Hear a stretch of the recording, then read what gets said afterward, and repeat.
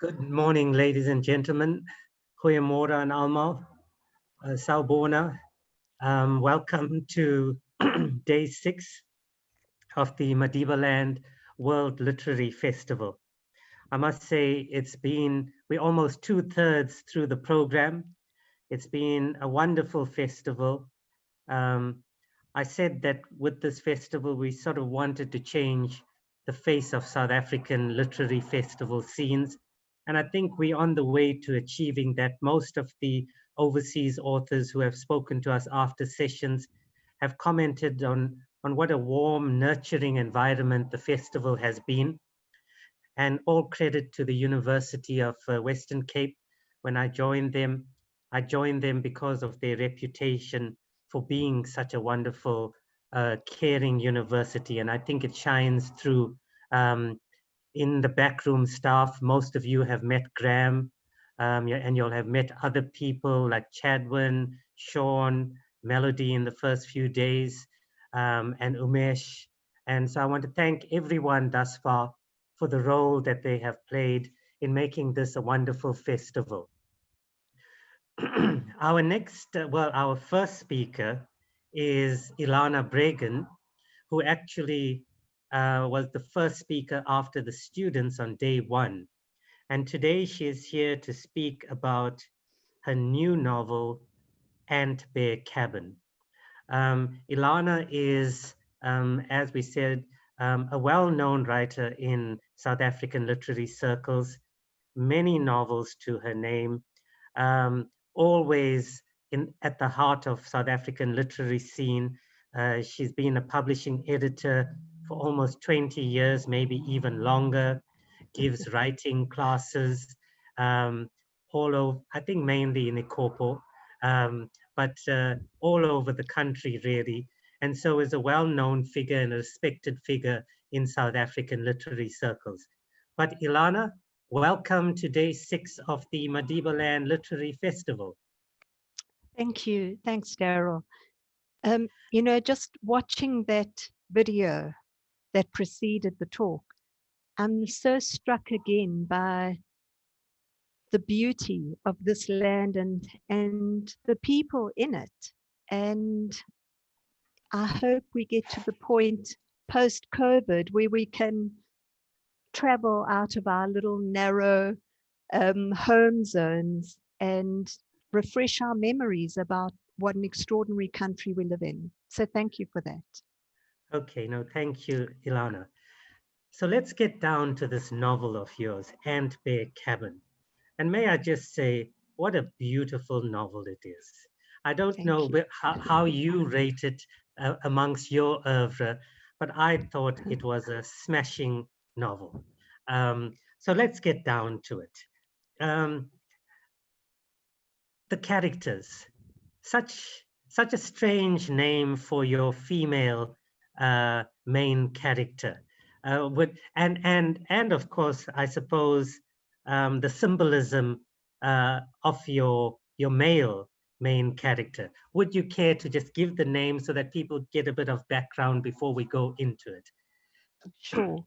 Okay, so 2 characters, and I'm just going to give a very brief storyline for those who have no clue what this novel is about. So it's a story of Emmanuel, who's a boy from the Congo, from the Eastern Congo, which is a very war-torn place. And he flees the violence of his country, as so many do, and makes his way across the continent to South Africa, where he ends up on the streets of Durban. And there he crosses paths with the second character in the book, who is Winter. And she is at the end of her life. He is at the beginning of his. But both of them carry trauma for one reason or another. And that is what I'm most interested in this novel. The novel has so many layers to it, and I hope to speak a little bit more on most of them.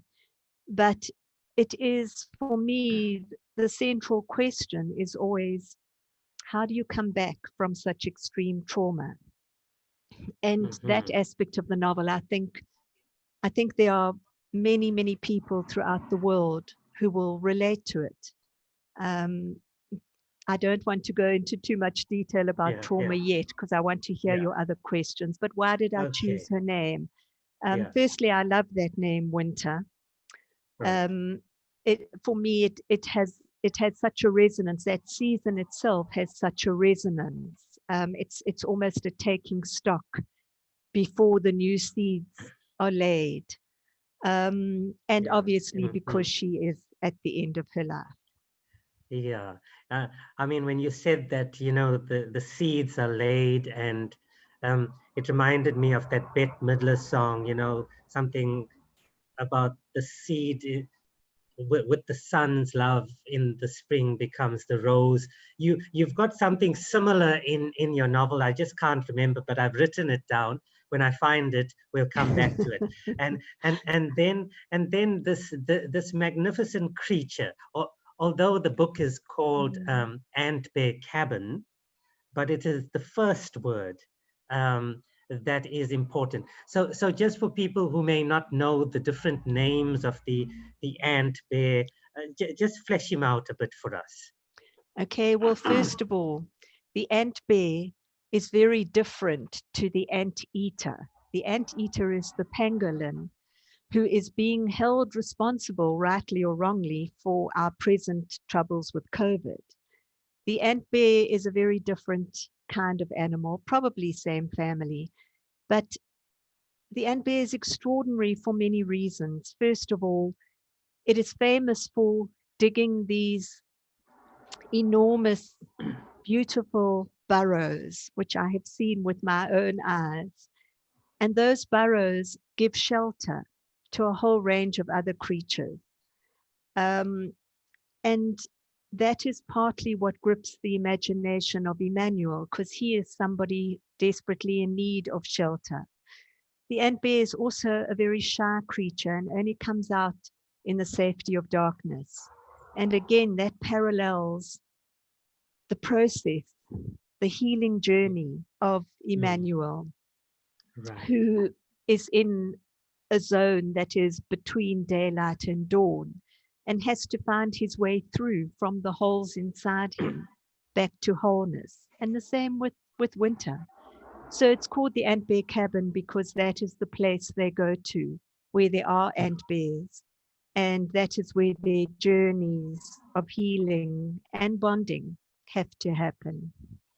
Yeah, I must tell you, you know, it excited me because I think because you've been in the literary scene so long, the clues that you plant are fantastic. I actually Thank got a you, Daryl. headache. I got a headache from it, not because it was a bad headache, but just from sheer excitement. I actually had to take a grandpa last night to calm myself down. And you speak about the whole, and like how you plant it on page 45. Emmanuel says, she sends him out and he says, a hole, I saw a hole. And that, after that description, that is a motif, in the novel. And it's wonderful. And as you say, so when I was reading it on page 44, you say things like, words would not come to his mouth. And I immediately sort of thought about um,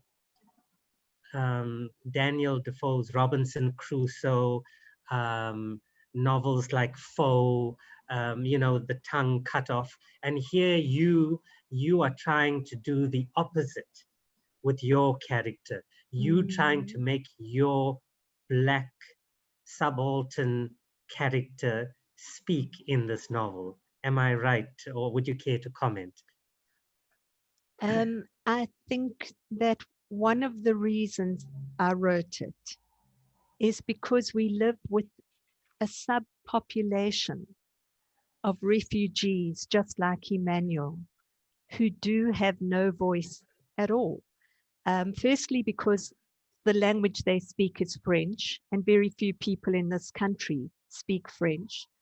And secondly, because they are not considered human or visible. They are given refugee status reluctantly, but the means to earn a living, the space to share, um, to occupy the country, to occupy, sorry, that's a bad way of putting it, to Yeah. occupy their space legitimately is not given to them. And those who have been through trauma and extreme trauma, you know, I said we pass them in the parking lots. Do we ever wonder what is the story that brought them here?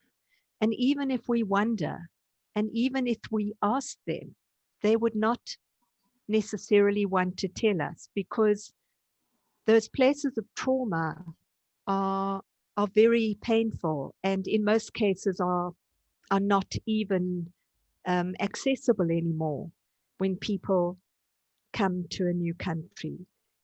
So part of the healing from that has to be, firstly, regaining your voice, being able to speak um, to somebody that you trust Mm-hmm. about what has happened. And we saw that with Andy Mm-hmm. Kawa, who spoke so Yeah. beautifully about her difficult experiences. That that ability to bond with someone, to regain your humanity, your human trust, your human identity, all of which is stripped away from you in those extreme traumas of rape, of war, of losing loved ones in terrible circumstances. And as I said, if you scratch below the surface, I think we are always amazed at how many people have been through something like that and who get stuck in Right. those places. So those are the bridges I wanted to make with this novel. Yeah. You've got a lovely quotation, page 107. Sorry, I made lots of notes because I enjoyed it so much, and I really plan to teach It's this so novel. lovely to hear that, You know, Daryl. I'm making notes because Yeah. I want to teach it at university. I think it's such a beautiful novel. Um, on page what you say, I don't Mm. talk about the past because why? It is finished. That life is gone. There is no way back to it. You know, and I Mm. want to tie that up with. I take it that you chose the ant bear, um, not just for the whole, but for the excavation of memory. Um, that is how I saw it. Yeah, you know, those choices are never conscious. They're very Right, much subconscious choices. I didn't ever intend the ant bear to become such a symbol right, of both of them. But what you say is correct. Is having to go in and painfully excavate.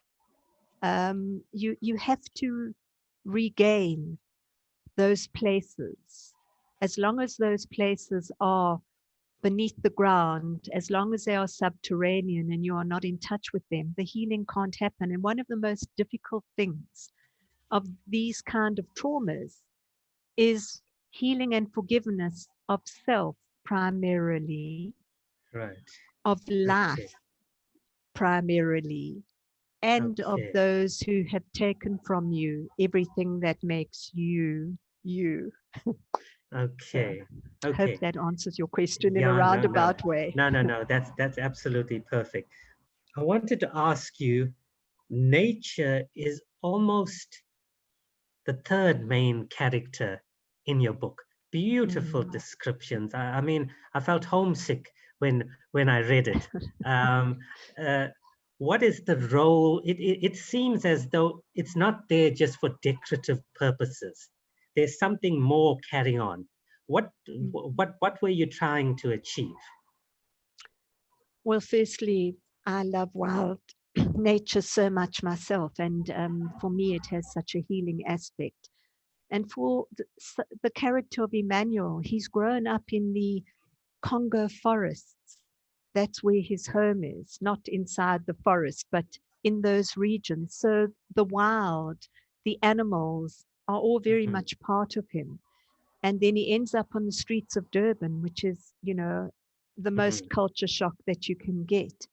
So winter takes him back to those kinds of places where he can reconnect with that side of himself, the Mm-hmm. wild and the free and the joyous. I mean, there is a Yeah. the very first passage that I ever wrote, because I didn't consciously set out to write this book. It's I'd just given one of my writing retreats Mm-hmm. at the BRC, and it was the end of the retreat, and it's a very intensive 3-day retreat. So it takes everything out of you, which is a wonderful place for a seed of writing to drop in. And I was sitting Mm. on the rocks overlooking the valley, very similar to the valley in the book.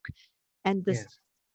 particular passage came into my head, which was the nature description passage. And I didn't know who the voice belonged to. I didn't know where it was going, but my internal writer obviously did know. Mm. So in Emmanuel's case, his healing comes partly from that reconnection to nature, and also it invokes the creative side of him. He's an artist. And as soon as you begin to connect with things that make you look at the world outside of you, then you are no longer stuck in the trauma places inside of you. So Yeah. Yeah. Okay, that's the yeah. role. I also got that sense, and that strong. I was asking myself, I wonder what Ilana is trying to say about creativity, because here you have a character, who creates something beautiful from scrap pieces of wood, etc. Mm. And beautiful descriptions of that about round right through, but round about 100, page 100, it gets really intense, you know. And I must tell you, Daryl, you yeah. you are my ideal reader. Thank you. Okay. Thanks. And I just love that, when you send him to the Drakensberg, and so you've got your ant there, and you've got your digging into the ground, and then you've got the grot, the hole in the mountain, you know and Yeah. and and The and to me, cave. yeah, Yes. yeah, that is something else. The mountains. You want to Mm. comment on that, or just the hole in the mountain, whichever you want to comment on.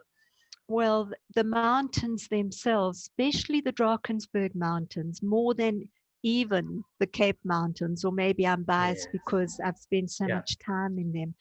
If you want to get in touch with the spiritual side of creation, you just go Hmm. to those mountains and you just stand before them. And the place where he went, you literally walking right towards those mountains, and the whole world is just running water and waving grass and birds and those beautiful stone mountains, which are the essence of Yeah. everything. So it's almost like there is no threat there. He Right. has to unlearn that hypervigilance of Hmm. being, a Yeah. victim of war. And the mountains are just what they are. They look without judgment, and they ask nothing from you except just to be there. So Yeah. for me, yeah, a very important part of the book. Yeah, I'm sort of in my rediscovery of the inheritance of romanticism in literature, and I was fascinated by the role of nature in your book.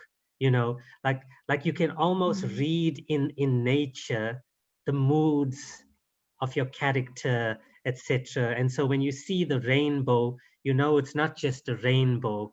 Change. You Yeah, know that the change is yeah, coming.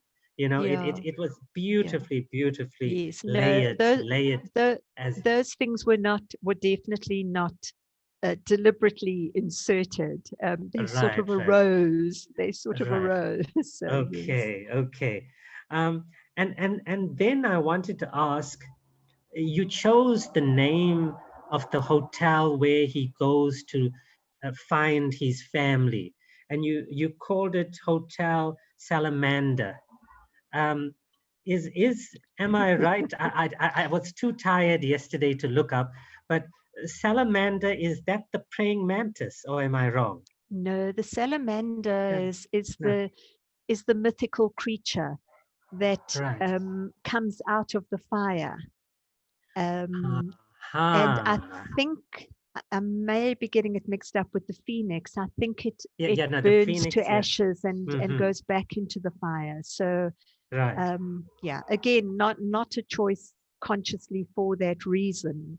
But you Right. know, when you are writing something like this, you go into quite a deep place with it, Mm-hmm. and you Mm. in your right brain, which is the brain that makes these connections not deliberately, and Yes, it's a yes. wonderful place to be. Yeah. So Okay. yes. Ilana, I'm going to ask you one question, then I'm going to let you speak about something maybe that I didn't ask you that you want to speak about. But I loved the idea of the Pathfinder, the name, Right. you know. Would you Mm. care to explain that or comment, or do you just want the reader to discover it for themselves? I'm easy. Yeah. I think first of all, when we have been through experiences that strip things away from us, it is good to give ourselves a new name, a symbolic Mm, name that, I mean, the Aborigine communities do that, the Bushman communities do that. I use Bushman um, deliberately because the community I'm thinking of does not call themselves San. They say that is not a word that describes us. It is a word that was given to us by other people. Um, but naming is really important, and often we get stuck with names which carry a resonance that is no longer suitable for us. So even if it's only internally, I won't explain why yeah, yeah, Pathfinder is appropriate for him. I will leave that to the reader right. to read. Um, Okay, okay. And yeah. Ilana, I'm giving you a few minutes now to speak on things that may be close to your heart about the novel, because we've literally got 6 minutes and there may be questions. So Okay. I'm cognizant of time. So it's over to you. Whatever you want to say. All right. I'll speak a little bit about Congo because Congo is the background to the story, and Congo is a place where even we in South Africa, never mind the rest of the world, have very little knowledge of. It is one of the most fascinating countries on earth. And I did go there. I visited briefly many years ago, and I fell in love with its big, wild African soul. But it is a place which, in the East especially, is always in the news for the wrong reasons. As I said, there's ongoing war there.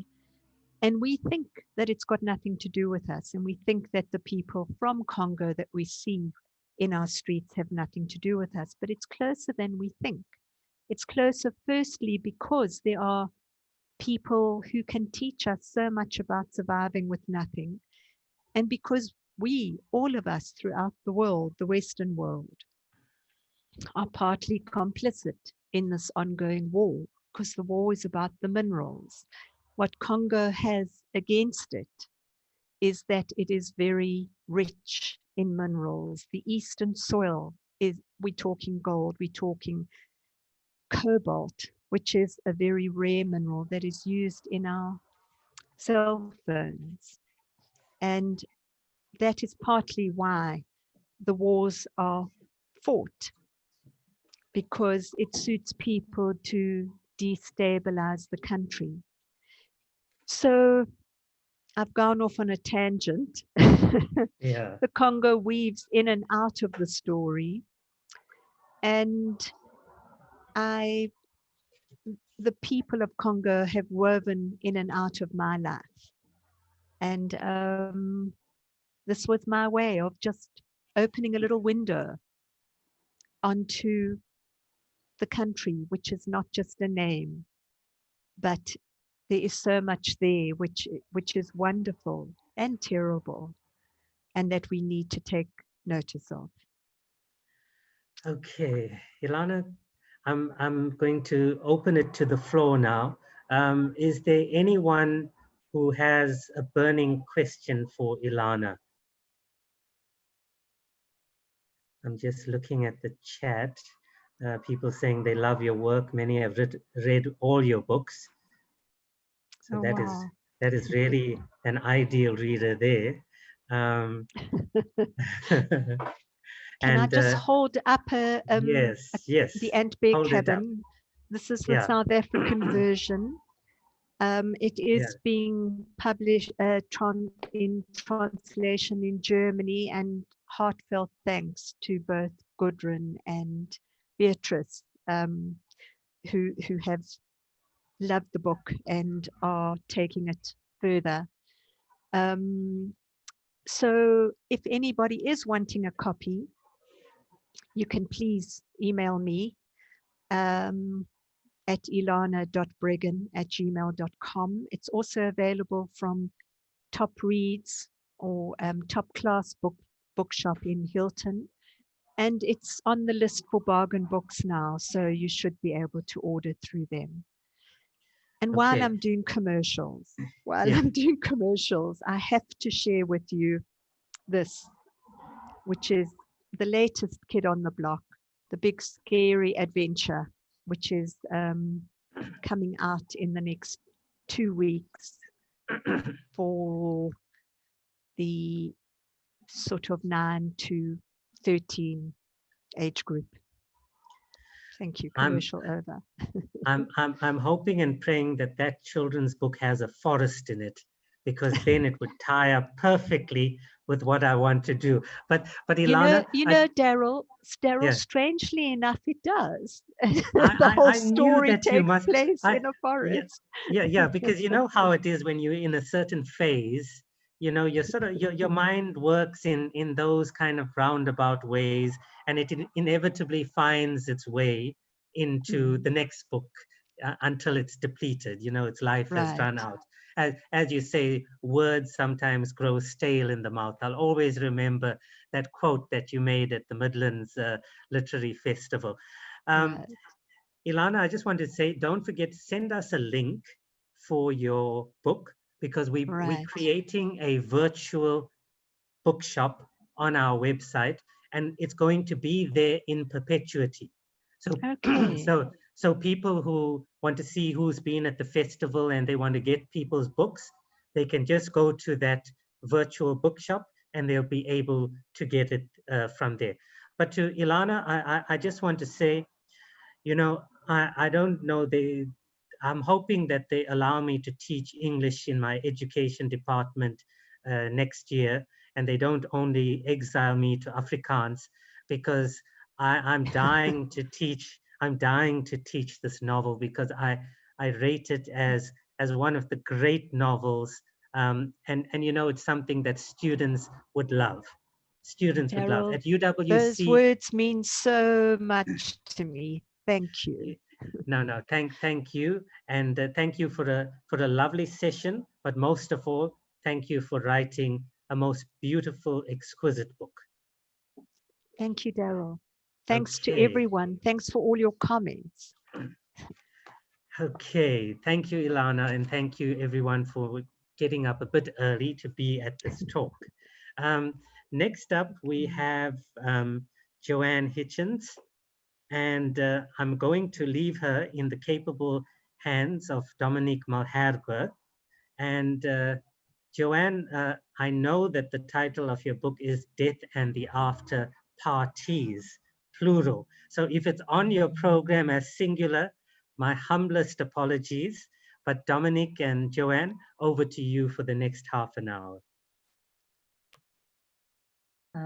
There we go, unmuted. Thanks, Daryl. Hi, Joanne. Can you hear me? Hi, Nikki. I can. And can you hear me? I can indeed. This is a very strange thing for me to be doing as the interviewer. So, and I was actually wondering how much time we were going to have, and I was terrified that I'm going to run out of time because I've got so many questions and things that I want to ask you.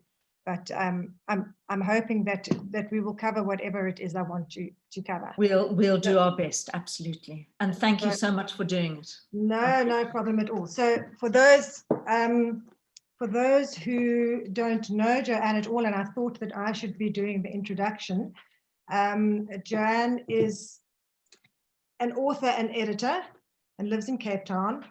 And I know you really, Joanne, from your crime fiction, but you've also edited a number of short story anthologies. And in fact, I have an entire series here of books on right next to me, just about your whole collection of short stories as well as your crime fiction. But we're not going to be talking about that. We're going to be talking about your beautiful new memoir, which I'm holding up now. I don't know why I come out as I'm hoping that you can see you there, but I'm at the top, so you're in the middle. That's fine, all good. I see you in the middle. Oh, okay, good. Your beautiful new memoir, which I think everyone would agree has got the most beautiful cover, and I know that at your launch we discussed, you know, the person who designed it, and it's absolutely beautiful, and the extra gold that comes into the heart, which I think is extremely beautiful. But I'm not going to discuss your cover because I think there's an enormous amount in your book to discuss. So I'm going to leave the cover and just let everyone enjoy it when they see it. But Joanne, I thought I wanted to start really at the beginning and go through it in a way that you have written it, because structurally the book was something that struck me as well, in terms of you sectionalize it into 5 parts.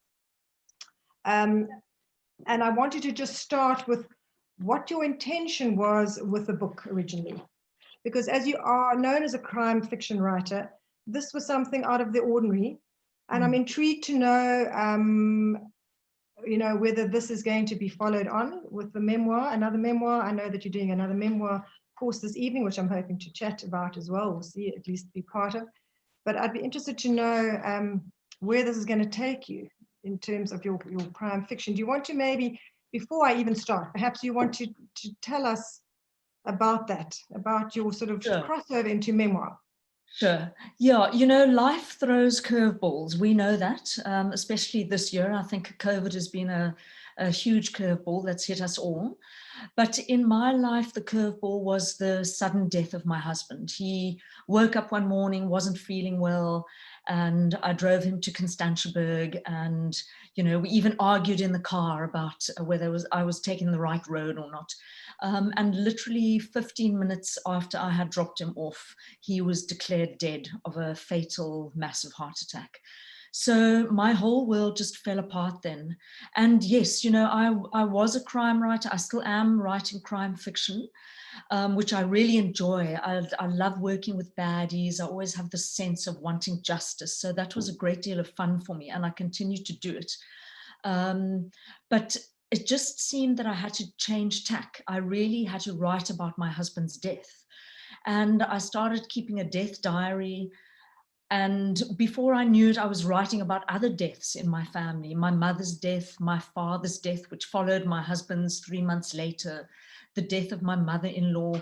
And I became completely immersed in this whole idea of the fact that we are all going to lose people, and how do we cope with that, and how do we deal with it?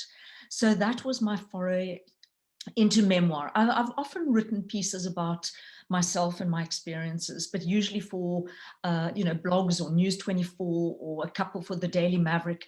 But this became a concerted effort to write a memoir. And yes, here it is, it's done. 7 years later, it's... Well, it's brilliant, Joe. And I think you know, it's a little bit like Tracy Going, who interviewed you at your launch last week. You know, there's one thing going through the trauma as you have done for several years, and it's another to actually write about it, because then you are reliving that trauma all the time, you know, and delving into it obviously in a different way. But that's the thing that struck me first, actually, is the way in which you chose to tell it and structure it. And the thing that because you say here that when you first started writing, you said you intended to stick to death, but to show how you experienced loss and what you did to cope. Those were the things that you wanted to do. And then you say, but the story cannot be contained. And I wondered, I wonder if you want to just explore that a bit in terms of that word contained. How did you feel? Yeah, you know, I did. I wanted to write about death and there's experiences around death. But when I started to write, I started to also write about my childhood. And, you know, there's this dilemma as a writer, you know, the one voice says, oh, you're supposed to be writing about death and now you're writing about your childhood. And what I always encourage writers to do is, well, if for some reason you have this desire or the writing is take you into unknown territories, just to give it a chance. And so I started to explore my childhood. And it was really interesting to see how the memories came up, how I remembered the difficulties I had around loss as a child. My parents were diplomats. We moved around the world quite a lot. I was forced to leave friends of mine. My mom would always say, don't worry, you'll make new friends. We'll go to a new school. But I think what happened was I realized that the way I dealt with loss, certainly the very traumatic loss of my husband, was really the way I had dealt with loss as a child, which is not very well at all. And so it became part of the story. Absolutely. And an important part of the story, Jo, because when you talk, I mean, you make a very poignant comment here, because you then delve in. Okay, so the first part of your story is actually quite a lot about your childhood, and obviously you start on your mother. And I'm going to talk about your mother separately because she was obviously a very vital part of your life. But you say something very poignant here, which I wanted to ask you about. And you say that only in retrospect does one assess whether one has had a happy childhood that you would always hope to look back on, or endured another kind, your kind, which you say is which was panicky, clingy, homesick, feared strangers, feared failing, feared making mistakes, feared being left behind in a supermarket.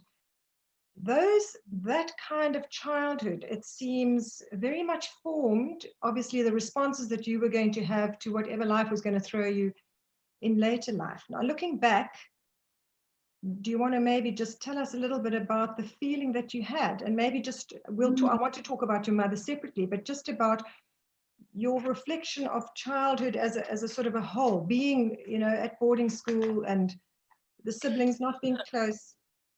Yeah, so we were 4 siblings. I have 2 older brothers and a younger sister. And because of our lifestyle, we did go to boarding school. We did go to the top schools in the country. My brothers were at St. Andrew's College in Grahamstown, and my sister and I were at St. Mary's DSG in Pretoria. You know, we had all the material goods. We traveled the world. You know, I've been up the Empire State Building and down the Mekong River and shopping in the markets of Taipei. You know, the list goes on. And a lot of people would say, oh, but what a fabulous childhood you had. You had all the privilege, which I did. Yet, what I didn't have was the true attention of my parents. I loved them absolutely dearly, but they were incredibly busy people, and we were at boarding school. So I think when I talk about an unhappy childhood, you know, I don't think it necessarily has to involve blatant abuse. But, you know, when you're told that your childhood is happy and you should be more than satisfied, and then later in life, you start to read more and you start to reflect more and you start to realize, oh, well, I'm just a bag of nerves and I've got so many neuroses. Where do these come from? And you explore it with a therapist, as I have done. I realized that the way we were as a family left me feeling very bereft, that I was a child who just needed more love. And of course, when I demanded, I was told I was the difficult child. And I think many people out there can relate to that, being the difficult child, which is the one who asks the questions, who notices the traumas in the family, the fights. The interesting child, Joe, I have to say, the one that is inquisitive and curious and pushes the boundaries. I mean, that's the sense I got of you as a child, which is wonderful. I think that's kind of forms the basis of your intensity of emotion, which comes through not only in your books but just in your personality. You know, just in dealing with things, with the little that I've known of you, which I think is lovely. But of course, one's position in the family, and it's something that I'm very aware of and interested in, is one's position in the family. So you've got your two older brothers, and you name them beautifully. You have their own names: a golden boy, a black sheep, and yourself, and then your younger sister. But I want to go into that in your fourth part. Funnily enough, I wanted to talk about the family then, because I want to go back to your mum, because that's really where it all starts. And so you've labeled your first, or you've titled your first part 1 as loss. So you kind of explained a little bit that despite this seemingly extravagant travel all over around the world, there was the sense of loss purely because you didn't seem to have her love. And in fact, you write so beautifully and honestly about, you know, almost being quite jealous of your sister being born, because now there was somebody else that took the attention from you even more. So you've got these virtually absent parents in the sense that you're not at boarding school, and then you've got to contend with a younger sister on top of it. But your mom strikes me as an interesting woman in her own right. And I pick up, I always try and read sort of between the lines, because you sort of have a bit of a throwaway line here, and you say that obviously being the wife of a diplomat, she was very much, she may have mourned the loss of her own career.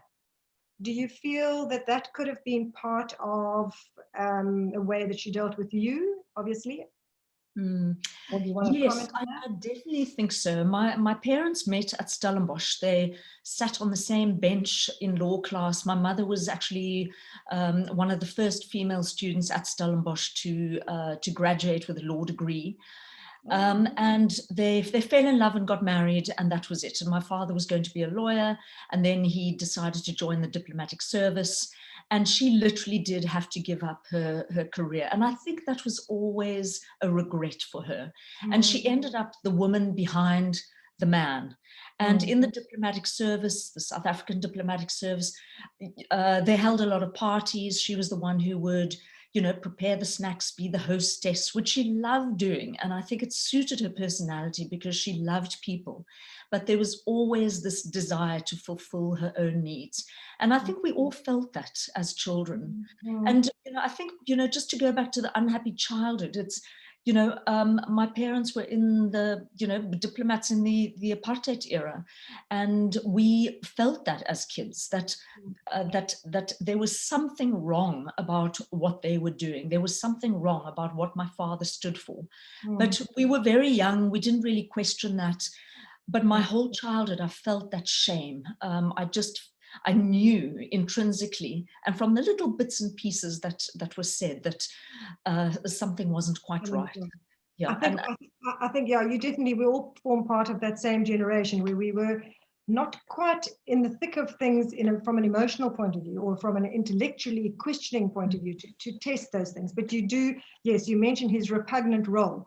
I noticed that. So it's something that you're aware of, but didn't really have the maturity or the background knowledge to question. And because they are your parents, you kind of assume that they are doing the right thing. It's only now, as you say, in hindsight, we reflect on that. Okay, and also diplomatic children are brought up to be good, you know, sit nicely, be seen and not heard, and entertain people.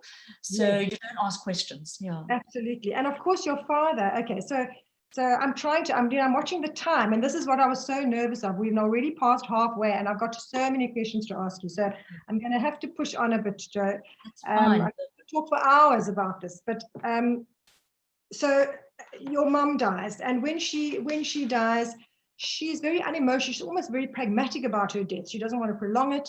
And for you, then, though, there's a sense of preparation. You can kind of have a few conversations with her, even though she doesn't want to delve into it. But you've got a time to prepare. Okay.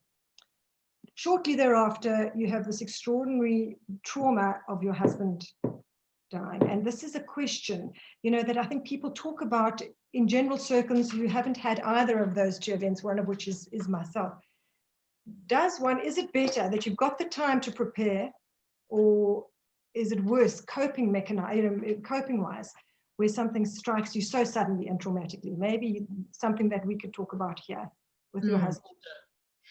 Yeah, look, my mother, I was terrified of my mother dying because we were quite enmeshed. And, you know, even though I longed for more affection from her, as adults, we'd become great friends and I just adored her.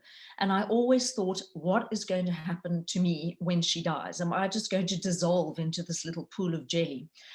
But in fact, that didn't happen. When she contracted something, a cancer called mesothelioma, which is linked to breathing in asbestos dust. So I have no idea when that happened. She grew up near the Calvinia mines as a child, and this cancer takes about 40 to 50 years to metastasize.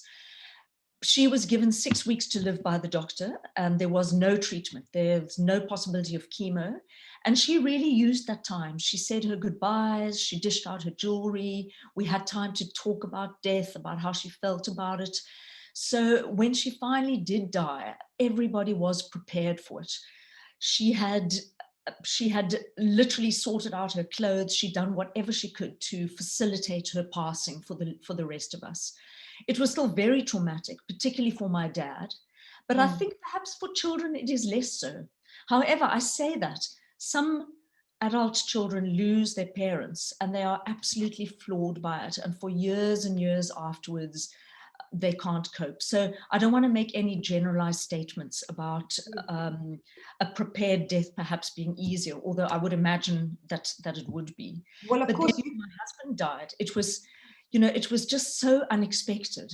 And I had done this terrible thing the night before. We had a really petty argument about Facebook and Facebook etiquette. And then in a fit of pique, I just unfriended him from Facebook, you know, just at a push of a button. And of course, the next morning he died. So there was no opportunity to make up. And that for me was the awful thing. I think perhaps if you can say to somebody, goodbye, you've had a good life, I've loved being your daughter, it's been a special relationship, you've had the opportunity for that. It's very different to fighting with your husband the night before and then the next day he's dead. And I sat with so much guilt and anger towards myself, and also just this absolute void and the certainty that we would never be able to sort out our petty argument. So that for me was very, very difficult. So yeah, I call it the expected death and the unexpected death. The expected death, I do think, gives one a bit of time, but the unexpected death, yeah, can really create a, yeah. And particularly in those circumstances, as you say, where, you know, had you had a particularly pleasant night the night before, you know, if you'd ended kind of on a really, really positive note, obviously, you know, that affects it going forward. So maybe you want to just, you know, perhaps you want to then talk about, well, how did you deal with this? Because it strikes me that you were very hard on yourself and that you're sometimes still hard on yourself. And your therapist seemed to, you know, you talk openly about your sessions with a therapist and what she brings out of you. And trying to cope with the guilt. You mention here, you know, you talk about the conversations with your therapist. I could have loved him better. She says, you loved him enough. You say, part of me wasn't satisfied. You've obviously come to, I mean, this was what, 7 years ago, Jo? How long was it? Yeah. So yeah, 7 years ago. What parts of therapy have you used in order to come to forgive yourself and the guilt? Yeah, look, I've always been that anxious child. Tracy Going asked me in an interview a week ago if I'm still that anxious child, and I don't know if I really answered that, but I thought about it afterwards. I thought, yes, there is part of me that is still that anxious child. So I've been in therapy on and off for many years, so this wasn't my first stint. But going to therapy to discuss the loss of my husband was really very, very beneficial, because I was able to talk about my childhood and the issues that had come up in childhood and how those unresolved issues had had meant that I couldn't process Robert's death in the way that I wanted to, and that our relationship was unresolved. So therapy was really helpful in that way. And then it became a writing device that I could discuss things with the therapist, and then put them in the book. So it was just another way of showing who I was. The therapist certainly helped me accept the fact that I loved my husband, that I would not ever have wanted him dead. It was just one of these tragic natural deaths, an unresolved death. And she used to say, this is an opportunity for you to really get to know yourself better, and to shore yourself up, to help your children. But at one stage, I didn't want any of that. All I wanted was him to be back. It's that magical thinking, you know, that if you just think hard enough, if you just wake up tomorrow on the other side of the bed, that your life will be back to the way it was. Yeah. And he was a wonderful man. He made the kids sandwiches in the morning. He was the good cop. I was the bad cop. They would come to me and I'd say no, and then they'd go to him and he'd say yes, which also created issues around parenting, because one has to try and be consistent. But, you know, and another thing I do talk about is the fact that marriage is difficult, and one does argue in marriage. And, you know, with girlfriends, you complain about a husband and say, yeah, I'm just ready to divorce him, those kind of throwaway comments. And then it becomes, I think it's a reality that marriage is difficult.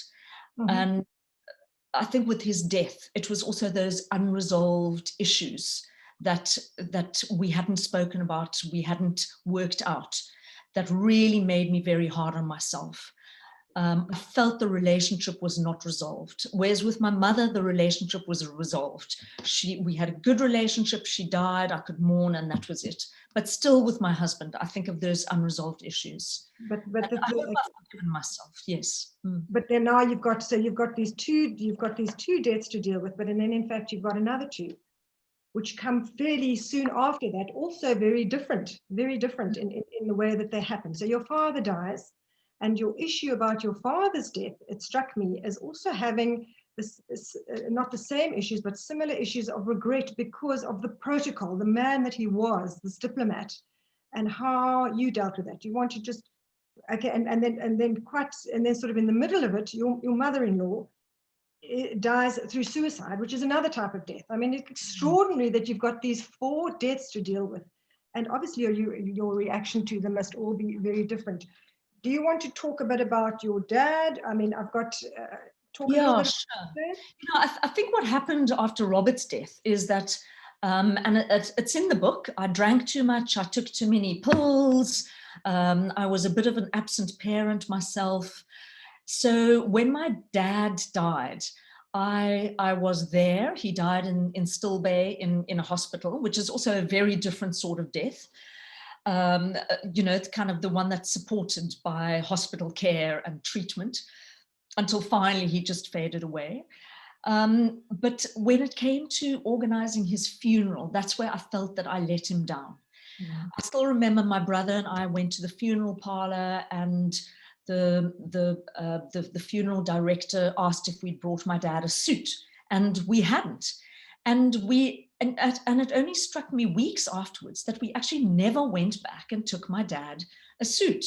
And it's a terrible thing to say, but when he was in the hospital, he was, on that last day, he'd been so hot that he was just lying in his vest and a pair of shorts. And, you know, that is one of my regrets, because he was also Nelson Mandela's chief of protocol for a number of years. So that was the redeeming factor in his diplomatic career. But he would wear tuxedos and black suit, and was incredibly well turned out, and would not go out in the morning if he didn't shave. And here he was, wherever he ended up, you know, in his vest and his shorts. And that's such a kind of undignified way to go into the fire. So yeah, that is something that I really do. But you're funny, Joe. I mean, what's so lovely about this book, which is such a hard topic, and as I say, I prefaced my sort of my little blog on it. It's such a hard topic to deal with, but it becomes such a light read because you're so funny, you're so humorous. You bring that light-hearted part. I mean, the part about him, you very inappropriately asked about what happens to the gold of his teeth. Your brother's horrified. But that's what makes this book so absolutely relatable, in the sense that you are just so open and so honest. And that's really what I think, is such a lovely thing about the way that you write. So yeah, that anxious child comes through in the wonderful writing. Yeah. And then you've still got another death, your mother-in-law. And you talk about, okay, so that's suicide. And interestingly enough, you talk about suicide in South Africa, and you talk about the statistics here. Another whole topic of debate we could talk about here. But obviously, and her suicide is obviously precipitated by her own son. But obviously, part of your book, or your whole book, in fact, obviously, is set in South Africa, which of course is in itself a topic of discussion in terms of the trauma and the stress and the suicide. You have stats here about South Africa being the second most stressed nation, and about we having the highest suicide rate. Do you think that and you start off by, your book starts off in the setting of Muizenberg and the different populations that we have. How do you feel that sort of adds to your kind of whole demeanor about dealing with things generally? Yeah, and this is another thing that happened through the writing, is that I had wanted to start out just with the deaths, and then I brought my child into it. And then I thought it has to be in context. We've got to look at our South African situation. And what about all the other people I know who have died and have left impressions on me? Franzi Blochliger, who was murdered at Tukaya Forest, and the young a woman that I mentored, Luyanda Potswa, who hung herself in her shack. All these people that I knew in one way or another, who had died and who lived in South Africa in different circumstances. So I wanted to broaden the book out. And that's what I did, also by going to graveyards and looking at different graves.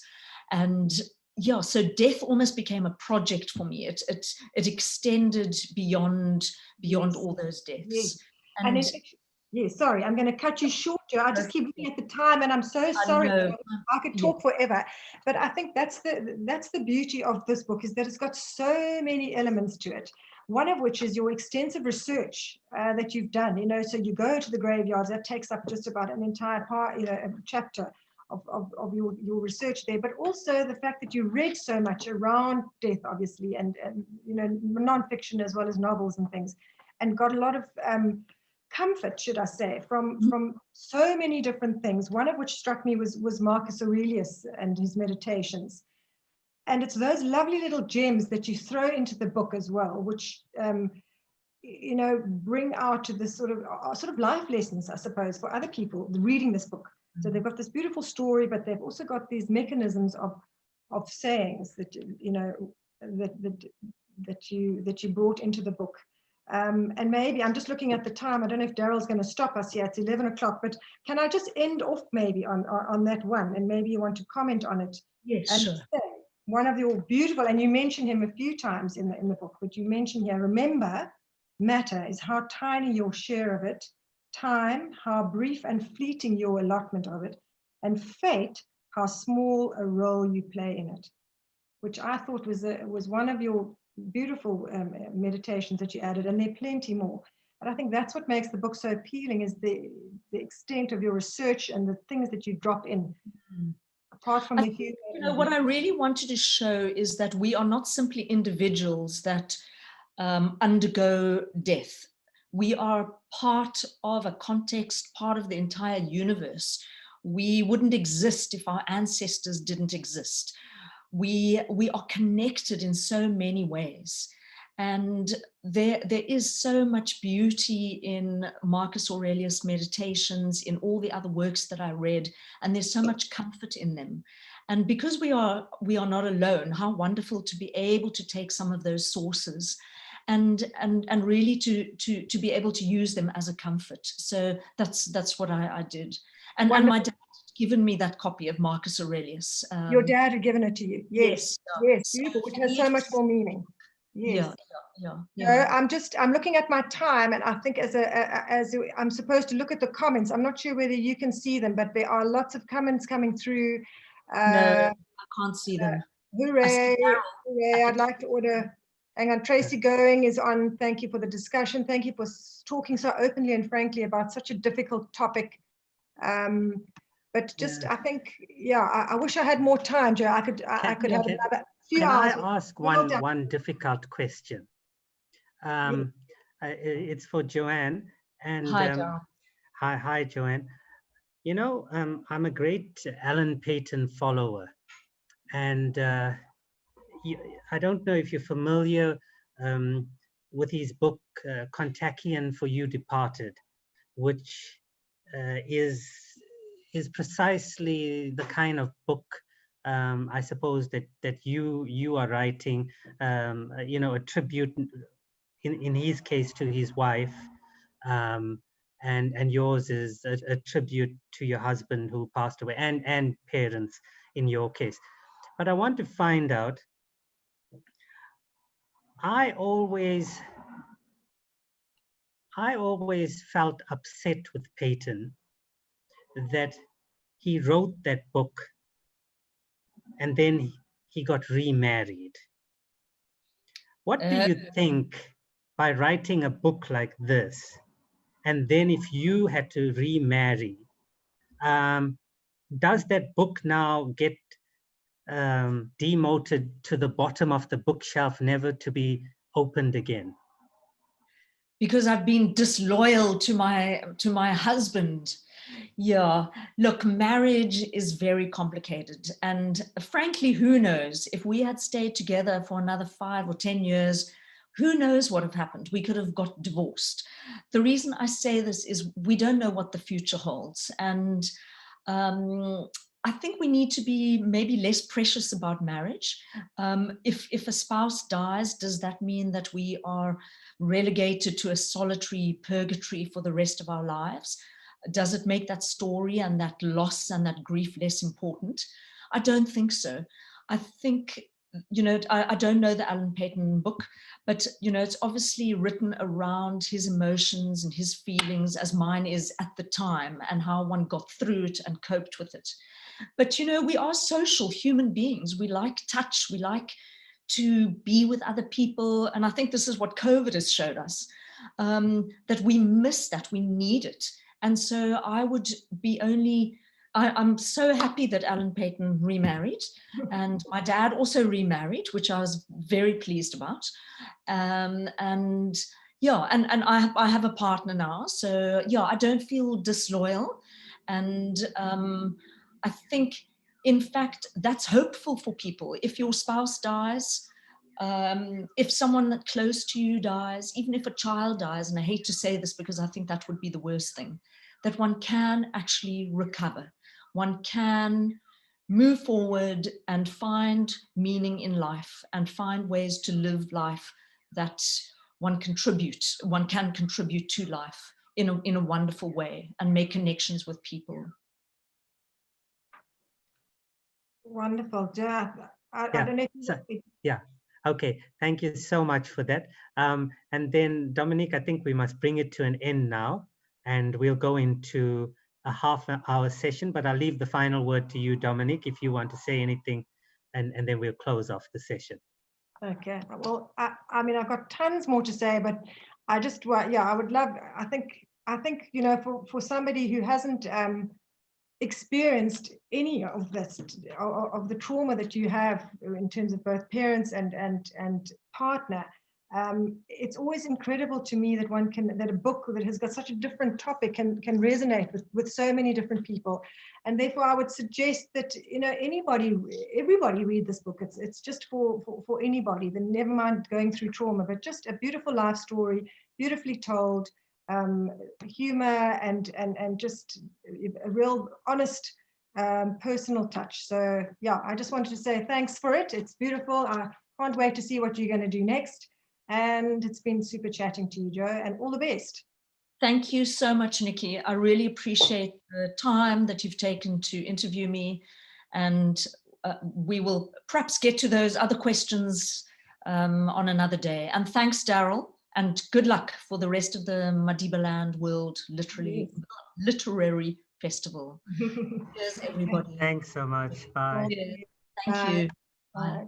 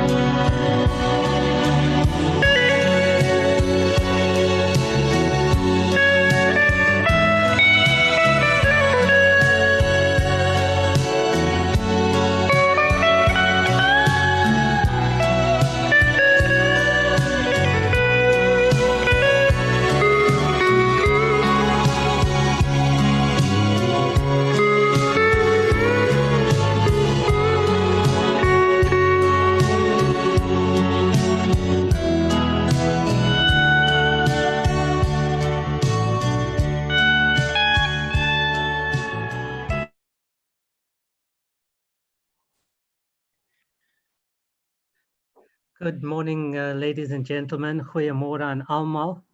Ons volgende sessie is saam in die geselskap van Etienne van Heerden.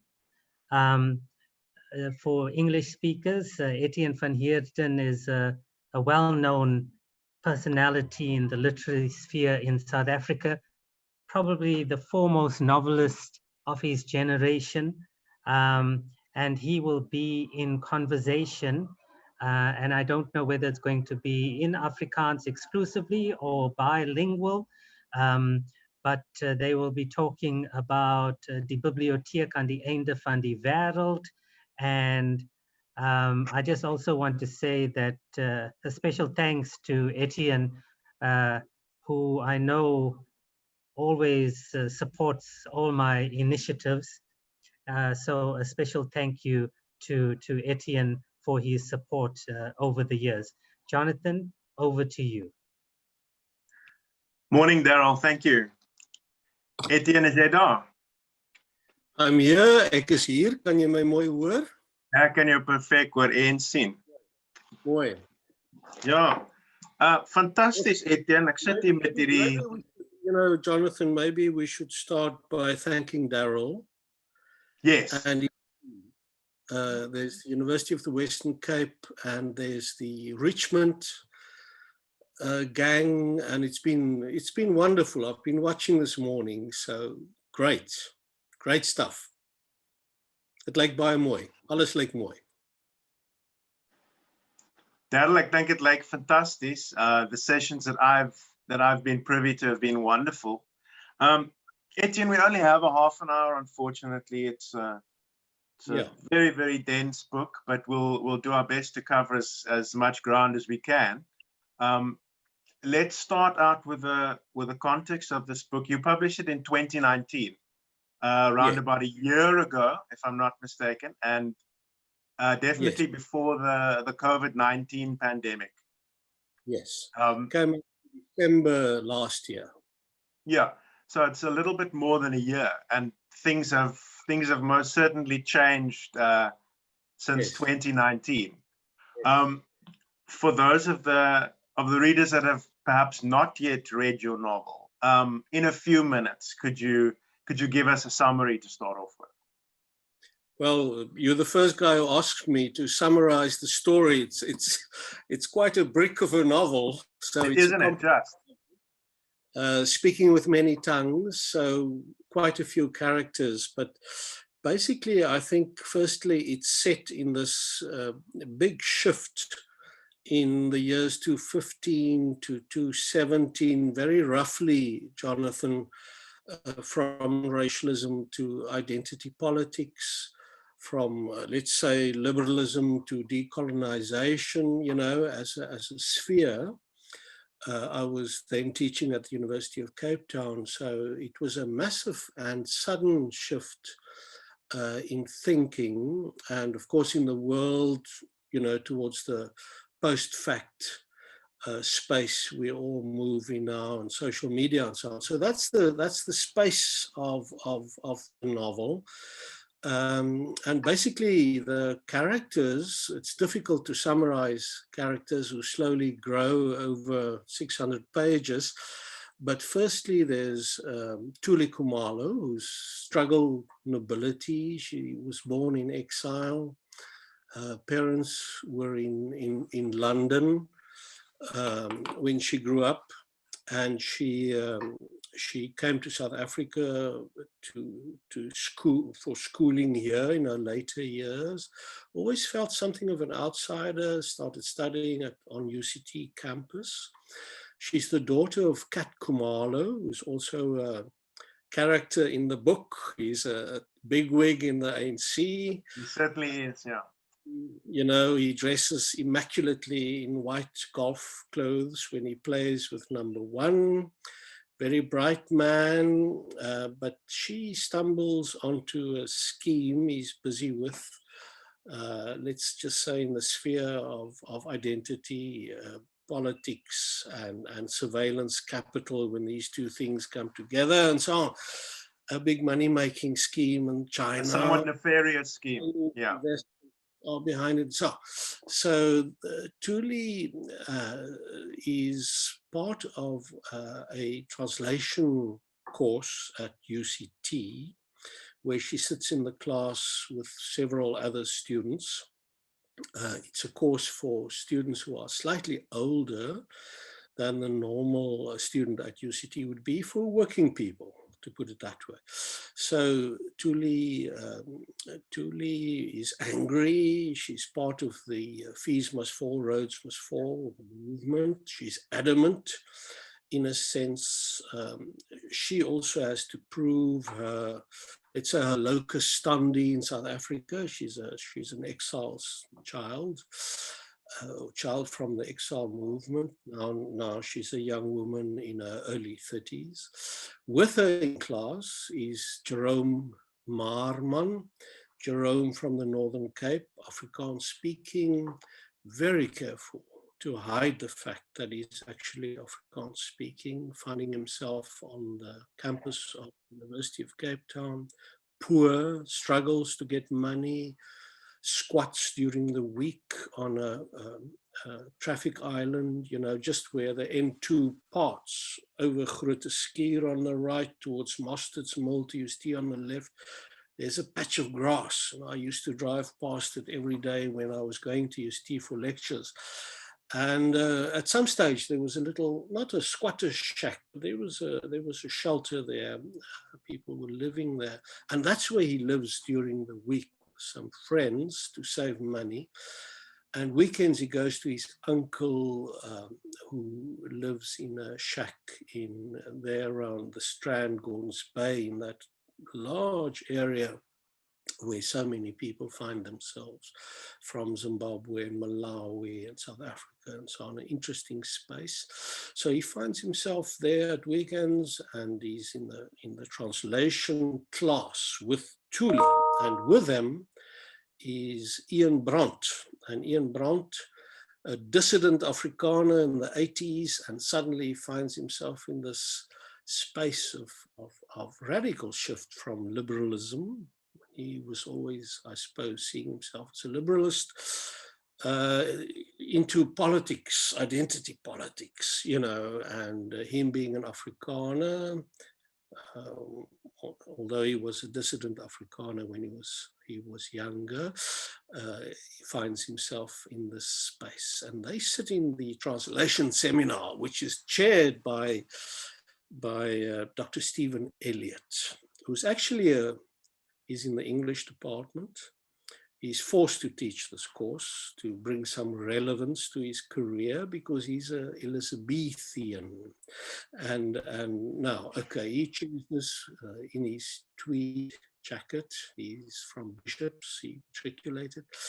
So they find themselves in this seminar, and of course it's a clash of identities. So on the one hand, the novel is about identity politics, and Ian, on his way to a conference in Hungary, in Europe, tweets an unfortunate tweet in frustration, and it shoots like a shark through a school of sardines. This tweet, of course, in the cyberspace, and the trouble starts. The novel starts. It's a novel, firstly, about, obviously, as I've explained, identity politics in that sense. And the reception in Afrikaans is concentrated, I think, on that aspect of the novel.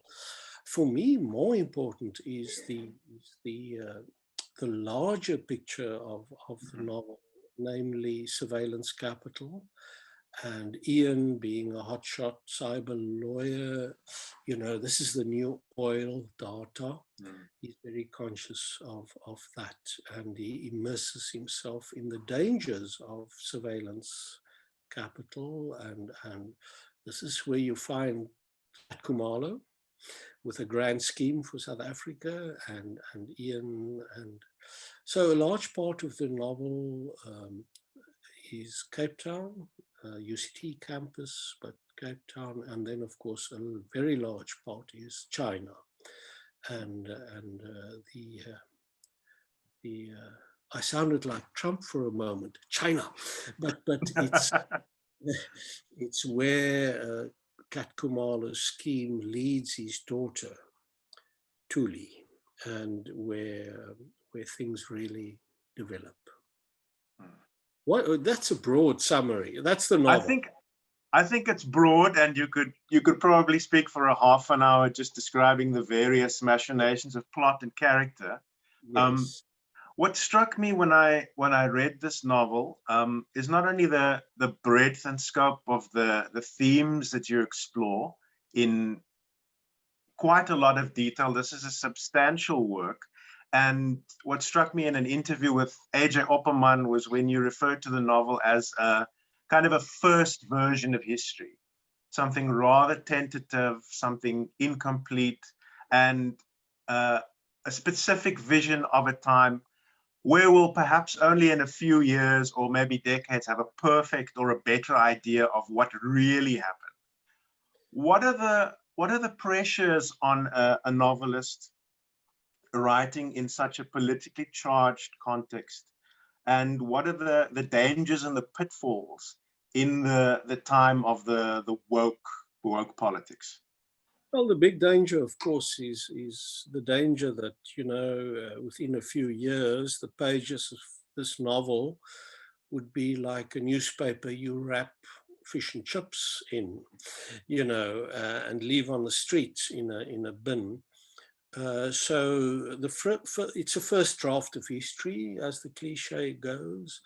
It's a documentary novel. It tries to capture the idiolect, the vocabulary of the times, because I think the years 2016 to 2017 especially brought to us a new vocabulary, a new way of looking, and new vocabulary, a nuwe woordeskat, as we say in Afrikaans, also means a new way of seeing and looking and experiencing and so on, which was a very good intervention, I think, for South Africans. And in that sense, it's a first draft of history describing, to the best of my abilities, in a documentary novel. This is a form of new journalism. And I'm quite conscious of it. It's a documentary novel, and it has its risks to it. Being a political novel, of course, enormous risks. Firstly, readers who see so much of this on television and in newspapers may feel, oh no, this is a hefty dose of the same. Or hopefully they see it as a very honest,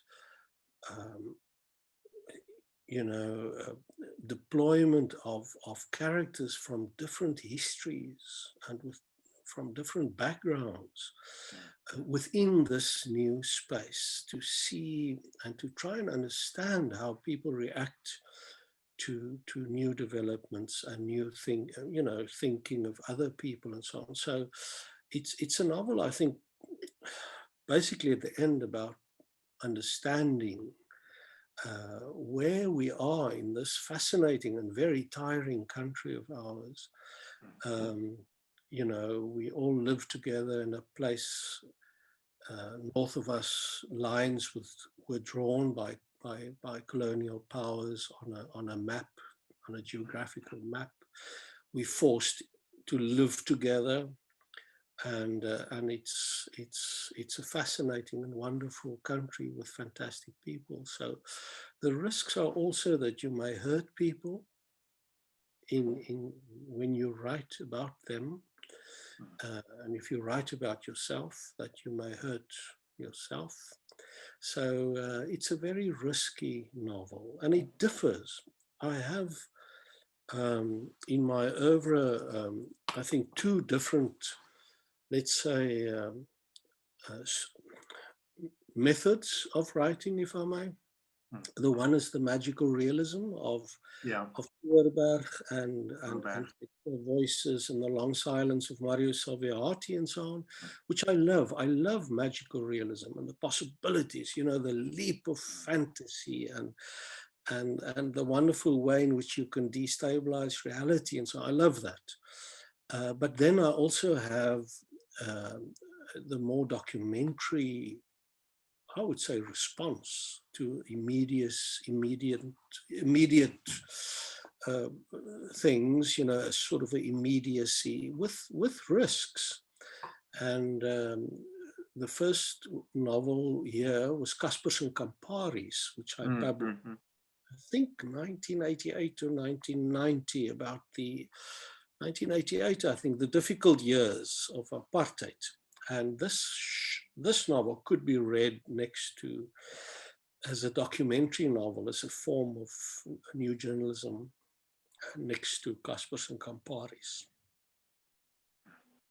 I really like this idea of your novels being in conversation with each other, and as you've just mentioned, there's a clear thread that you can make between the different novels and between characters.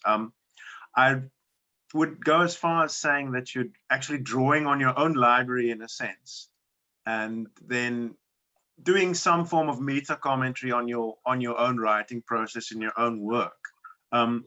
The idea of the library, perhaps it's a good time to switch to a bit of Afrikaans. Die idee van die biblioteek as 'n letterlike maar ook 'n figuurlike ruimte is baie sterk, en daar is 'n konkrete biblioteek in die roman. Ons wil dalk nie te veel daaroor sê nie, maar ek wil jou vra oor die idee van die biblioteek is 'n idee en wat dit eintlik voor staan. Dis 'n grootse idee, dis iets met empatie, met deernis, en dis 'n manier wat dit dalk die beste in die mense en die karakters in die boek vooruit kan bring. Wil jy iets sê oor die idee van die biblioteek?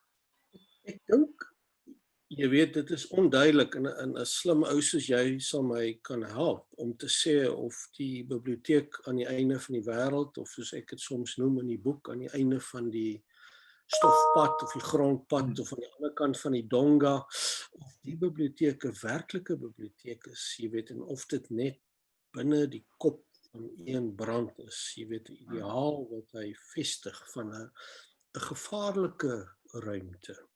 Die biblioteek is wel bekend. Ek het baie gesê, ek het van my fiets af, my bergfiets ongeluk gehad en my ribbes gebreek. Toe ek op pynpille, en ek sien skielik hierdie dinge, jy weet, en ek skryf dit op Facebook, sulke klein postings oor die biblioteek aan die einde van die wêreld, wat 'n biblioteek is waar alle boeke wat ooit oor die Karoo verskyn het, versamel is, jy weet, van Alle Schreiner tot Ebenventer en van Wyk Churchill se reis en so. Maar ook ongemaklike tekste, né? Ja. En natuurlik ook dinge soos 'n slaghuister, 'n pasboek, 'n voorlaaier uit die voortrekkertyd, een van die gewere wat die voortrekkers gebruik het, die soort van ding. Ek kan nie eens onthou wat ek als in die roman noem nie, maar in my kop dan amper 'n museum, né, met boeke, tekste, maar dan artefakte, oorblyfsels uit die verlede. En die goed praat teen mekaar, en dis 'n kontestering, en dis 'n botsing, en dis 'n gesprek. En dit is dan die biblioteek aan die einde van die wêreld. Dit is nie 'n veilige ruimte nie. Dis vir my 'n wonderlike ruimte. Ja. Jy gaan soontoe, jy weet, jy moet ver reis om daar te kom. Dis 'n lang grondpad, jy kom uitgeput daar. Dit vra geen toegangsgeld nie. Al wat jy moet doen is 'n bottel water saambring. En dit is jou toegangsgeld, en dit moet jy gooi in die sementdam agter die biblioteek. So jy moet dit daar ingooi, dan word jou water deel van die gedeelde menslikheid, en dan kan jy ingaan in die biblioteek. So is 'n baie ideale, maar gevaarlike spasie, waar jou vel van jou lyf gestroop sal word. Ek hou van hierdie idee wat jy nou noem van vel wat gestroop word, want die vel en voorkoms en identiteit van die karakters is so op die voorgrond in hierdie boek, maar dit word ook baie dikwels en baie duidelik gedekonstrueer. Jy het 'n ongelooflike interessante karakter geskep, Pikenier Leclerc. Ja. En ek moet jou eenvoudig oor hom vra waar hy vandaan kom, en hy het 'n besonderse obsessie met 'n sekere deel van 'n mens se lyf. Jy weet wat vir my so oorspronklik en interessant en baie prikkelend was, dat ek jou graag 'n bietjie meer daar wil Ja, Pikenier is 'n plastiese chirurg. Hy's daar in Woodstock daar, jy weet waar jy so oorgang in Soutrivier in die ou nylon spinners gebou. Natuurlik die ou klerewerkersvakbond. En daar het hy nou hierdie hotshot studio van hom as plastiese chirurg. En hy's gefassineerd, jy weet digters het deur die eeue, dink nou maar aan al die gedigte oor 'n mooi oë, jy weet, of 'n mooi neus of mooi lippe by die geliefde en so aan en liefdesgedigte. En hy sê maar luister, daar is hierdie erotiese deel van die liggaam wat nog nooit in letterkunde ter sprake gekom het nie, en dit is die popliteale fossa, die agterknie. Nou as jy nou ooit jy weet, voor 'n spieël gaan staan en agtertoe kyk, so jy sien op jou agterknie is daar hierdie goeters, lyk amper soos rugbypale so bietjie. En as jy nou mense se bene kyk van agter, elkeen is soos 'n vingerafdruk. Jy weet, elkeen se fossae lyk anders. Dit is die fossae daar. En hy sê maar luister, as jy nie hou van jou fossae nie. Punt 1, ons omskep dit in 'n erotiese sone. Ons skep hierdie hele ding op Facebook en Nipedei, en jy kan foto's pos van jou eie fossae daar. Maar tweedens, ek as plastiese chirurg, ek gebruik jy weet, kunsmatige intelligensie. Jy kan vir my sê jy hou van Roger Federer en jy hou van sê maar Ronald Reagan en jy hou van Donald Trump en jy hou van die en al hulle. Ons probeer foto's source, jy weet, kry van hulle fossae en ons voer dit vir hierdie kunsmatige intelligensieprogram en hy skop dan nou jou ideale agterknie prentjies, foto's, afdrukke uit.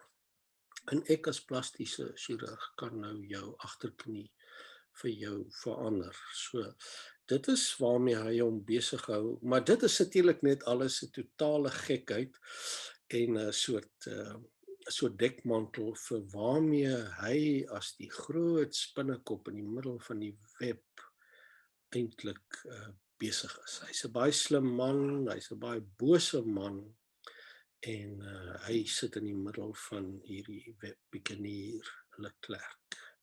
De Klerk is natuurlik nie goed genoeg nie, so dis nou Leclerc.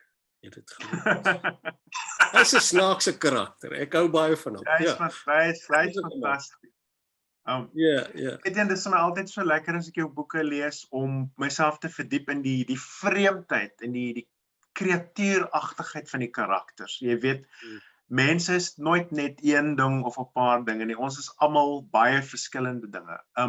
Ek wil jou vra oor die vasvang van die stemme in die boek en baie was al geskryf dat jy nou 'n ouer wit skrywer is en wat jy mag sê en wat jy nie mag sê nie en politieke korrektheid en al daai goed.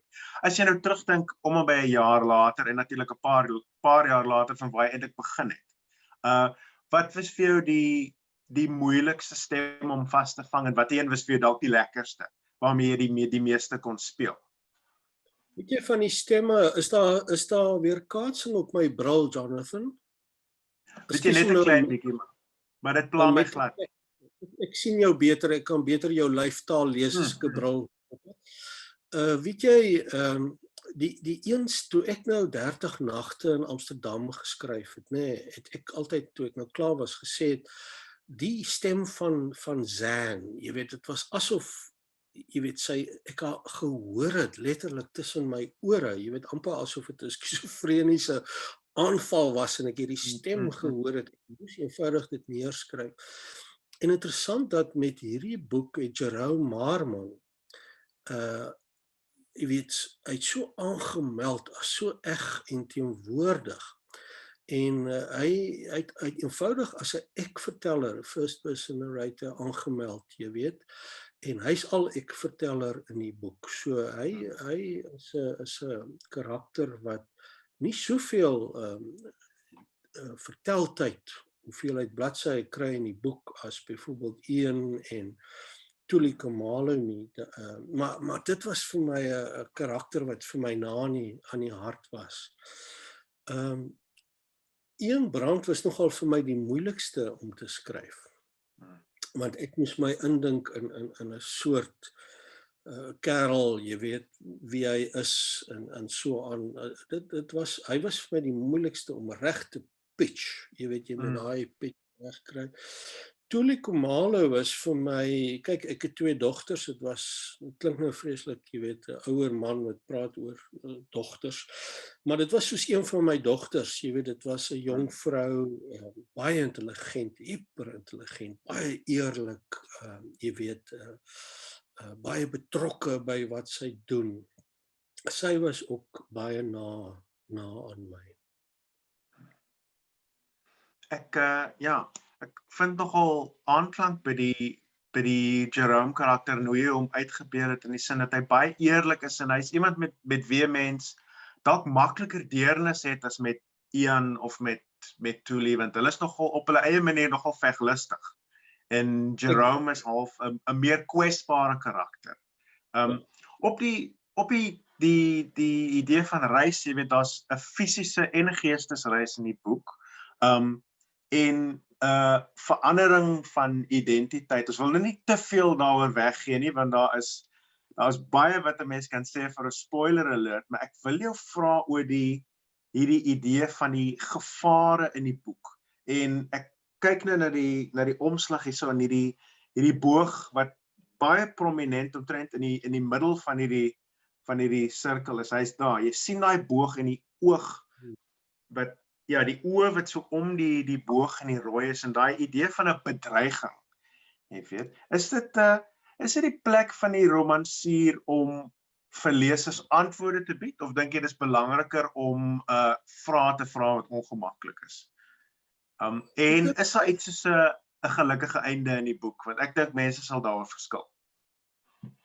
Nee, die weet ek nie. Ek weet nie of die boek 'n gelukkige einde het. Die lewe 'n gelukkige einde, jy weet, as jy dink aan die enigste exit wat daar is, maar jy weet, ek glo enige storie, Jonathan, voer 'n argument, nê. En by so 'n roman dink ek wat nogal 'n komplekse klomp mense bymekaar bring, is dit 'n komplekse argument wat gevoer word. Miskien is die argument op die ou end, ons leef in 'n ontsettend komplekse land met baie komplekse mense. Jy weet, dit is dalk op die ou end die argument wat gevoer word teen die eensilabige geskreeu wat ons vind op sosiale media en in ons populêre debat. En ek is nog van die ou skool, jy weet, wat glo dat wanneer jy in my genre skryf, en as wonderlike ander genres, my genre is nou maar die literêre roman, jy weet, dan is kompleksiteit iets wat meer waarde aan 'n teks gee, dink ek. En natuurlik kan mens die saak uitmaak dat jy soms 'n boek kry wat 'n eenvoudige storie vertel en in sy eenvoud 'n geweldige waardigheid kry en 'n geweldige waarheid postuleer. Natuurlik is dit so, né? Mens kan dink aan baie voorbeelde ook in ons eie taal. Maar vir my, hierdie is 'n komplekse tyd en dit was vir my 'n poging om neerslag te gee aan wat ek sien as 'n baie komplekse, moeilike tyd vir Suid-Afrikaners en wêreldwyd, waar die roman nou kommentaar lewer oor goeters wat kan uitkaats, problems that could reflect on wider society all over the world internationally. In that sense, I think a very complex take on stuff with no easy answers. But I think at the end, story needs to do one thing, and whether a specific novel, this one as an example, can do it is a question only a specific reader can answer after completing the book, and that is it answer to the, let me put it that way, the ultimate task, I think, of literature, to create empathy and understanding. Jy weet, om deernis te skep, om 'n gevoel te gee dat die boek help my om te verstaan hoe voel iemand soos een brand. Jy weet, as gegewe waar hy vandaan kom. Die boek is 'n poging om my te help verstaan hoe Tuli Khumalo voel, gegewe daar waar sy vandaan kom. Hoe die arme Dr. Stephen Elliott, die klassieke liberal, jy weet, op 'n kampus, hoe hy voel, gegewe waar hy vandaan kom. So, dit dink ek is wat ek wou regkry, of dit wel gedoen is, ons dis genaamd nie nou ter sprake nie, dit is resensente se taak. Ja, sure. Ek het nog 'n groot klomp vrae wat ek jou wil vra, maar ek sien hier Darryl gee instruksie om 'n bietjie tyd te gee vir vrae uit die gehoor uit. En wil jy net gou vinnig iets sê oor die vertaling en of daar al 'n titel vasgestel is vir 2021 of nog? Nee, weet jy, Henriette Rose Innes, dis vir my so wonderlik. Sy vertaal die boek en hy sal aanstaande jaar, it will be out in English next year. We haven't decided on a title. It's translated by, being translated. And all my empathy goes out to her because it's a It's a mammoth undertaking. The end of the life, you know, at the end of the world. But she's translating it into English, and yeah, I'm looking forward, of course, tremendously to the translation, and it's going to be an interesting reception, obviously. Oh, absolutely. Yes, it's a few years later, and in many ways, it's a novel which needs a trigger warning as well.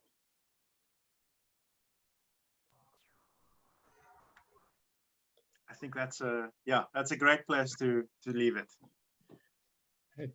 Okay. Can we ask some questions, Jonathan? Yes, absolutely, Darryl. Okay. Etienne, my dog has been looking at my fossa for the last 6 days. It must be quite a pleasant sight, you know, for my dog to sit under my fossa all these days. So thank you. Yeah. Darryl, I took you walking in Stellenboschberg. Do you remember we went up Yeah. and I was hoping you'll be wearing short pants so that I could photograph your fossi, but you wore long pants on that day. So yeah. But on serious matters, your trigger warning. I think I want to ask you a question because I asked this during the Kinders van Spookwerwe sessie. And what is your, all of a sudden last year, it seems like a debate has taken hold of South African literature about appropriation. Now, I'd rather tell you what's my idea first and you give me your idea. I've never come across such nonsense before to tell a novelist that a novelist can't write about gay people if he's not gay, can't write about black people if she's not black. What is your take on this? Is this unique to South Africa, or are these debates that are happening all over the world? No, it's a worldwide debate, Darryl. And I'll never use terminology like yourself, you know, like it's nonsense and so on and so on. I think that, you know, for decades, centuries, there has been a lot of South Africans who had no agency. And, you know, they couldn't tell their stories, legislation cut their tongues from their mouths. This is a worldwide phenomenon. And they couldn't be themselves and give words to themselves, or images, if you think in more recent terms. And of course, then there would be the feeling that now is our time to tell our own stories. You know, now we feel we want to speak. And you shouldn't be stealing our stories. You know, you shouldn't be appropriating our stories. That I really, really understand.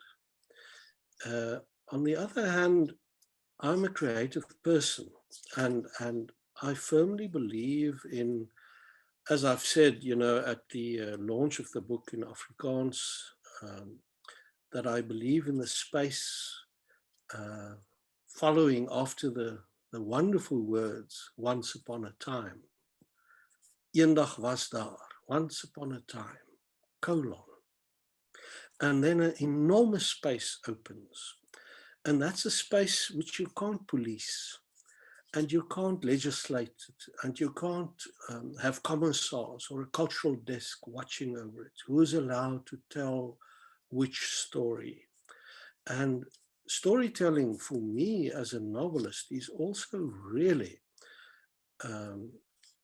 it's a project of trying to understand my characters.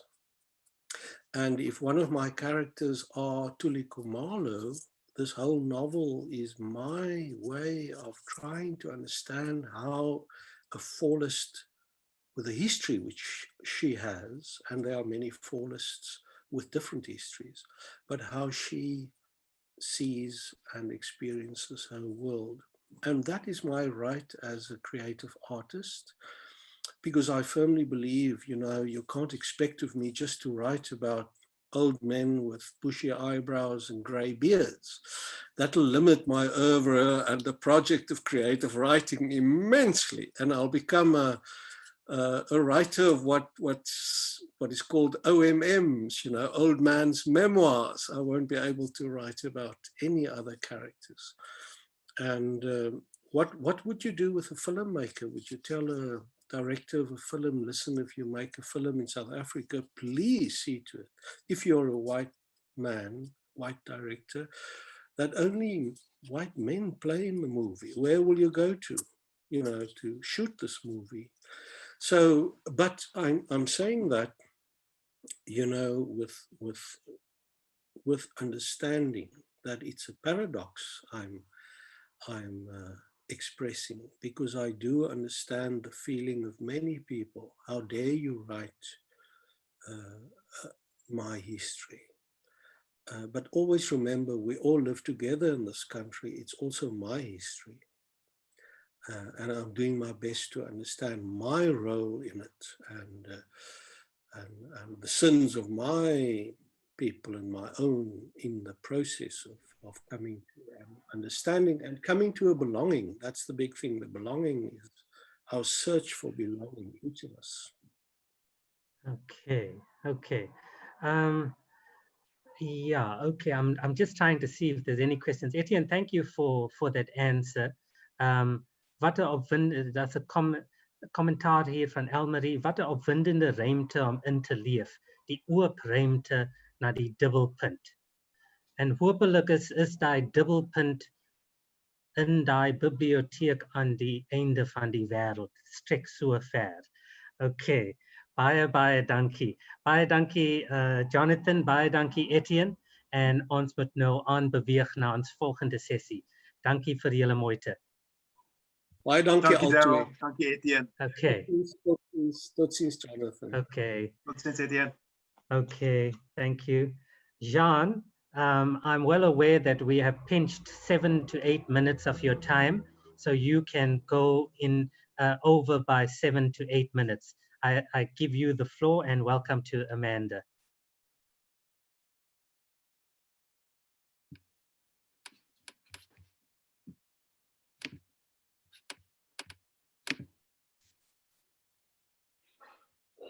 Daryl, could you activate my camera?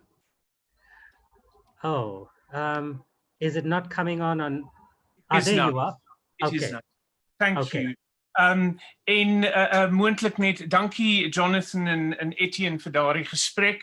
In kort, Etienne Heiland, maar dit was lekker. Heiland is natuurlik die titel van Etienne se volgende boek wat ek dink in die proses is, as ek in die drukgang is, as ek nie fouteer nie.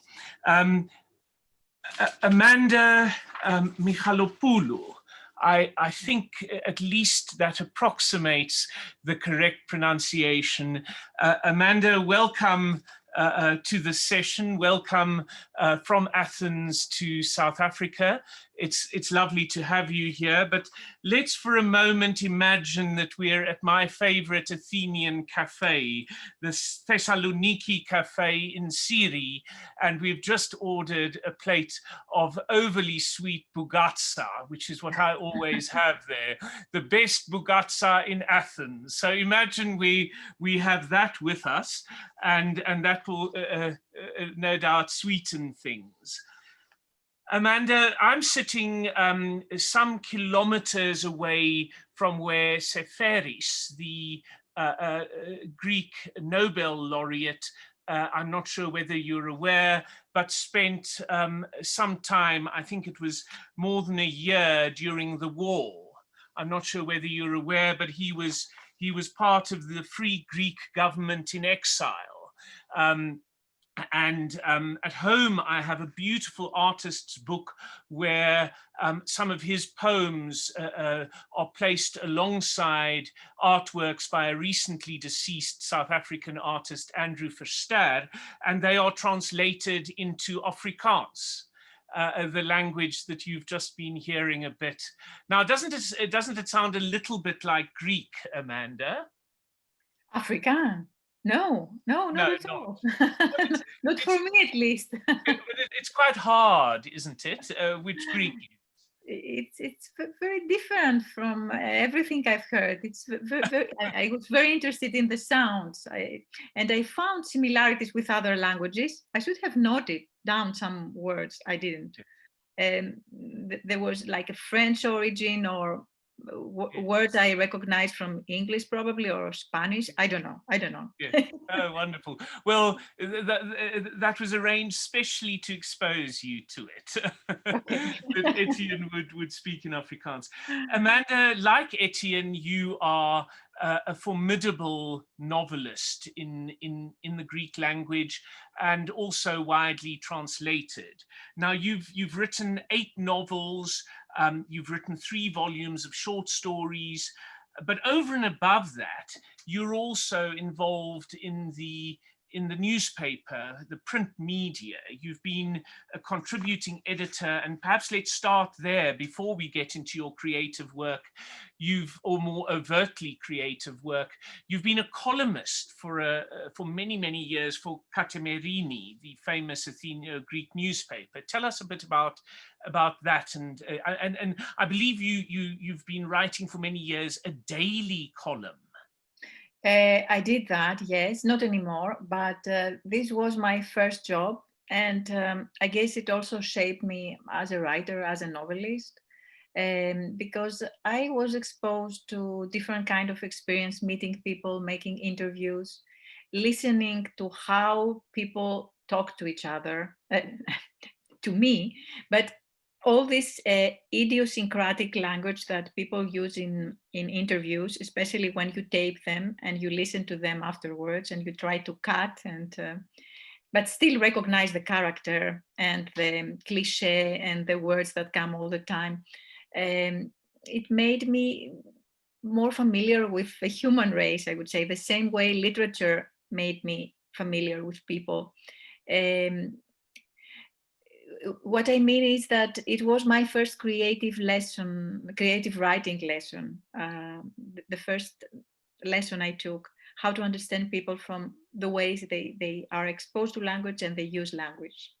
And you did this for a significant number of years on a daily basis. Yeah, I would say from the age of 22 to the age of 30. So it was almost 10 years. And then I worked as I just wrote columns. I was a columnist after that. Yeah. And your creative writing, you say, in a sense, you were a self-taught creative writer through this process of column writing. At what point and in what way did you segue? Did you move from these daily columns, and did you realize, well, actually, I can use these skills that I've acquired to create different, more obviously fictionalized and perhaps longer works. How to tell us a bit about that creative realization and perhaps transformation? Well, the creative realization was there since the age of 5, I guess, when I saw I realized that the carpets we had in our home were made out of leaves and different animals, and that was the first motive in my life that made me think that you can make a story out of everything. I remember how happy and how joyful I was just making stories lying on the carpet in our living room. So I had that deeply inside of me. I knew from a very young age I wanted to tell people stories. I also had this, what we call esprit de l'escalier, which means that you have the right answer when you are away from the problem. And I think this is typical for many writers, because you don't know how to amuse people, you don't know how to say the right thing, then you make a story out of it. And the story is your story that you write down. And then what happened, because you asked for the moment, the exact moment of the transformation, that for me was a nervous breakdown. As a journalist, I realized that my body literally couldn't suffer journalism and wanted to do other things. So I had so many bodily reactions of that sort that I decided to quit the newspaper. I had already started writing my first novel, Wishbone Memories, and I couldn't finish it. I wrote this in the newspaper when everybody was away in the end of the shift. But still, I felt that I should be dedicated to writing properly, to write a novel. And what happened is that 2 weeks after I resigned, I got a grant, a writing grant in Germany, in Wippersdorf, which was the castle where Bettina and Achim von Arnim lived. So it was impregnated also by Goethe, by the Romantics. It was a very special place for me. The interesting thing is that when I left for this place, the newspaper decided that they still wanted to have me as a columnist. So in a way, I took the decision, and then I kept also my part of my previous life. And that was a very interesting experience for me, because, and it was a pattern afterwards for me, that I only wrote when I was away from home. I wrote this book, the first novel, in 6 months in this very strange place in Eastern Germany. It was just some years after the Berlin Wall was down, but still, because the writers who came there came from East Berlin, they weren't exposed to English or also to international culture. They spoke only German and Russian. So for me, I don't know, I made this strange connection that you are alone, even with people. When you write, you are alone. And there are other languages around you, but you still keep your language and a very strange and intense relationship to yourself and to the writing. I say all these things about these 6 months because they really shaped me. And afterwards, I always looked for colonies, for writers, for grants, for places, for this elsewhere that is impossible right now. As you know, the only elsewhere we have is the Zoom now. So in fact, did that mode of writing, as it were, taking up an exilic position, Ovid going off, but in your case, of own volition, has that subsisted to this day? Is that still more or less? Yes. Every book I wrote afterwards, at least the first part of it, how you make the book happen, and then the final editing sometimes, but for sure the first idea of the book was conceived elsewhere. in Europe, some were in Europe, some were in the United States. I was looking always for grants to go and work elsewhere and have this shift of identity that was very, very crucial for me whenever I wrote. It felt like I wasn't a novelist at home.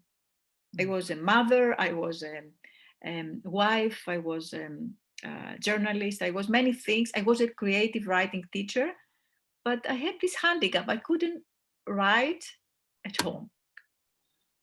How fascinating. So the creative juices sort of dry up when you're back in that wonderful city of Athens. Now, speaking of travel and other places in the world other than Greece, this is, of course, that tension, the desire for a different place is one of the central themes in your novel, Why I Killed My Best Friend, a novel with a rather potent title about two, I read somewhere in Greek, you speak of odiod samato, frenemies, something to that effect. Maria and Anna, Maria who arrives back, in fact, from Nigeria. Tell us a bit about that novel, which is available, I should tell all those in attendance, on Kindle in English. So do go and buy it and read it after this conversation. Tell us a bit about that African theme in Why I Killed My Best Friend, and generally about the novel, its genesis. Yeah. Well, about Africa, there was this story circulating in my family, how my father, when we were very young, had this chance to go and work in Nigeria, but he was very much afraid of changing his life. And he decided to give this job to his cousin. So his cousin and my cousins, two girls of my own age, moved to Africa. And for me, it was, I remember all my childhood, I felt so jealous of this family because I had this urge to live elsewhere. This urge for elsewhere was a motive in my life. So I remember asking them all the time when they came back after 10 years or so, how was it there, and what did you do, and what did you eat? How different were the things you did there, and the language? And I had many questions. And also, it was the time before European Union, so we didn't have the same products. We are not exposed to different European products, so everything was Greek in Greece. And whenever something came from abroad, it was so exotic, so brilliant, so fictional in a way. And I remember this. It was really very important for me to see my cousins and talk to them about their experience. And when I decided to write a book about two young girls who came to Europe and to Greece from different places, the one came from France, from the West, let's say Western civilization, daughter of a philosopher, leftist philosopher. And the other came from Nigeria, but he worked in a company where people were exploited. So it was very rightist in a way, politically. And it was like a collapse of two different systems, political system and emotional system. Their whole families, they came with their whole families, with their stereotypes, with everything. They became best friends, but they still carried on their shoulders their family history. And every time there was a political argument or any social argument, they fight it, but they fight it really hard. This is the title, where the title comes from. But it's, all in all, it's the story of a friendship as a political system that I think every friendship is. We exploit. There is this kind of in the best of friendships, especially in our younger days, there is this notion of power. Who is the strong? Who is the less strong? and I think it's a very interesting fictional area to work in. Would you care to read us a little bit, perhaps from that book? And I think it would be very interesting. We spoke at the outset about the sounds of Afrikaans, and could you perhaps read a little passage in English and then the same passage in Greek after that? Oh, you want me to read in English also? Because I don't have the English book right now, but Don't worry. It's just 2 steps away. Okay. Do get it. If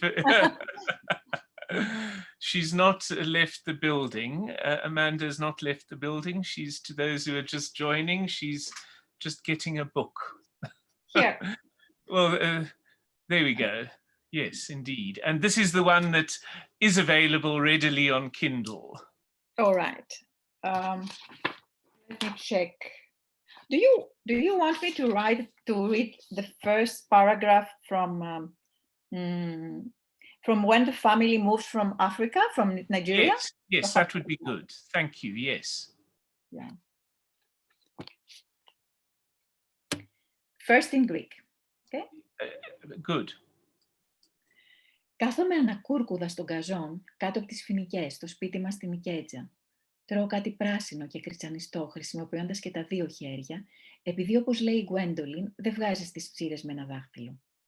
Απέναντί μου το πέτρινο συντριβάνι με τα χρυσόψαρα που το έχουν αδειάσει. Δεν μπορούμε να μετακομίσουμε μαζί με τα ψάρια μας στην Αθήνα. Πού πάνε τα ψάρια όταν μετακομίζουν οι άνθρωποι? Ελπίζω πως κατεβαίνουν με έναν αγωγό στη θάλασσα, βρίσκουν τη χαμένη τους οικογένεια και αγκαλιάζονται τρίβοντας τα λέπια τους, αφού δεν έχουν χέρια. Τα ψάρια μετακομίζουν χωρίς κλάματα, χωρίς αποσκευές. Εμείς έχουμε τα κεντυμένα μαντιλάκια της μαμάς, με το μονόγραμμα για να κλαίμε και το κοντέινερ για τη μετακόμιση. Ο Ούντο Πούντο μεταφέρει όλα τα πράγματα του σπιτιού, ακόμη και τα πατίνια μου. Όχι τα πράγματα του μπαμπά. Ο μπαμπάς θα μείνει στην Ιγυρία μαζί με τα χρυσόψαρα. I will read the same in English. Gwendolyn, the character we heard there, of course, is the maid, or the woman, the Nigerian woman who looked after the family in their home. Yes. Perhaps I read also the last 3 sentences from this chapter so that you understand what the character is doing, what is this green thing is eating. I'm crouching on the lawn under the palm trees at our house in Ikeja. I'm eating something green and crunchy using both hands because, as Gwendolyn says, you can't catch fleas with 1 finger. Across from me is the stone pond with the goldfish, only it's empty now. We can't bring our fish with us to Athens. Where do fish go when people move? I hope they go down a pipe into the sea to find their long-lost families and hug by rubbing their scales together, since they don't have any arms. When fish move to a new place, there are no suitcases, no tears. Mom and I have the handkerchiefs she embroidered with our initials in case we want to cry, and the shipping container for our things. Punto Punto carries everything out of the house, even my roller skates, except for Dad's things. Dad's going to stay in Nigeria with the empty goldfish pond. Mom comes up behind me silently, grabs my hair and slaps my face twice, fast. Then she pries my mouth open with her fingers. What's gotten into you? Spit it out now. A green pulp dribbles from my mouth, mixing with tears and snot. Haven't I told you to never, ever eat crickets again? I eat crickets because Africa is my real home. Greece, the fake one. And when we've now heard the same passage in 2 languages, when you hear the English and read the English as you just have, what sense do you get? Obviously, in a sense, there are elements of the Greek text, if one just listens, that are utterly untranslatable. They create a sort of space and a mood which is so un-English. But when you read the English version, what sort of reaction do you get? Do you recognize recognize your original? Of course, on one level you do, but reading the English version, it's in a sense very English. It is, yes. But especially with this translation, which was also an awarded translation, it was awarded in the, it was in the short list for National Translation Prize in the US, this book, because of the exquisite translation of Karen Emmerich, I think, who is a friend right now. We started as collaborators, and I don't know, it happens sometimes with people you work with. It's a real friendship now. And I trust her so much as a translator.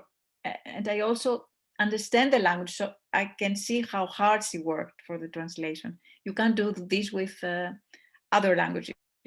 For instance, if the book was translated in African, I wouldn't have the slightest idea.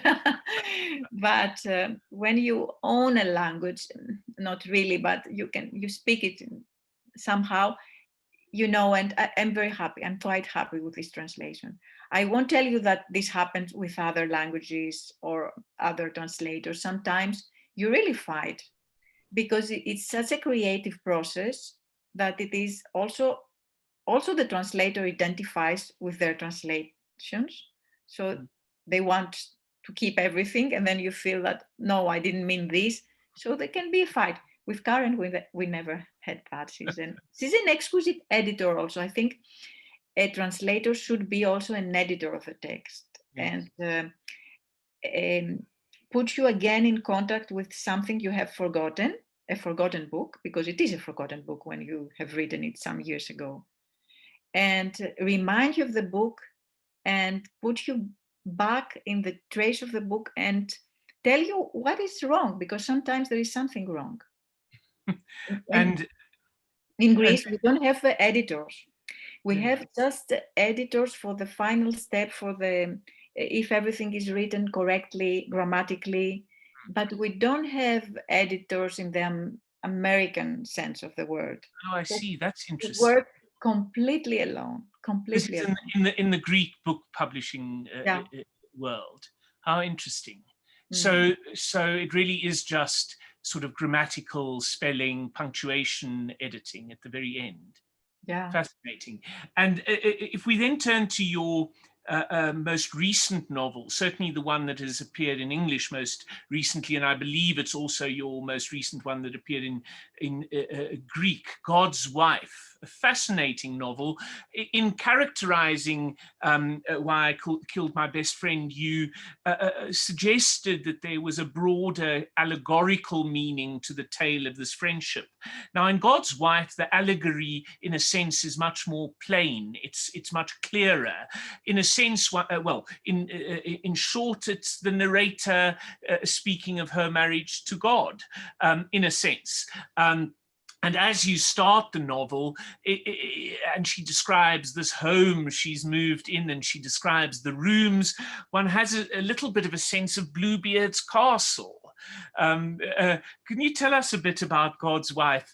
In a sense, even though there are these similarities, quite dissimilar, certainly in tone, to Why I Killed My Best Friend. Yeah, because it's not a 9-year-old child anymore who is starting with the narration. It's a woman who was married to God. The idea came to me out of a sudden. It's this kind of questions that come to writers sometimes. What if? So the question is, what if God existed, and what if God not only existed in the sense that we have of him, but also had a wife? And it was for me like a fairy tale for adults. The way I proceed, I started to imagine this girl who moved with God. He abducted her because he liked her, and she lived with him ever after. In the beginning, she was like an admirer. Everything God said was wonderful, but then when she started reading, she had her own education, first in philosophy and then in literature, in the arts, etc. She started questioning everything, even the creation of the world. And this is where things go wrong between the couple. Now, could you perhaps, I don't know whether you have the English to hand, but I think it would be lovely if we could hear and contrast that very sort of tonal difference you've spoken of. Would you perhaps read the opening paragraph, or well, a paragraph and a half too, of God's Wife? Okay, let me find this again. I did send it to you, right? You did. So it'll be in your outbox, an email that you sent to me. Find it there. Yeah. You want the beginning, right? I think so. So this is how this novel narrated by God's wife starts. All right. All right. The first chapter is called Inferno. And it goes like this. It may sound like a lie. I am his wife. We married ages ago. He asked for my hand and I said yes. Sometimes not even I can quite believe all the things I have lived, first without him, then by his side. I never imagined my life like this. I'm writing these pages to tell you my story. I could just as easily say that it's to keep the promise I made to my brother. I should have written him off, but you know how it is. People forget, and no matter how far they go, the day always comes when they long for home. But this is not for my brother, nor am I writing out of a need for solidarity exactly. To care, to be truly human, one must live among other people. What brings us close is a knowledge of a common fate. I have forgotten the meaning of the most basic things: a slap in the face, sewing back a button hanging by its thread, and closing arms offering comfort. Yeah. I have yet, perhaps I should stop here, because when I read that, in closing arms offering comfort, I thought of our times now and of the quarantine and of the pandemic. So how's this novel been received in Greece, which at least in part remains a quite religious, orthodox society or community? Has there been a sort of opposition on the basis that this is blasphemy or disrespectful? Not really. I think they didn't read it. These kind of people, they didn't find out about the book. Also, I think even if they had read the book, there was no blasphemy, because there was no blasphemy in the way I treated the God and the angels in the paradise. I think it really reads like a philosophical novel, and also probably a post-feminist novel about what a woman wants now, except falling in love with the ideal man. But still, as you say, if one wants to create a problem out of this issue, they can. So I'm glad and happy they didn't find out about it. Amanda, I've got my one eye on the clock. I have many more questions to ask you, but I'm sure Daryl will allow me just one last question. You mentioned earlier that, well, we know you started out as a columnist, then become a very prolific a writer of literary fiction, but you're also, and you mentioned this earlier, a teacher of creative writing. I'm just interested perhaps on your thoughts as to how your role as a teacher informs your own writing. That's question one. And this last one is, can one teach anyone to write, or must you already come in with some sort of native talent, or can you actually magically make most people writers, at least of moderate quality? Yeah, excellent questions. Now, how it informs my writing? It makes it much slower, I have to say, because I have to listen to what I say to them. And so if I am sincere to myself and to my writing, and if I do what I tell them to do, I have to change a lot, edit a lot, and do as I tell them to do. So it's quite different, my writing. The last 10 years that I teach, it is a much more complicated procedure. And as for the second question, you can teach writers or young writers to become ideal readers, that's for sure. And perhaps better writers, or let's say you help them realize things that alone they would realize in many years, because you have been through it and you teach about it. Then you give them all this in a condensed way, all this knowledge in a condensed way. How they use it and what they're going to make out of it, it's their own sensibility, their own talent, instinct, creative instinct. But as I believe that every writer is first and foremost reader, I believe that all the keys for how to write better are in the texts, in the literary texts themselves. And what I teach them first and foremost is how to open with these keys the text. I tell them in the beginning that I know that all this sensual feeling of reading a book, being lost in a book, will be lost for them, because they will never read again with this purity of heart that you read when you are 18 or you read as a reader. But what they will get is that they know that they will have the keys, they know how to do it, because they will ask how he or she does that. As the child who is opening their doll or the train, to find the mechanism, see how it works, which I think is a wonderful question. And it's also a way to gain some purity and this look of the child who plays with the world and the texts.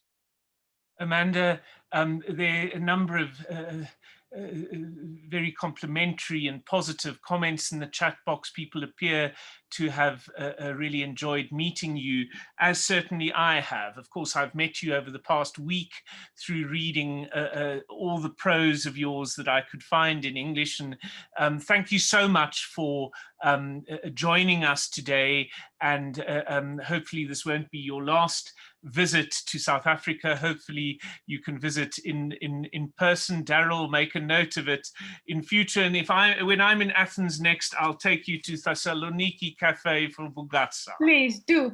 And please find me a writer's residency for when this madness is over and I can come there and write with you and meet you in person. Good idea. Thank you. Thank you, Daryl, and thank you, Jan. Okay, Amanda, we're taking notes, and I must say it was such a beautiful idea, such a singular idea for a book, and I can see from all the people commenting on the chat that everyone loved it, and I'm sure everyone's going to go out and buy it, and we're definitely going to buy it for our library at the university. So to Amanda and to Jean, thank you so much for really a beautiful interview. I'm going to clone Jean now. I need more of him at this festival to help out. Beautiful interviews thus far. And Amanda, thank you so much for making such a big impact at our festival. And thank you. Okay, thank you everyone. Much. We'll have a short break. I wish you all the best for the continuation. Okay, thank you then. We'll have a short break and then we come back at 1 o'clock.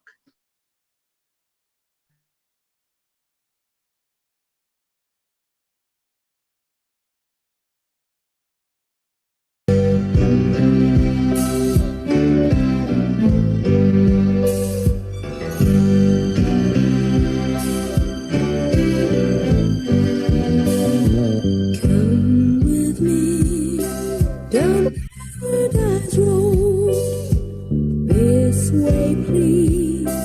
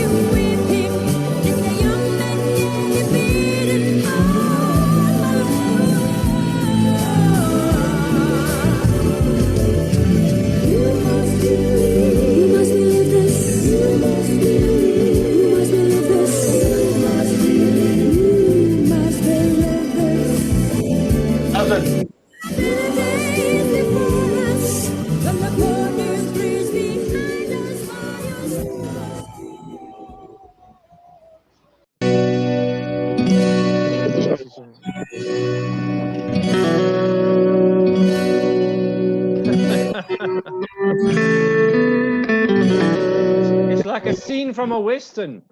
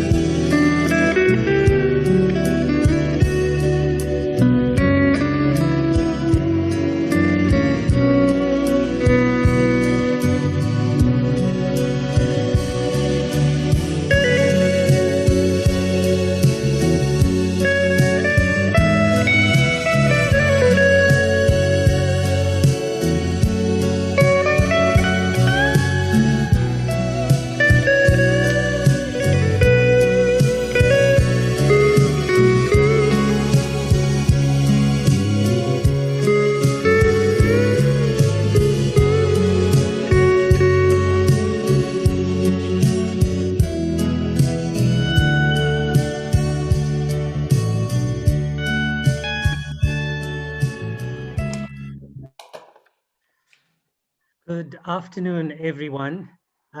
Welcome back to the post-lunch session for the 6th day of the Madibaland World Literary Festival. It gives me great pleasure to introduce to you our next speaker, Vernon Head, who will be in conversation with Ken Barris. I'm sure Ken will introduce Vernon, but just to say that Ken Barris is a master photographer, a judge for the Sunday Times Literary Prize, and in my opinion, one of the great short story writers in South Africa. So that is Ken for you, and thank you, Ken, for agreeing to take over and chair the session. And I'm sure you're going to have your hands full with the man in front of you, Vernon Head. So sit back and enjoy. Thank you, Daryl. It's a great pleasure. Hello, everybody. Hello, Vernon. Hello, Ken, and hello, everybody. Lovely to be here, Daryl, and looking forward to it. Vernon, it's also a great pleasure to speak to you because I've read your book not once but twice when it was longlisted for the Sunday Times a couple of years ago, and also more recently because I had to refresh my memory. Now, you're a man who wears very many hats. I know you're an adventurer. You've gone off into, was it a jungle? Was it? I know it was a rainforest. I can't remember where, in search of the rarest bird in the world. Yes, a rainforest in the Rift Valley in southern Ethiopia. Yeah. You are, in fact, a very prominent figure in the bird watching society. You're also an architect. You're a poet, a published poet, and now you're a novelist as well. Now, I'm going to ask you to sort of introduce yourself, not to give us a little CV, but how many of these roles have played into this book, A Tree for the Birds? Ken, you know, if I had to describe what sort of guides me through life, it's bird watching. Bird watching has allowed me to see the world. It's allowed me to meet people, talk to people, see how people live. Because when you watch birds, you sort of see everything else. And I guess my travels through Africa have been through looking for birds, but it's also allowed me to understand the continent and ask questions about it And ultimately, that's how I came to fiction, strangely, from bird watching. Right. Now, I don't know if, I'm sure some of our audience won't have read A Tree for the Birds yet. Could you give us a sort of a brief idea of what it's about? It's if I could perhaps just sort of paint a picture in terms of the genesis of the book. I've traveled up and down the Congo River a number of times, and I've been intrigued by the wilderness and by the cities on the edge of that river, and how people interact with both. And that's where the book came from. And I found that fiction was the place to explore all of that. If I sort of was trying to sort of crystallize what the book is about, perhaps it's the story of a boy becoming a man, experiencing great loss, and finding a tremendous need to grow a tree, and how he tries to achieve that in a city that is busy destroying itself through all kinds of issues that are so common in our globalized world of greed. And in a sense, that's the story, really, Ken. Yes. You have a very distinct style, very poetic and intense style. Could you give us a short reading to give the folks some sense of how you write? I can. I'll just jump into one of the chapters deep in the book, and I'll start at the beginning of a chapter. It's actually chapter 20. I have heard there are too many countries in Africa now, said Queen Makoko to Pastor Kadazi, her red robe intermittent against the red walls and red floor of the hut, in the way a crow flickers against the dark sky. There can only be one country, like there can only ever be one tree. Pastor Kadazi clapped his hands twice, as was the custom, before nodding, although he didn't understand what Queen Makoko was talking about. His nod was a political nod. His nod would facilitate other nods, he hoped. He planned to nod often that afternoon. This was the ritual he'd anticipated.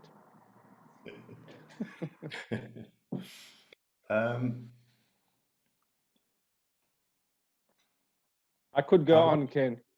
Yeah, no, that's fine. I want to do a reading myself. It's a very short reading, and if anybody wants to follow it, it's right in the middle of page 152.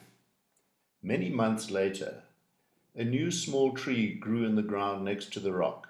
Crisnelt, now Crisnelt is the boy who's the center of the novel. Crisnelt was firmly of the opinion, carefully documented over many years in hundreds of notebooks of formulae, in poems filled with geometric calculations, in graphs filled with poems, in number strings that made loops like rainbows, and on maps now so numerous they hung in banners from the ceiling, that a garden would be deemed nearly complete only once it began talking to itself.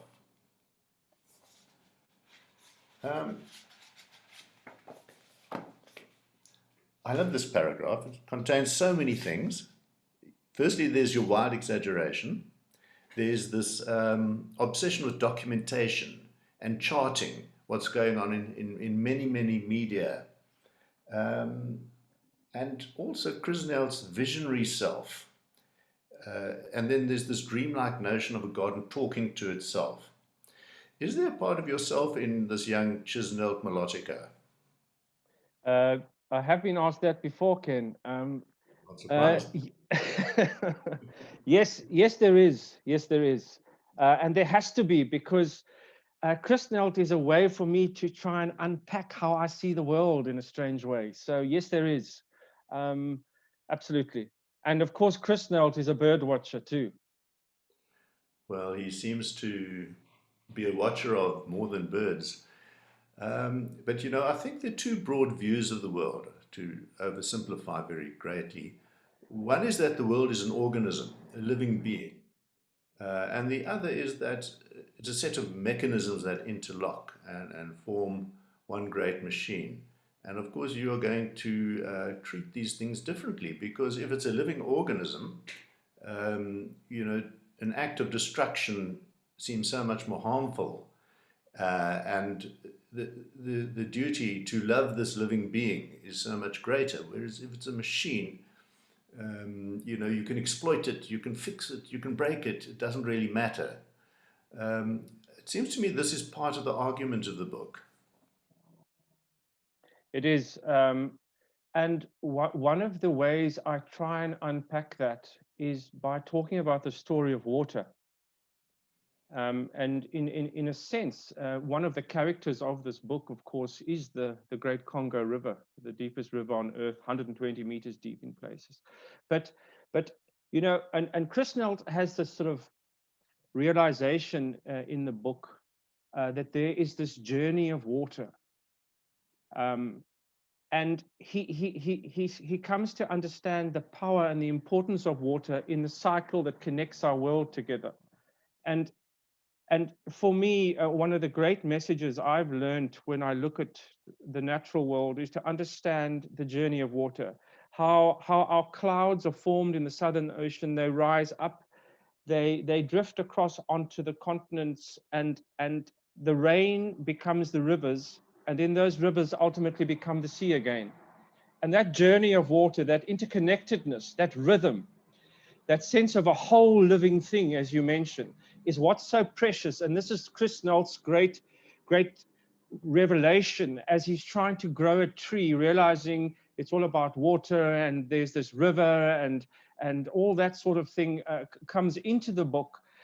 So he sees the world like that. But of course, then there is this mechanized world that we as a species have been tinkering with and messing around with in a very disrespectful way for so long.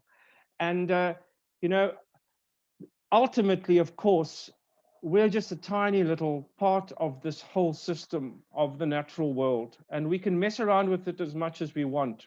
We're not going to be around forever. And Chris Nelt tries to explore that as he grows a tree. Yeah, I'm struck by the image of his mentor and friend, Chaminda. I won't attempt to pronounce his surname, who lives in this house on top of a vast rubbish heap. You know, it's the satirical intent, I think, is Yes. quite obvious. I want to read another very short paragraph. It's in the middle of 250, if anybody wants to follow it. Things stood where they... Let me give the context. Chisnelt has been commissioned by this crooked pastor, Pastor Kadazi, I think his name is, to build, to make a beautiful garden, and he's given this huge sterile space to work in. Things stood where they need to stand. Rows of shiny bushes and little shiny trees waited to be planted. It was all set out for the future. Nothing can be more relevant a design problem than walls and weeds and rows of bushes and trees waiting to work together, said Chisnelt. He wiped his face.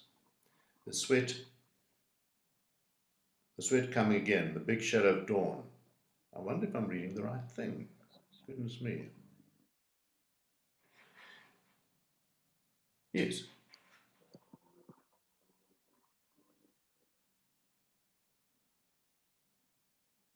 I've confused myself. Oh, yes. No, I didn't. I actually read the thing and then overlooked it. The key phrase here is, nothing can be more relevant a design problem than walls and weeds and rows of bushes and trees coming to work together. Design problem. How did you design this book? Well, it's actually a very important question, Ken, because I had to teach myself what a novel should be. I had to sort of learn about this thing called a narrative arc and a journey, and how this protagonist takes you through the story. These are things that might sound like common sense, but if you've never written a novel before, you've got to try and figure out how it works, how you take the reader through the book. So in a sense, writing this book was an educational journey for me in learning how to write a book.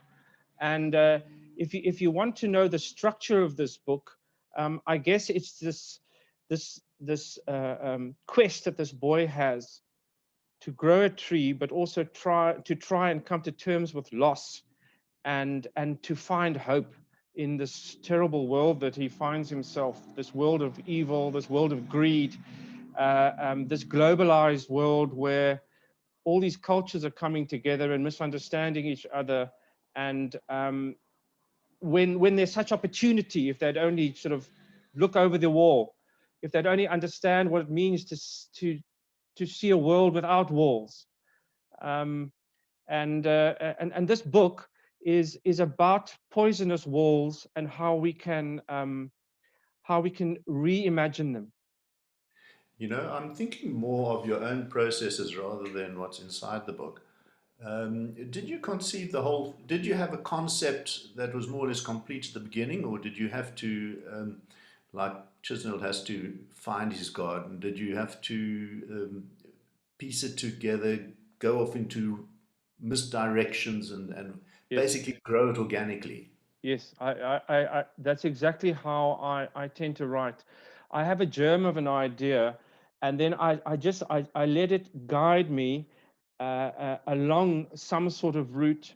I get lost, I come back, and part of that getting lost allows me to perhaps even layer the story with bits and pieces that make one perhaps think about things a little bit. But it really, I certainly didn't know how it would end. I didn't know how he would somehow perhaps get revenge or stake his claim on the world. It came to me as he went through his various challenges and unpacked these walls that he was surrounded by. Yeah, I think that design process, no, I don't know, that growth process is it's left its marks in the content as Churchnell struggles to find his bearings and his garden and so on. You know, I must say I found him a bit of a threatening figure because of his intensity. He's a challenge to read.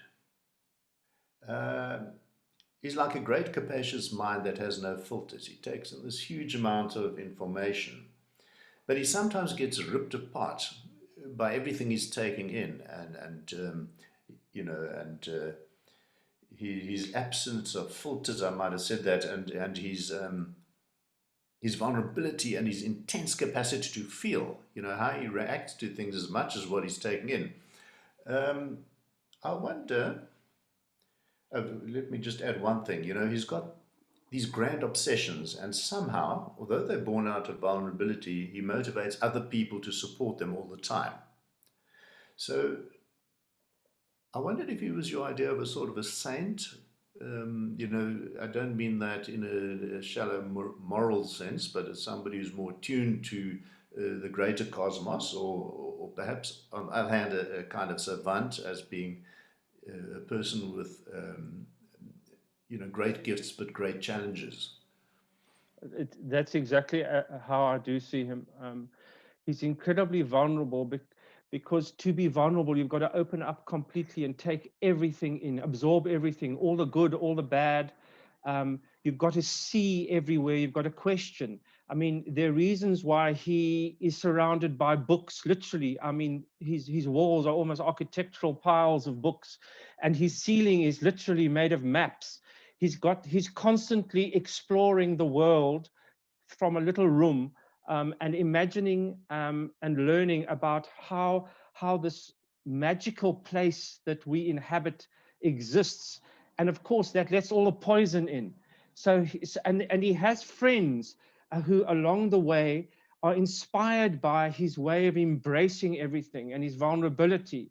And the fact that he constantly tries to grow a tree and fails, but keeps going and reaches out for answers everywhere and never gives up. And even when he knows that things are not going well, he carries on. And this is the message we need for the world. We need to constantly look around, walk forward, never walk back, open up, be vulnerable, fall in love, get your heart broken, address evil. See Trump for what he is, because there's someone other than Trump coming. This is how we need to see the world. I should have mentioned that one of your hats is that of an ecologist. I'd like to talk about, let's call it the physics of the novel, or its geography, I'm not sure. There's a cyclical structure. You did mention cycles earlier in connection with the river and the sea and atmospheric water. But it starts off with Chesnell's dear friend No sitting up in a mango tree and getting blasted by lightning. And it ends up, and I don't want to give away too much, with a great big Mohobe tree. You know, so it's almost as if the very plot has embraced the idea of a cycle. Yes, and I've got to be careful how I answer your question or elaborate on it, Ken, because I also don't want to give away you can pass this if you want to. But there is a I don't know, there is a bookend quality to the story, which is kind of intentional, and the constant reference to trees in different ways. I don't want to elaborate on it too much, Ken, because it might give away the ending. Yes, fair enough. To get back to the geography, if you like, at one point, Chaminda Chisnell needs to find the great big tree in the center of the city, which isn't the tree he hoped it would be. And his friend Chaminda helps him. And Chaminda says to him, to find the center of the city, you must find the edge first. And the edge is the great Congo River. So to get to the center, he has to spend most of a day just finding the edge. Now, that doesn't make sense in material or pragmatic terms. So I assume it makes sense in terms of some sort of metaphysics. Now, what are those metaphysics? It's in order to find answers, you need to start at the beginning. You can't just run to the end and expect to understand the answer. And if you want to understand how a city becomes a city, you have to understand where it is not a city. And there's a fantastic phrase, or I'm paraphrasing here, by Heidegger, that I find incredibly fertile, and I've wrestled with this for about 20 years, where he talks about boundary is the beginning of presencing. And in order to understand something, you need to understand the edge of it, because it begins from the edge. There can be nothing unless it has an edge, unless it's defined, it has a threshold. And my great reading of cities, just to use cities as an example, is trying to see how they are growing, how they're extending, where their end is, where wilderness begins, and then walk to their heart and let that tell you a story about the making of something, and an answer will come. And strangely enough, in this particular city, when one goes to its heart, one finds some sort of tree. Yes, it's a process of reading, I suppose. Absolutely. There's a kernel somewhere, but you have to approach it through external text. Yes. Just a way of paraphrasing. I'd love to give the audience a chance to talk to you. You know, I'm sure you're getting bored with my voice. Folks, any questions for Vernon? I won't act as chair because of the clunkiness of Zoom. So just ask him directly, and I'm sure he'll be his own chairperson. I'm not quite sure how that works technically, Ken, but if someone just suddenly click on and I see a face, I will answer. Daryl, do you have a question? Are you able to assist? Yeah. So I think that some people won't be, their faces won't pop up, but they'll have to type in the questions on the chat. But Vernon, I just wanted to tell you, it's not really a question, but I just wanted to say that the scene of the lightning strike early on in the book was, you know, where it struck the tree, was probably some of the finest prose I have ever heard or seen in South African English literature. It really was absolutely brilliant. And there are moments in the book where it almost reads like poetry, you know, and I wanted to compliment you on that, because it really was a fantastic book. To follow it up, you know, after The Rarest Bird in the World, which did very well, with a novel like this, was great. So I just want to pay my tributes to your abilities as a writer.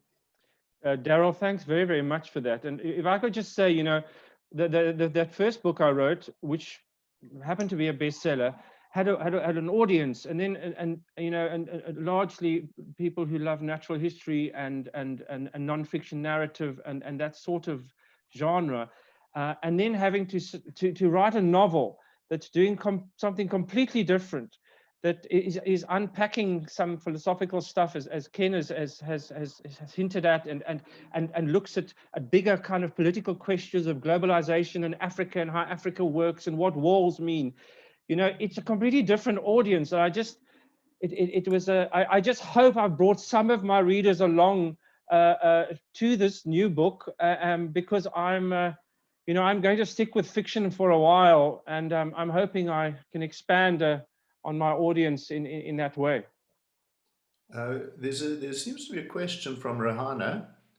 She said, "Hi, Vernon." It's come up as a chat. Rihanna, if you're there, would you like to carry on with your thought? She may just be saying hi. Yes, I think she'll probably. That's fine. Hello. Hello, Rihanna. Okay. Vernon, and the other thing that I wanted to ask is, you've also written poetry, but forgive me for cracking a joke, but I mean, you're not the youngest kid on the block here. So where did this come from? The spurt, you know, this creative spurt, or am I wrong? Were you always writing? You know, when I've always been watching birds, and I always take notes when I watch birds, when I'm in nature. And I just happened to see the rarest bird in the world, so I had to write about it, and a book came, and I haven't been able to stop writing since, to such a degree that it's found a whole new avenue for my life. And I'm now back at university doing a master's degree in creative writing with a wonderful class, and just learning more things about this way of expressing my love of nature. And I'm busy with a new book, and about the sea this time, and what it means to live on the edge of the land and the sea. And so I can't stop, Daryl, and I'm getting younger. Vernon, have you seen a doctor about this? Ken, if you can recommend someone, I'll go straight there after this meeting. I just like to throw in this nasty word, magical realism. Oh. You know, which obviously applies. But who are some of the writers who you feel you've drawn on to build your voice? Oh. Well, I mean, you can't talk about magical realism without Garcia Marquez, and then also, you know, I think Garcia Marquez has influenced a lot of African writers, particularly West African writers. And so, if you read Okri and those sorts of guys, you see a lot of that there, and that's certainly all influenced how I thought would be the appropriate way to tackle some of the issues in this novel. Ken, but absolutely, and I find that you know, using those devices does lend itself to talking about the natural world in a wonderful way. Yes, I did sense a bit of Okri there, you know, and of course we all draw on sources. They're kind of like our invisible mentors, you know, more or less. One of the other things that interested me, back to cycles again, is human waste. You know, these boys who piss on the poor chaps on Chisnell's tree all the time. And then it's corrosive and destructive. But at one point, a bird shits on him and he finds a seed. Would you like to comment on that? Well, I can, because, you know, you get shit and then you get shit. Some shit can be quite fertile. Yes. Other shit is just shit. So Of course, when he gets the seed, which has come out of a bird, you know, depositing this, dropping on him, it's a gift from this bird, of course, and it's you know, as with all seeds, it's the beginning of something.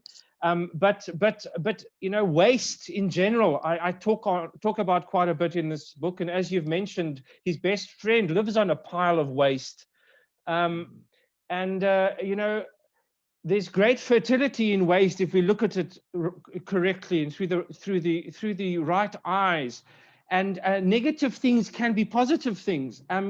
Krishna, for example, doesn't see a weed as a negative thing. He just sees it as a plant struggling to make its way up through the sewer.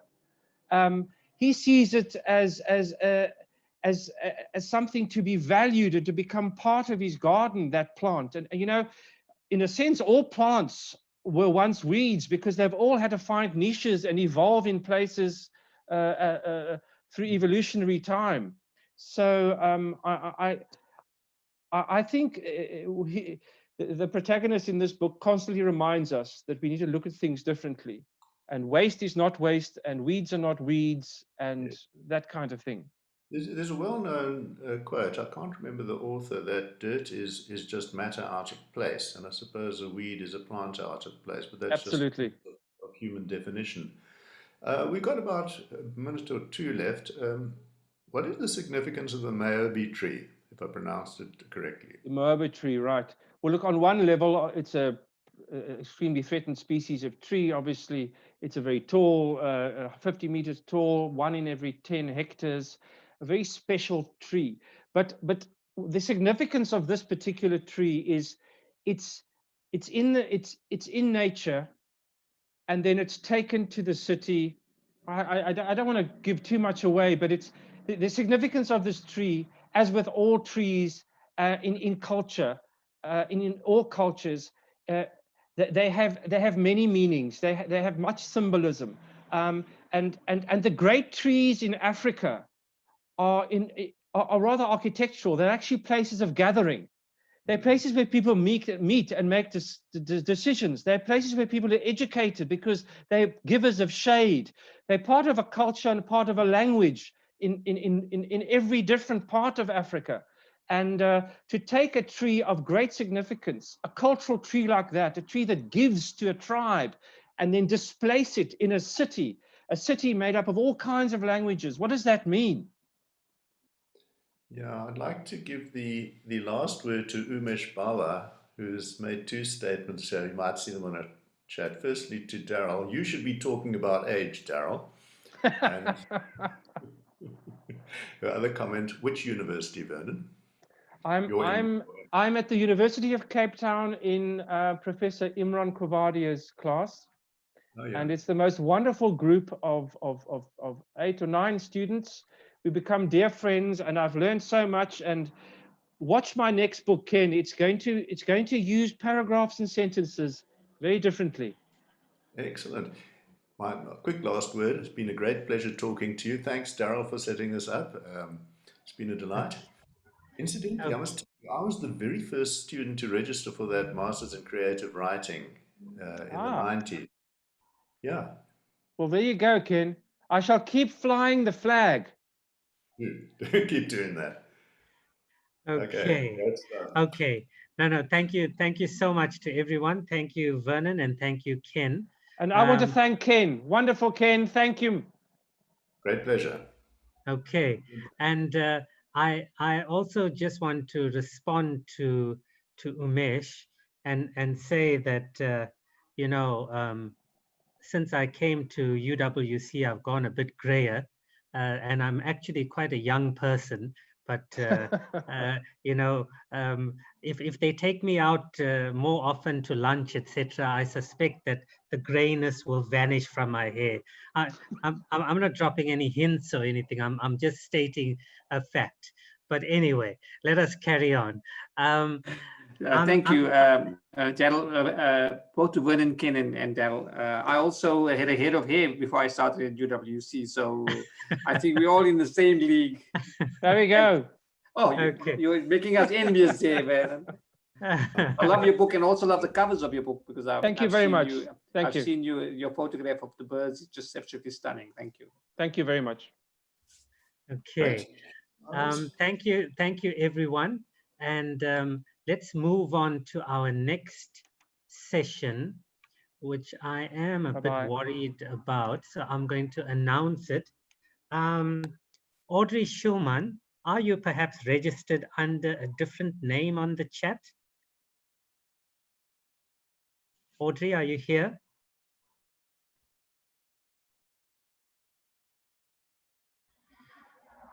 Okay. Let me just look one more time.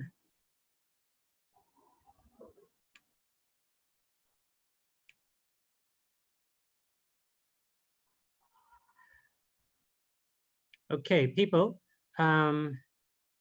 let's just play some music there, Graham, for 3 minutes. And if I did write to Audrey at the beginning of the day, so she does know that it's her session.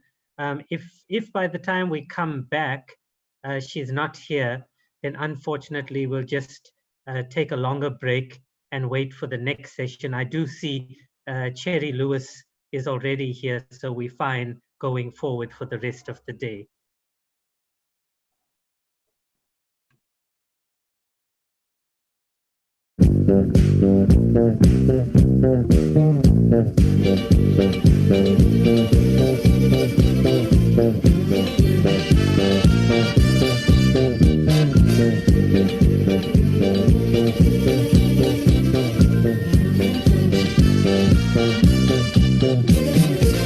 Ain't gonna stop till I get to the top.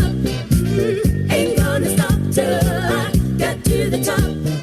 Your life is short, use what you got. Those opportunities are perfect. Ain't gonna stop till I get to the top. Ain't gonna stop till I get to the top. I gotta win. Don't run and lose. Life is for living. Live the way you choose. I gotta win. I gotta win.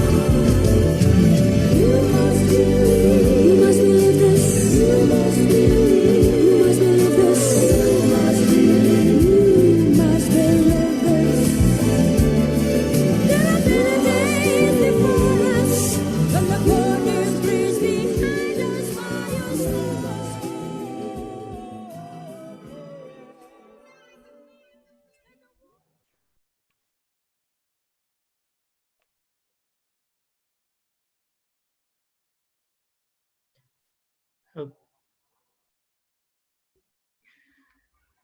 Right, just checking one more time. Audrey Schulman, are you here? Okay, people, I must apologize. Something must have went wrong. But it's only the second time the third time it's happened in the whole festival. So please bear with us. Sometimes these kind of things can go wrong online. I'm sure there's a explanation. But let's go into an extended break, and we will return at 14:30 for Cherry Lewis and Fred Kumalo.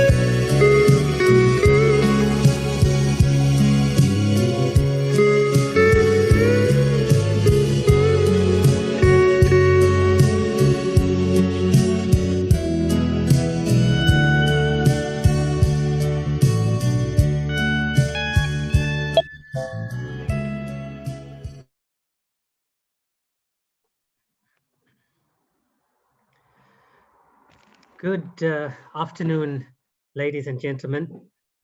Welcome back to our 2:30 session on the 6th day of this Madibaland World Literary Festival. I must say it's been a wonderful day of talks thus far, and it's only going to get better in this session. If I had a third hand at the back of my head, I would be patting myself on the back right now because we have such a unique book. I'd like to welcome Cherry Lewis, all the way from the UK, a geologist by training, works at the university. I would imagine of Bristol. Of Bristol currently, and she has one of the most remarkable books to come to this festival. The Enlightened Mr. Parkinson.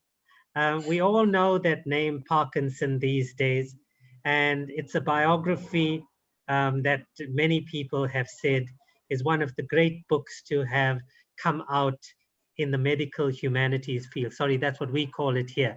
Okay. Kerry, but welcome to South Africa virtually. And we look forward to hearing you speak on this remarkable book of yours that you put together. And I hope you're going to tell us what is the link between a geologist and Dr. Parkinson. But I leave it over to you.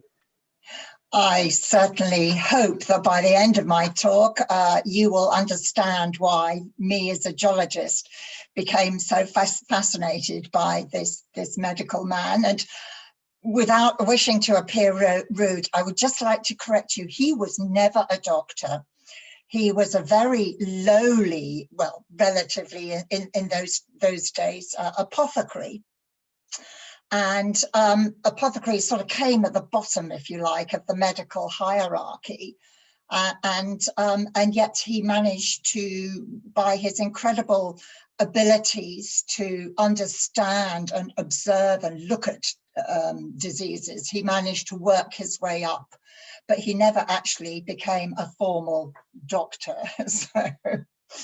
So yes, when Daryl first invited me to give this talk, the first question he said was, well, how come you as a geologist?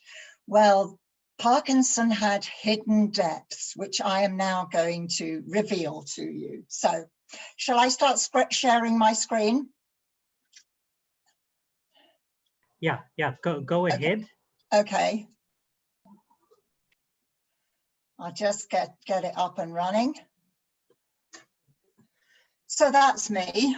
I'm actually retired now, but I did work and I'm still affiliated to the department at the University of Bristol.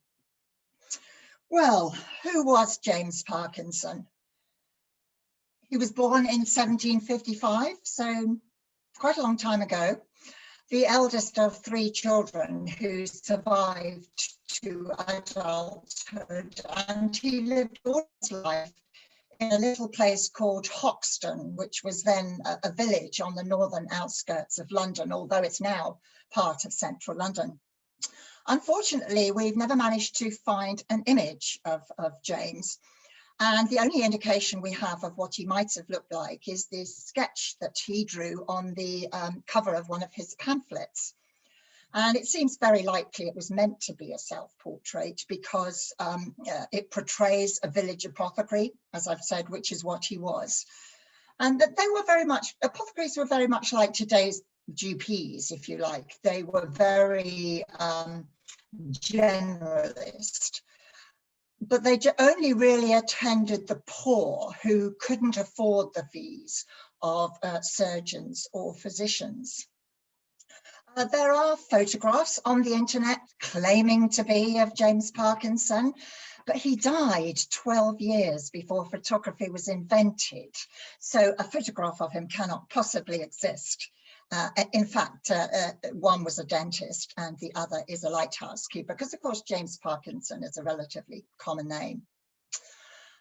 We've had rain here all morning, and just at this moment the sun has come in and is completely blinding me. So I hope you'll forgive me if I'm squinting a little bit.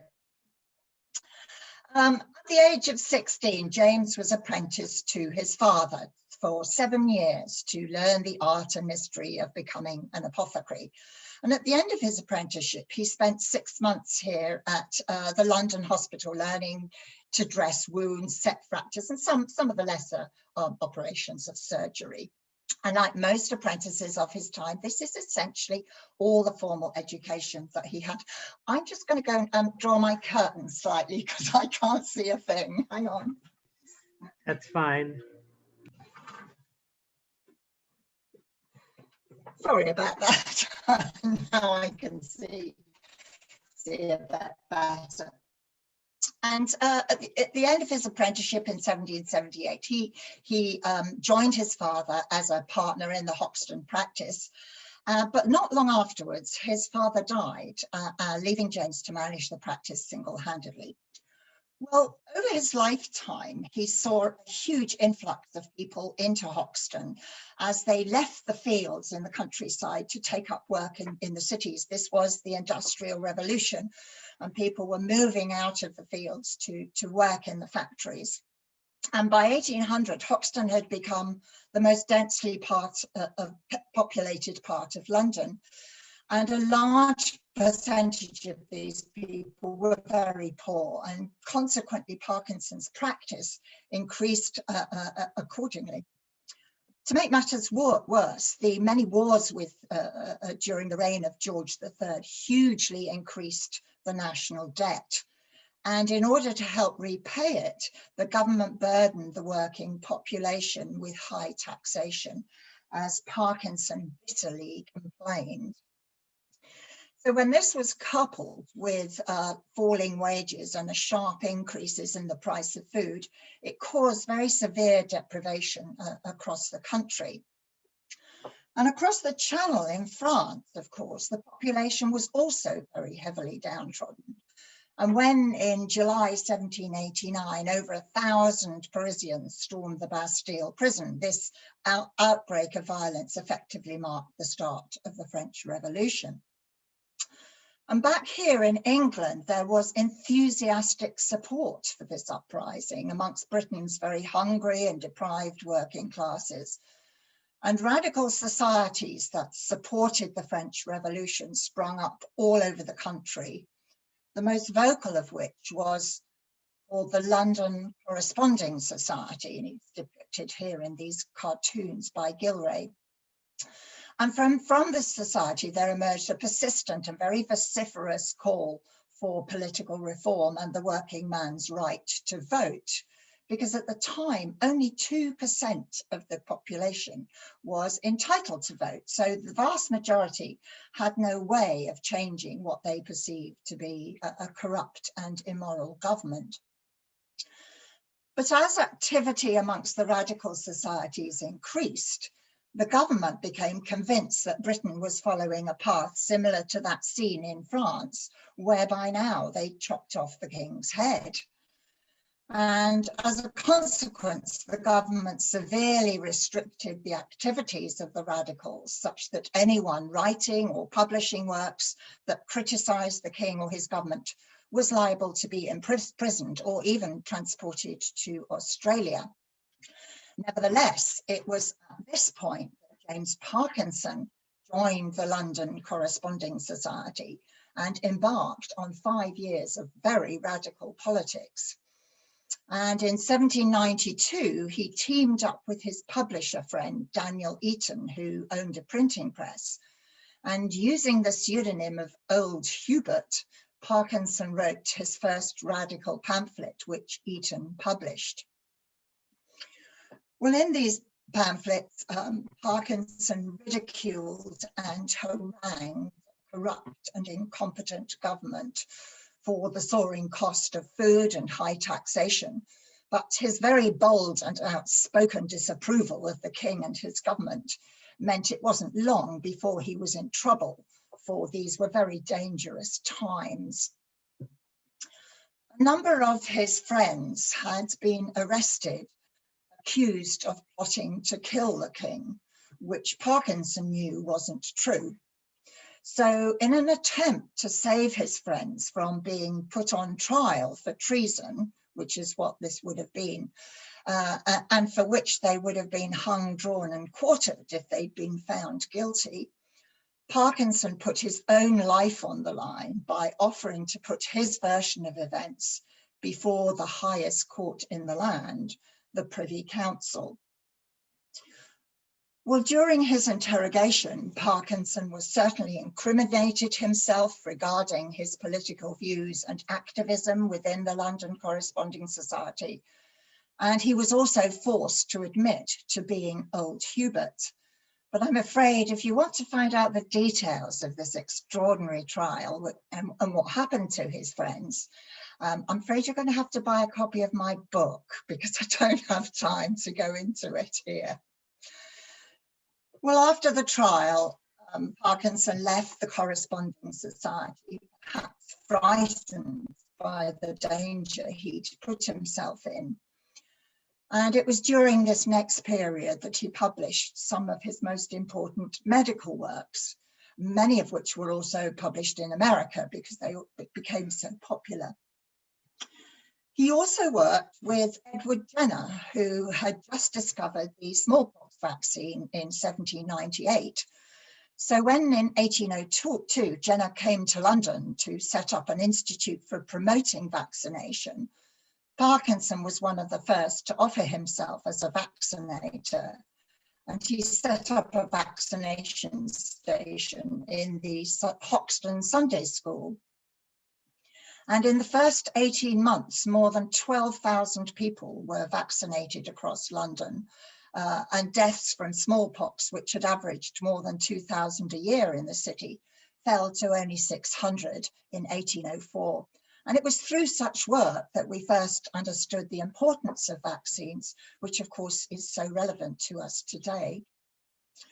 Well, James was always keen to improve himself. And so in 1785, he took a 6-month course of evening lectures on surgery given by the country's then most famous surgeon, John Hunter. And Hunter had recently moved to new premises in Leicester Square, where he'd built a lecture theatre, above which were 2 floors that housed his very remarkable museum. And Hunter allowed selected individuals to view the museum before it opened to the public in 1788. And it was sometime during this period that Parkinson went to see it. And Hunter's collection contained not only a vast array of human and animal body parts preserved in spirits, but it also included nearly 3,000 fossils, which immediately attracted Parkinson's attention, as he explained.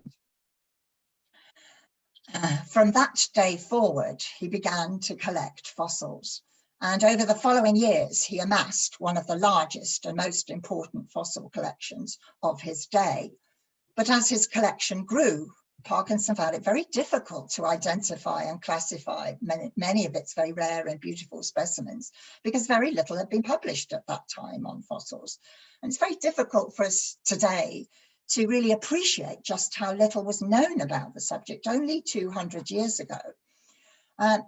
Geology was an unknown science. Even the word geology was rarely used. And the word fossil meant anything that was dug up out of the ground, whether it was a mineral, an archaeological artifact, or even a fossil as we understand it today. So recognizing that others must be experiencing similar difficulties in obtaining information on fossils, Parkinson decides to write the definitive work himself. And in 1804, he published the first volume of Organic Remains of a Former World, which I always think is such a romantic title. And this was followed by 2 subsequent volumes in 1808 and 1811. Well, at the time, the theory that fossils were the remains of once living animals had just about become accepted. There were lots of quirky ideas as to what they had been previous to this. But there was still considerable difficulty of explaining how the remains of sea-dwelling creatures could be found far inland and high above sea level. Just how had fossils become embedded in rocks on the tops of mountains? Not only that, although some fossils found in Europe were relatively easy to identify, being almost identical to their modern day counterparts, others either had no modern analogues at all, or even more worryingly, appeared to resemble exotic species now found only in the tropics. How could they now be found in Europe? Well, Parkinson promised his readers that he would try to find answers to these conundrums. But in the 19th century, beneath all the rationalism and worldliness of the Enlightenment, religion dominated people's lives. Thus, in Georgian society, the earth was generally believed to have been formed in 6 days and to be less than 6,000 years old, as stated in the Bible. And while Parkinson too was religious, he nevertheless didn't allow religion to stand in the way of what the geological evidence was telling him. Instead, he found ways to adapt his religion to accommodate the indisputable facts of geology.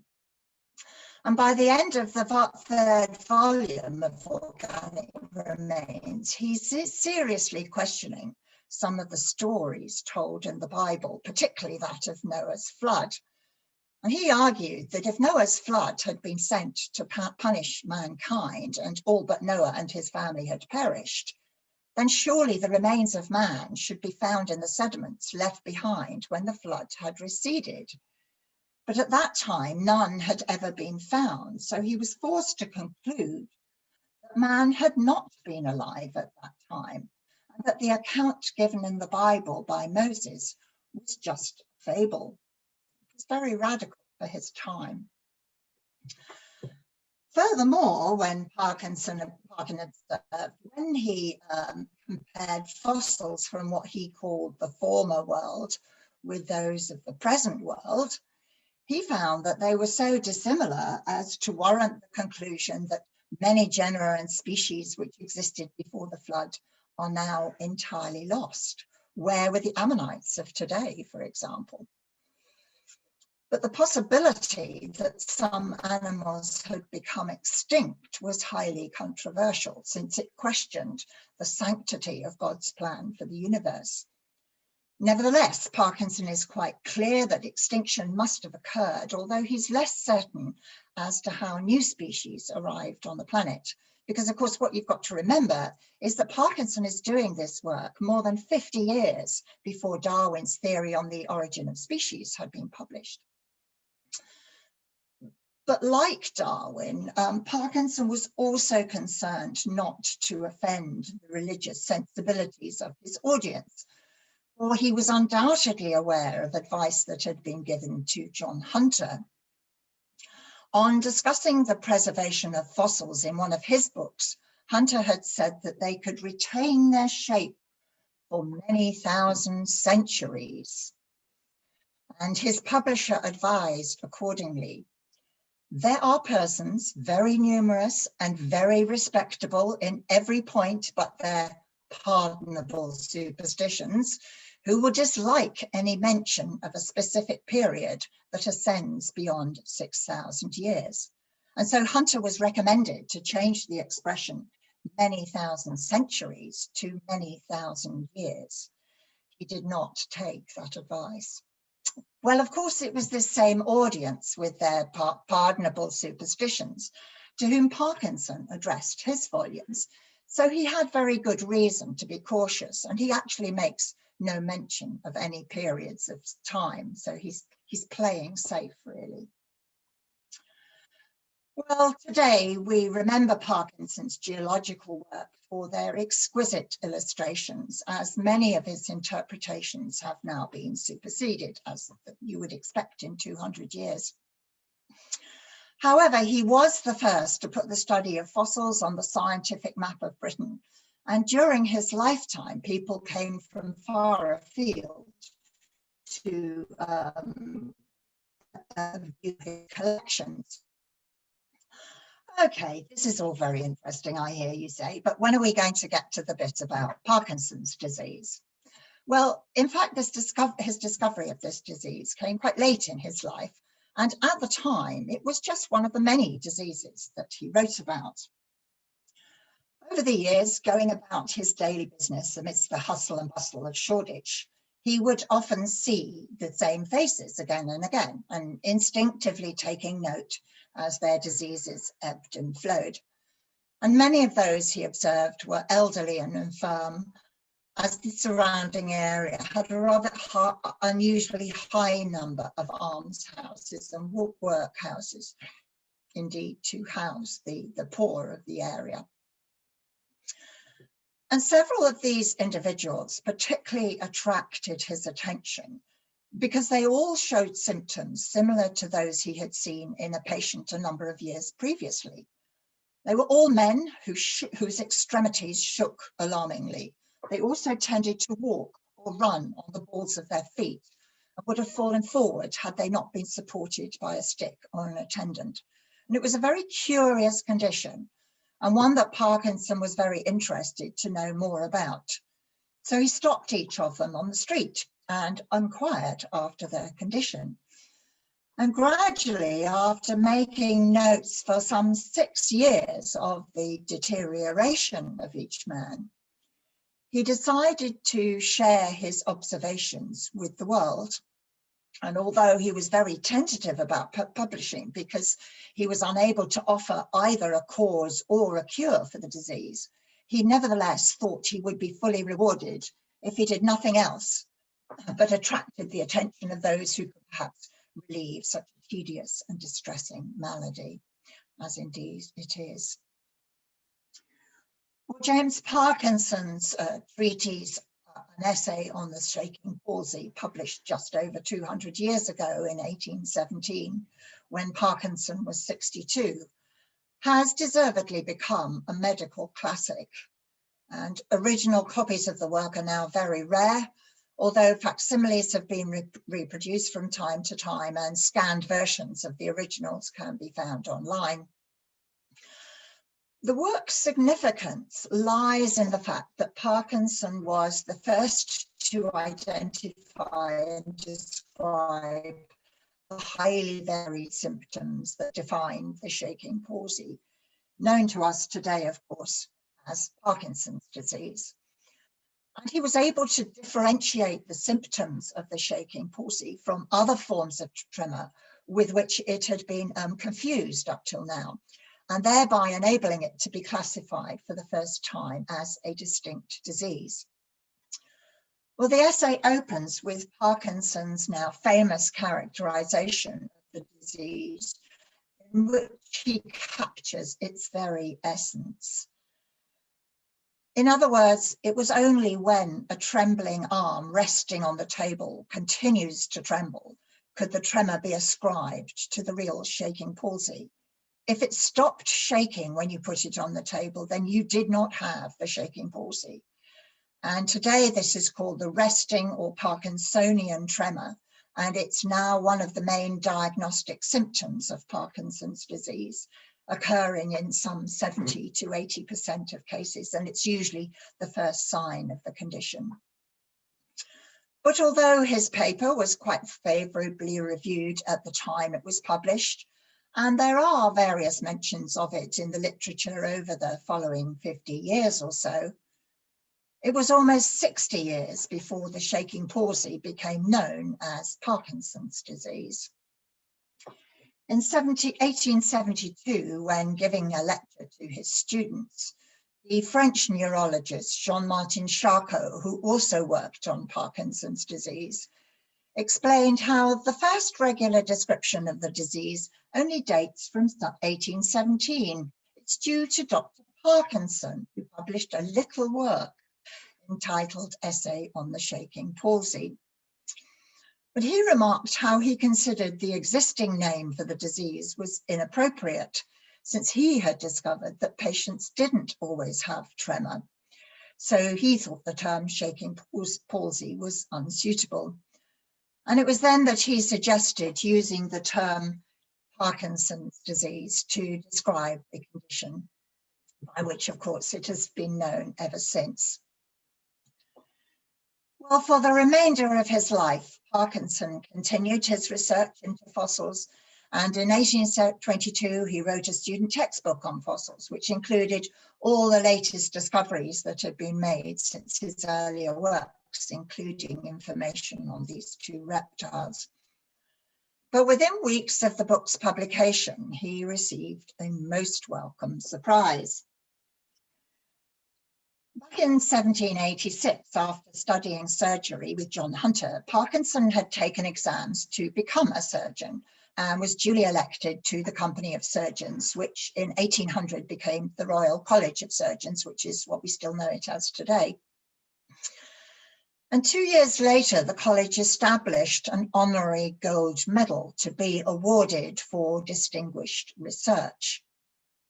But after 20 years, they still hadn't found anyone suitable with of sufficient caliber to be its first recipient.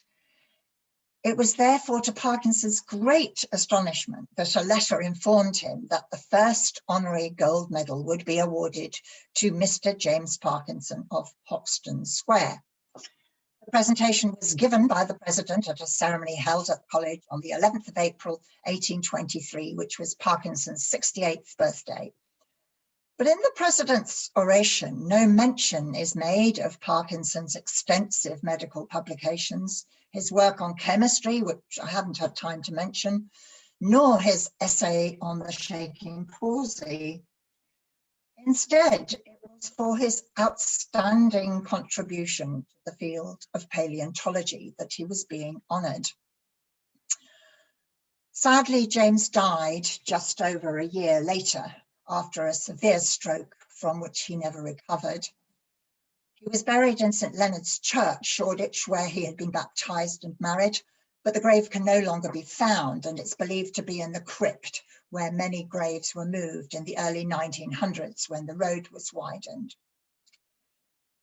He left his fossil collection to his wife, Mary. Not long afterwards, she decided to sell it. And in early 1827, advertisements appeared in the newspapers stating that the collection would be sold at auction over 4 days, which gives you an indication of its size. It was a very sad day for geology, as his friend Gideon Mantell recorded, since many of his beautiful fossils sold very cheaply.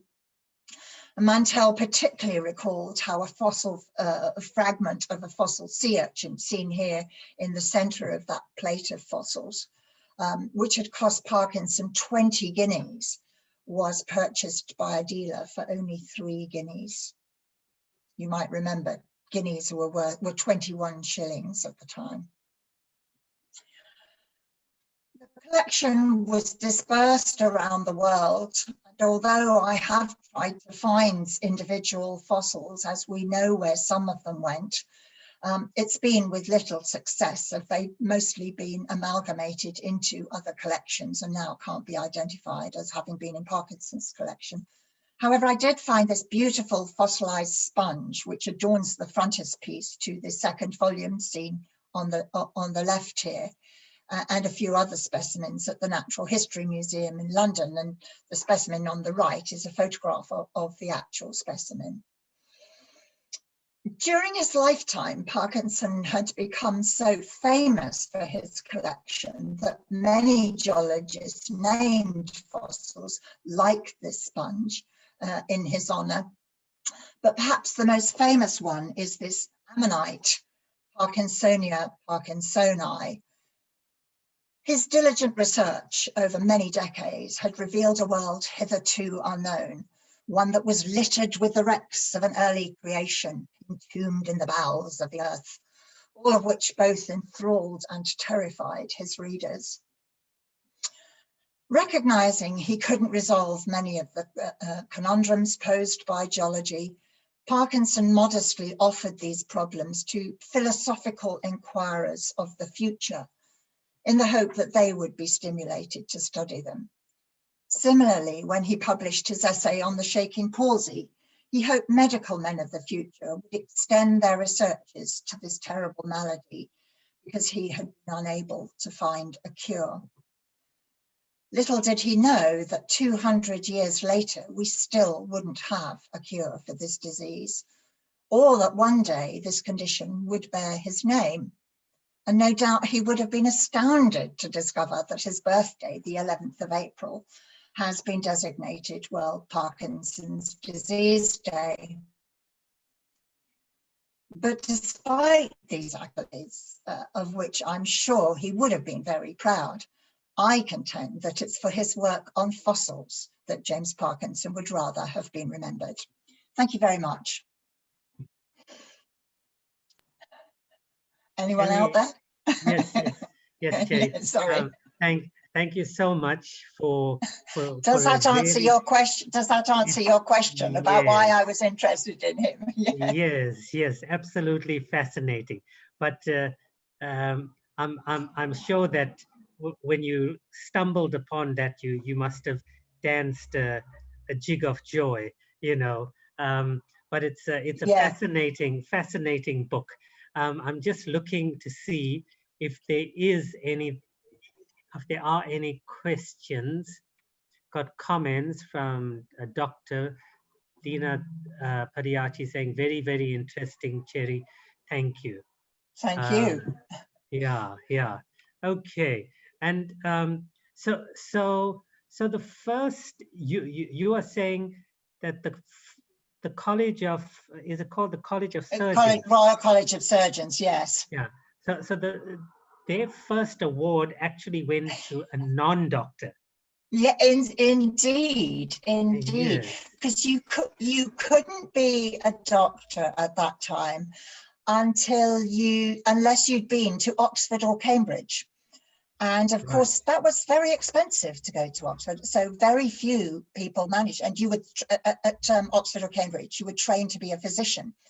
And it was only physicians who were allowed to be called doctors at that time, although gradually, in fact, almost through Parkinson's lifetime, really, this lessened. And, you know, people like Parkinson maybe started to become called doctors. But yes, I came across him initially when I was actually listening to a talk about Parkinson's disease. And there's a wonderful man who I wished I'd dedicated my book to, called Mike Robbins. I do talk about him in the book. And he had Parkinson's disease. And he was demonstrating a new technology called deep brain stimulation, where they drill a hole into your head and put a wire down into the part of the brain that controls your movements. And in doing so, there's a video of him. If you go online and search for Mike Robbins, Parkinson's disease, there's a video of him. He's shaking like mad, terribly. And as soon as he switches this, they put a pacemaker in and it sort of turns this thing on and off. And as soon as he turns it on, he completely stops shaking. It's just remarkable. And I often wish Parkinson could have seen that, you know, because would have been, it's such a remarkable achievement. So we have got ways of controlling it, but we don't have any cure yet. Okay. Cherry, thank you so much. And I did pleasure. I did see very interesting. Okay, no, this has been very interesting for us. We would never have stumbled upon this, I think, unless we were maybe in the medical field or something like that. Yes. But thank you so just so out much. Of interest, how did you stumble on it? Just out of interest. You know, I was looking for something else to do with cancer. Right. And then your book came up. And I always know that these are sort of books meant for a festival when you weren't really looking for them, but you stumble upon them, okay. You know. So, well, thank you very much. Yeah, no, thank you. Thank you so much then. Okay. We need to go on to our next speaker, and our next speaker is Fred Khumalo. Fred, are you there? I did see Fred just now. Yes, I'm here. Ah, wonderful, Fred. Good to see you. Okay, so sorry if I bombarded you with a few messages to remember your session, but we did have one no-show, so I began to stress a bit. So thank you so much for being here. And let me introduce Fred Khumalo for people who are not from South Africa. Fred Khumalo is one of the most prolific writers in South Africa at present. He writes in a variety of genres. He writes in non-fiction, short stories, novel. Fred, have you done children's stories? I know you read children's stories. Yes, I've got 2 children's books in my mother tongue, isiZulu. It's a collection of short stories for kids, and also a novel, a historical novel in isiZulu as well for kids. Right. Okay. And Fred is also a journalist. And should we be calling you doctor just yet, or is that around the corner? Don't mention that. Okay. That's Oh, okay. Okay. And I just wanted to say that Fred Khumalo is quite possibly the man in South Africa with the greatest, what should I call it? The greatest marketing strategy for any book that has ever been published in maybe 200, 300 years. I'm not sure when the first book was published, but in South Africa, the honor must go to Fred Khumalo. And Fred, I think as a way of introducing the book, I want you to tell people what mad idea you had. I know it wasn't meant to publicize the book, but it turned out that way. But tell listeners what you did as a way to maybe celebrate your latest book, which is The Longest March. I mean, at the time it was your latest book, but go ahead. Thank you, Daryl. It's going to be, I mean, this was a very impressive presentation by Cherry, so it's going to be a hard act to follow, but I'll try. Right, the book that Daryl has just mentioned is called The Longest March. It's a historical novel celebrating or commemorating a march that was undertaken by 7,000 Black men, mainly men and some women and children, who were fleeing Johannesburg. Johannesburg was on the verge of war, the Anglo-Boer War. And these people discovered at the last minute that there were no trains or other forms of transportation to take them back home. And they hailed from different parts of the country, the Eastern Cape, KwaZulu, and so on. But this particular group was from Zululand and Natal, which is now called KwaZulu. So now, on discovering that there was no train to take them home, they walked. So they left Johannesburg on the 7th of October, 1899, and got to Ladysmith, which is on the border of the Transvaal, which they were fleeing, and Natal. And then from there, in Ladysmith, they split into different groups, going different directions of the province. Now, I'd already written the novel, and it was about to be launched. And the crazy idea just sprouted into my head, and I said, in fact, one of my friends said, why can't you do what these people did? And I readily, with alacrity, took to the idea. And then I walked. I did exactly what these people did 100 years before.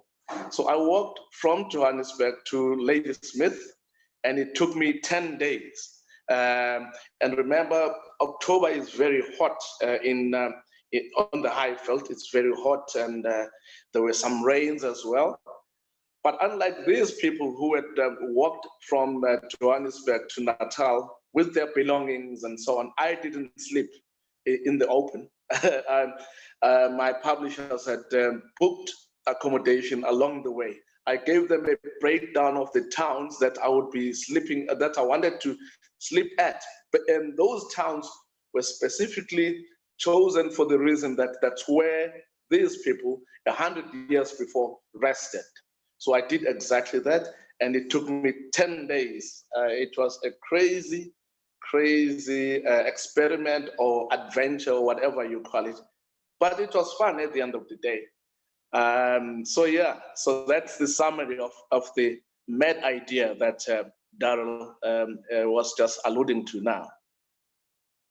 Okay, and Fred, you know, sometimes mad ideas must never be thought of as mad. And I hope that once COVID is over, I'm hoping and praying that you will continue this tradition, and that it will become a pilgrimage of sorts in South Africa. Yeah, in fact, by the time I got to Ladysmith, which was my destination, unbeknownst to me, the city council, the town council of Ladysmith, saw an opportunity to market their town. Of course, they are a very strong tourist attraction. The battlefields and so on, they attract a lot of tourists, mainly from England and some Germans as well. So by the time I got there on the 10th day, I was surprised to see a cavalcade of traffic police cars to greet me with a huge banner, "Welcome to Ladysmith." And from there, I was escorted to the mayor's parlor, and the mayor greeted me, and he gave a speech in my honor, and he gave me an award, which I don't have. It's at my house in Johannesburg. Right now, I'm in Durban. But I was pleasantly surprised that thought so creatively about this. And it was at that ceremony where they gave me the award and the freedom of the city or the town that they committed to sponsoring the march every year. So yeah, it's there on the record that every year is going to be a walk, and I will be joined by volunteers, people who are interested. But obviously, some of them won't be walking with me all the way. You would be welcome to do a half of the walk, or maybe 1 day of the walk, 7 days, or whatever your fitness levels are like.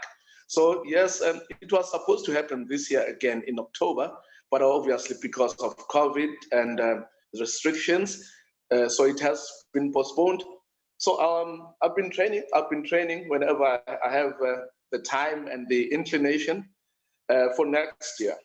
And I have been on Facebook. I use Facebook a lot, telling people who are interested to join me to start training and preparing, because there will be restrictions on the number of people that will be allowed to walk, because the road is not really conducive to taking thousands of people. So yes, it's a challenge that I'm throwing out there. I'm throwing in the gauntlet and saying, please join me and celebrate this very important moment. Fred, I think Andres Poseidonot, the writer and musician, has given the perfect name. He's calling it the Khumalo Camino. You know, you get the Camino overseas, the long pilgrimage, the walking pilgrimage. I don't think you're going to get a better name than that. So that is a name worth thinking about to market your walk. But Fred, I've wasted enough of your time, but I thought it was such a brilliant initiative. Can you tell people more than just the Anglo-Boer War? What this is also known as for another reason why the people started walking. Am I not right? This is like, isn't it? It's got to do with that African people had to leave Johannesburg. They had to leave at that time. They couldn't stay behind. Yes. Yes. So what happened was just before the Brits declared war, the mining authorities decided to shut down all the mines in anticipation of this huge conflict.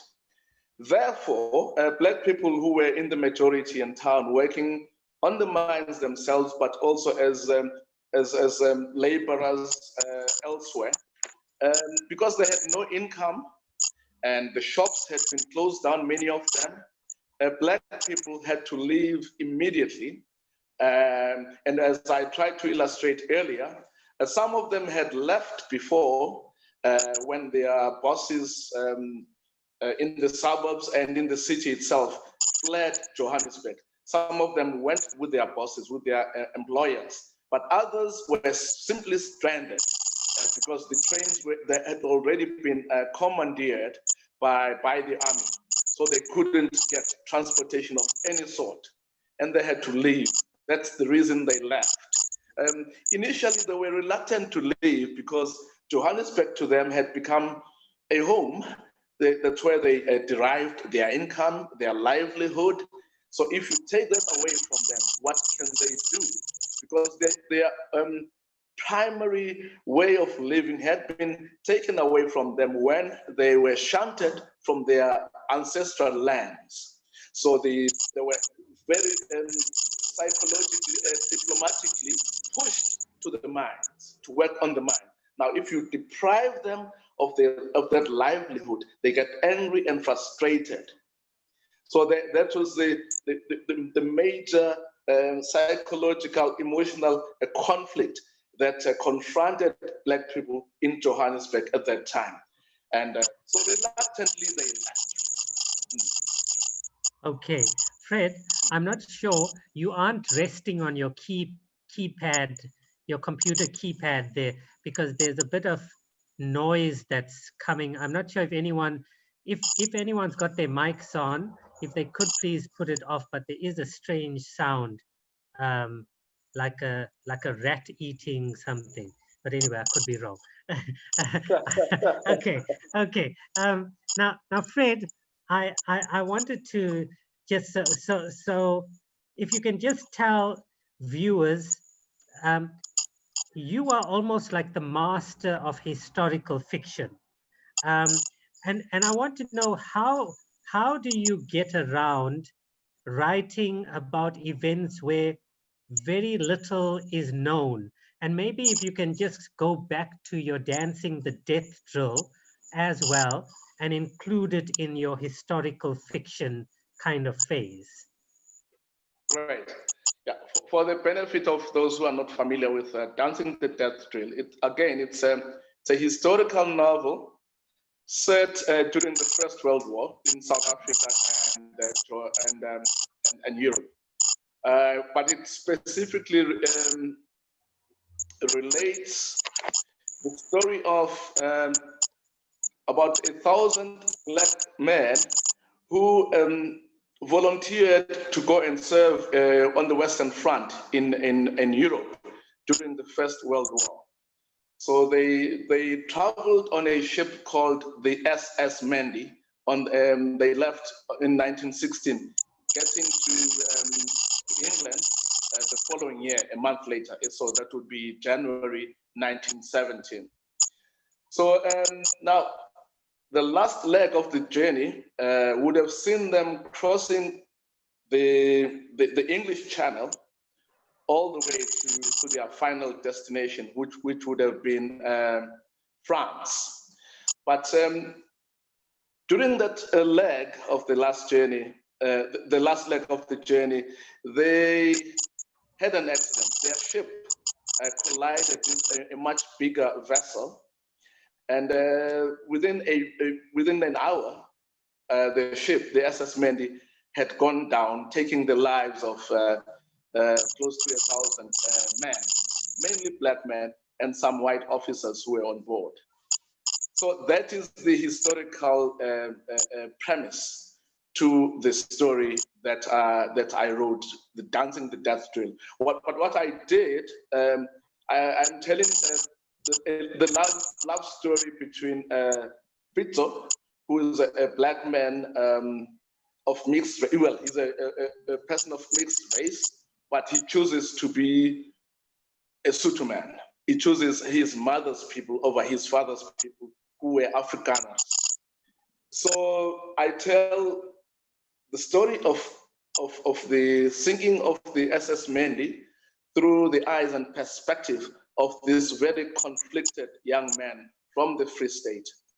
Why he chose to enlist and fight in a war that wasn't his, and what he saw on board the ship.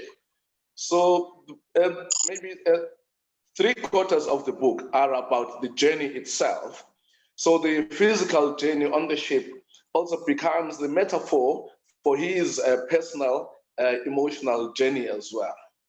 And then, of course, his colleagues went down with the ship, but he survives. And then he continues telling us his story and what he encountered in France, how life was very different for him over there as a Black person, as opposed to the life that he was used to, being marginalized based on his race.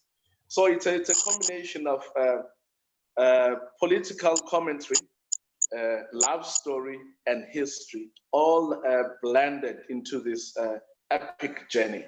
So that is the background to Dancing the Death Drill.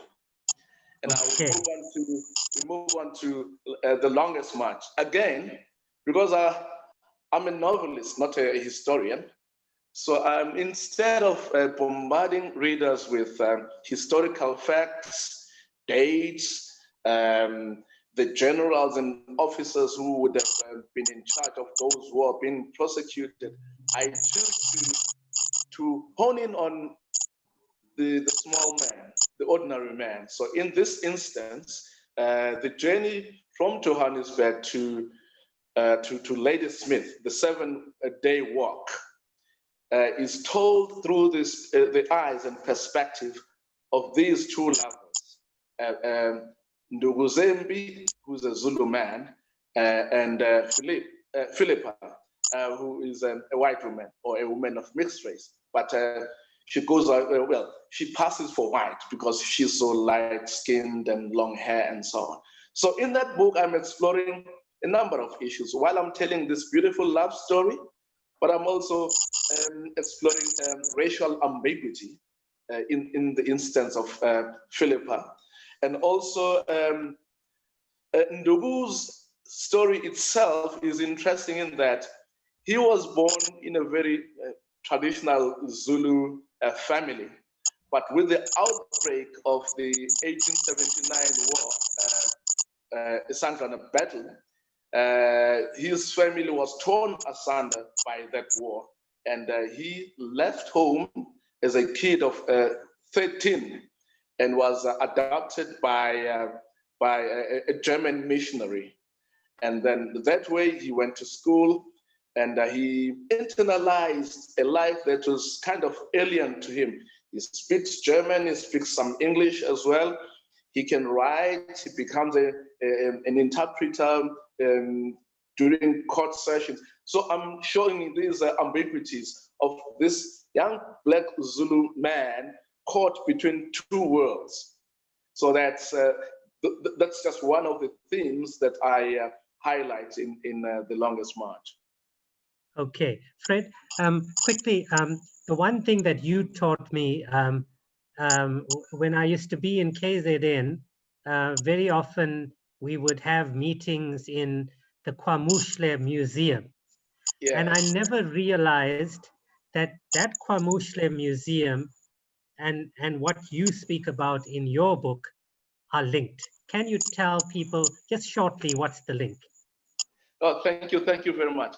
Now, remember I said these 7,000 people marching or walking from Johannesburg to Natal were fleeing an impending conflict. So now, but they were scared as well that on their way back home, marching from Johannesburg to Natal, they might be mistaken by local farmers. They might be mistaken for an impending or for an attacking army, for an army, because they were Black. They came in a huge, tumultuous group. So they approached this white man who had, in fact, recruited many of them to come and work on the mines. So they said, write a series of letters to the different towns that would be passing through.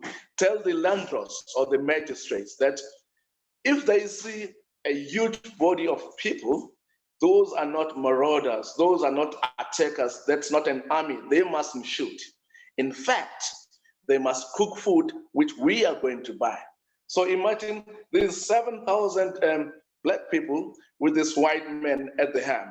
And that is the guy. His proper name was James Mauk, but he speaks Zulu so proficiently because he was born in Richmond, in Natal. So the black people with whom he worked on the mines called him Muhle, the beautiful one, because he was visionary, he was kind-hearted, he protected their interests. So they called him Muhle. So now we have a museum in town, in Durban. It's called KwaMuhle, the Blaze of Muhle. So that's the story in a nutshell.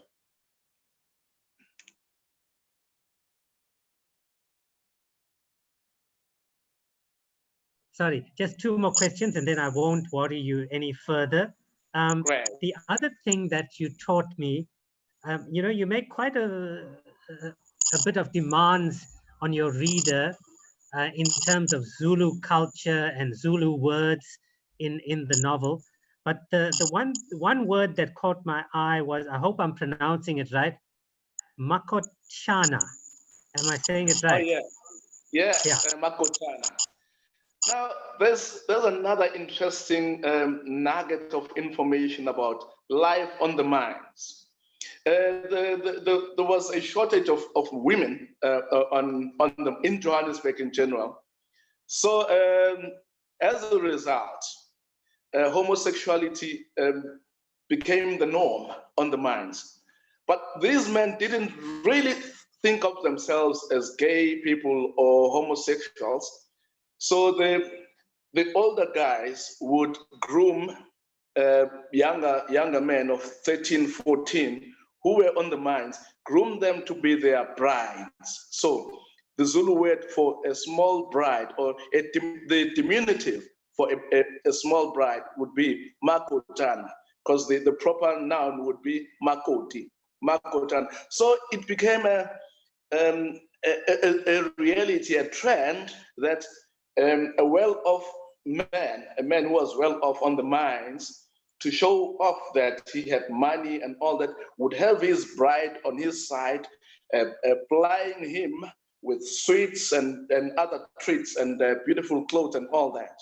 So there were special nights where these Makotana, these small brides, were made to parade on this open floor, flaunting the gifts that they would have received for their paramours, and but also singing and dancing, just making merry and entertaining.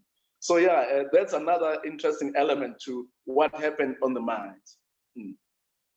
Yeah, and it's you know, it was something I hadn't heard of it before your book.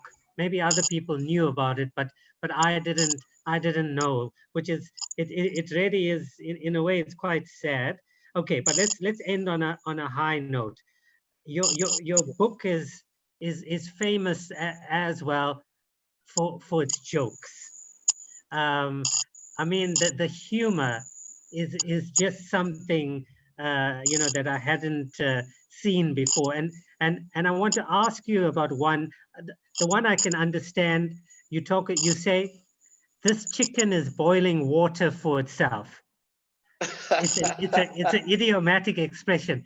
Can you explain that one? This chicken is boiling water for itself? Okay. Traditionally, we slaughter chickens. Okay, these days people go to the shop and buy chicken. But in traditional black society, you slaughter a chicken. And now once you've slaughtered it, you must pluck the feathers. And to do that, you have to boil water, and you dunk the chicken in boiling water so that the feathers are soft. Right. And then you pluck it. So right. If a person is being too forward or is asking for trouble, so you will say, this chicken is boiling water for itself. It is good. Okay, and then the other one that I didn't understand is, are you sucking teeth at me? Are you sucking teeth at me? Oh yeah, because when you are dismissing a person or showing disdain or being rude to them, sometimes you can do that without using words. So you will just do something that, you know. Okay. So Okay. when a parent is trying to put his or her child back in line, he'll say, "Don't suck teeth at me." Right. Right. Okay. Like that, don't pull a face at me. Yeah. Don't pull a Okay. face at me because I'm a grown up. Don't pull a face at me. It's the equivalent. Yeah. Okay. Okay. Now I must say, you know, it's so rich in like Zulu idiomatic expressions, because I don't think it exists in South African English, these kind of things. So I loved it. I love the humor, and I for people there's lots of anus and arse jokes and everything. You know, I was going to ask Fred, you know, whether this is common in Zulu, but I suppose all kinds of cultures have these jokes about backsides and things like that. But it was really, and I just want to tell people, it's a magnificent book, and you must read the bit about the Inkatha, the bird. And there again, I only knew it as the political party. I didn't know it. Yes, I didn't know it as the bird. So to me, it was a magnificent book. I learned so much from it, and I hope that there's maybe one more left in a trilogy. You know, they say good things comes in twos and threes. So hopefully there's one more book coming. You know, historical fiction from your hand, Fred. So thank you so much. We've reached the end of our time.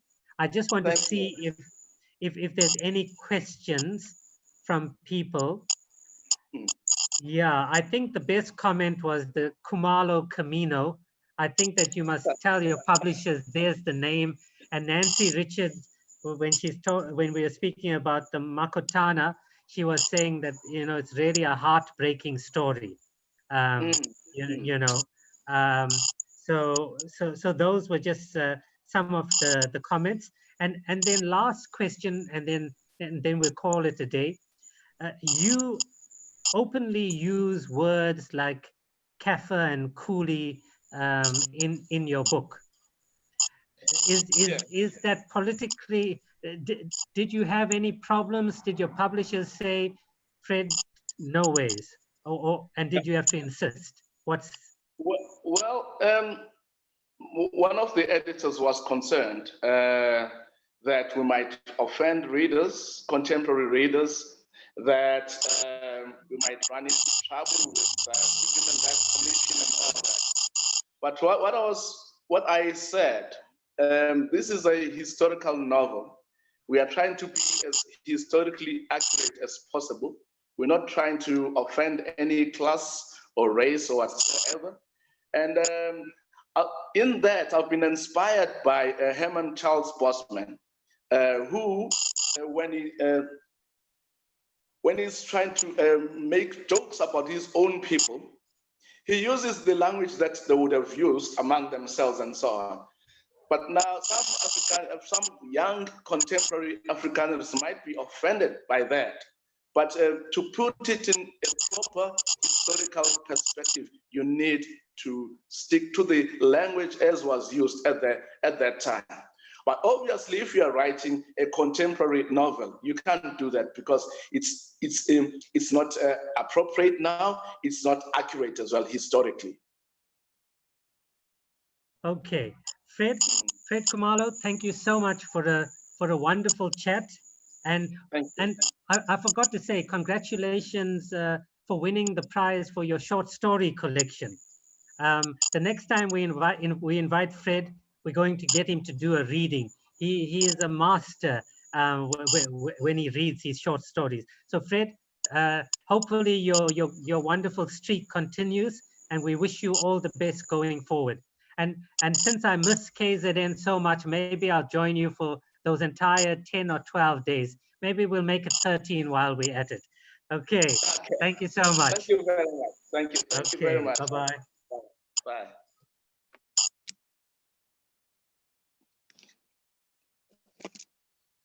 Great.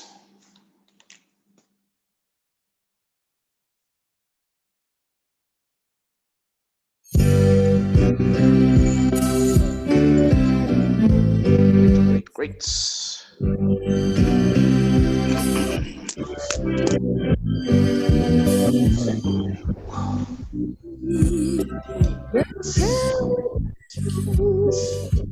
This way, please. Carry your love. This you won't believe. Come with me to paradise sky. Look outside and open your eyes. This you must believe. There are many days before us, and a burning bridge behind us. Fire smoking, the sky is blazing. There's a woman waiting, weeping, and the young men nearly beaten down by love.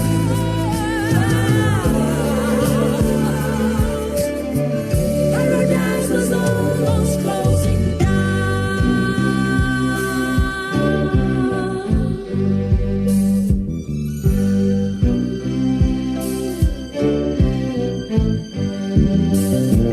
Come with me to paradise days. It'll change your life. It'll sure change your ways. This you won't believe. Take my hand down paradise lane, away from heartache, without any pain. I know 'cause I believe. There are better days before us, and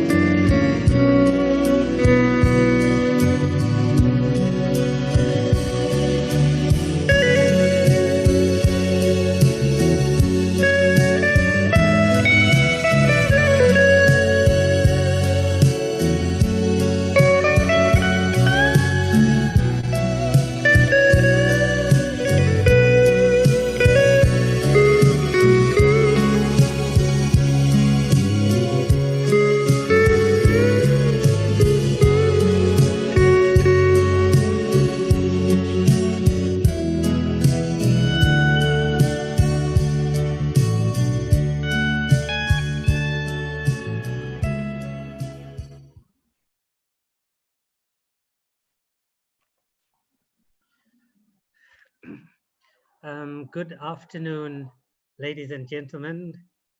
Goedemiddag aan allemaal.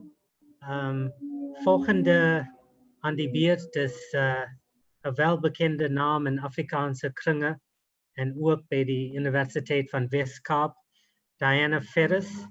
En zij gaan in gesprek wees met Nancy Richards.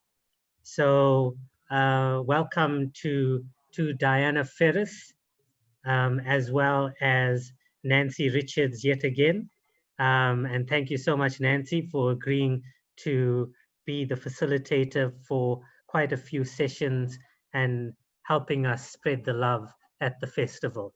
So Diana, welcome to your old stomping ground, the University of the Western Cape. And we look forward to the next 30 odd minutes in your company. Lovely. Thank you very much, Daryl. Lovely. Diana, you're on mute, so you might have to unmute yourself. Otherwise, this is going to be a very lonely conversation for me. There you go. Okay. Hello, yeah, Nancy. Well, yeah, lovely, lovely, lovely to see you. And thank you very much, Daryl. And once again, congratulations on all that you're doing. It's an absolute honor and a pleasure to be doing this. So thank you very much for the invite. And I see that Fred Kamalo was on a little while ago. And I just wanted to say, I finished reading a book that he helped to write, or he in fact wrote, called Heart of a Strong Woman, a Memoir by Koliswa Nduneni Ngema. And he did a wonderful job on that. So Fred, if you're still listening, I just really wanted to give you a round of applause for that one. It's super.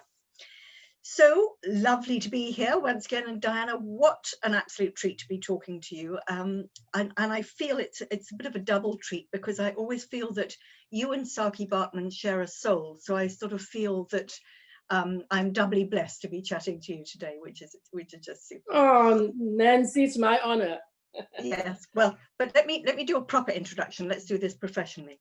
So you were born in Worcester. We don't need to say when, but you were born in Worcester, in the Western Cape, of mixed Khoisan and slave ancestry. You're a writer, you're a poet, you're a storyteller. And interestingly, that you also have your own publishing company, Diana Ferris Publishing, which hopefully we'll hear a little bit about. I'm looking at your face to see if it's still going, see what the story is. Look forward to hearing about that. But you yourself are published. You're published in Afrikaans and in English. You are prolific in terms of organizing writing groups. I think you've organized a number of them. And so it's not just about you writing, you're about uplifting other people to write, particularly women. And I'll tell you something, I've just picked up, literally just picked up a book now by Barbara Boswell. You will know it well, Diana. It's called and Wrote My Story Anyway. And I was just flipping through it, and what do I find but a poem, An Ode to the Slave Lodge by Diana Ferris. So I thought, oh my goodness, how timely is that? But it has to be said, and I don't know how you feel about this, but it has to be said that you're best known, internationally known as well, for your poem that you wrote for Saki Bartman, that you wrote back in 1998. I can't believe it was so long ago, when you were actually studying at Utrecht University. And we really look forward to hearing that story of how and why that poem came to you. Because it certainly changed I was going to say it changed the history, but it certainly changed the legacy of Saki Bartman, and about which we will also hear. But on a personal level, I must just say that the very first time I met Diana, she was sitting on the other side of a microphone, and she had a little djembe drum, and she what do you do? Do you deliver a poem? Yes, she delivered the Saki Bartman poem. And I think I was rendered speechless. I thought, oh my goodness, follow that. It was absolutely amazing. And that must have been, oh, I don't know, but it was quite a long time ago. In fact, I think it was just prior to Saki's remains coming home. But let's not get ahead of the story. But I must tell you that I also have been very privileged to see you narrate the story of Saki Bartman. It's called Once Upon a Time, and it's the story of her life. So that, you know, you are immersed in Saki. And just lastly, my third little connection was just, in fact, it was just last year. I happened to be in the Eastern Cape. I happened to be looking at the map and happened to notice that Hanky was on the map with Saki Bartman's grave. So I said, right, we're turning right here and we're going to go and see the grave. So I was there, I looked out across those rolling hills and I thought of you. So those are all the reasons why I'm particularly thrilled.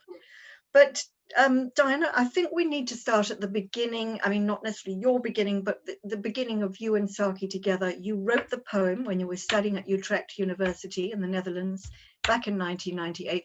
What triggered that poem for you? I think it is, there's a few things.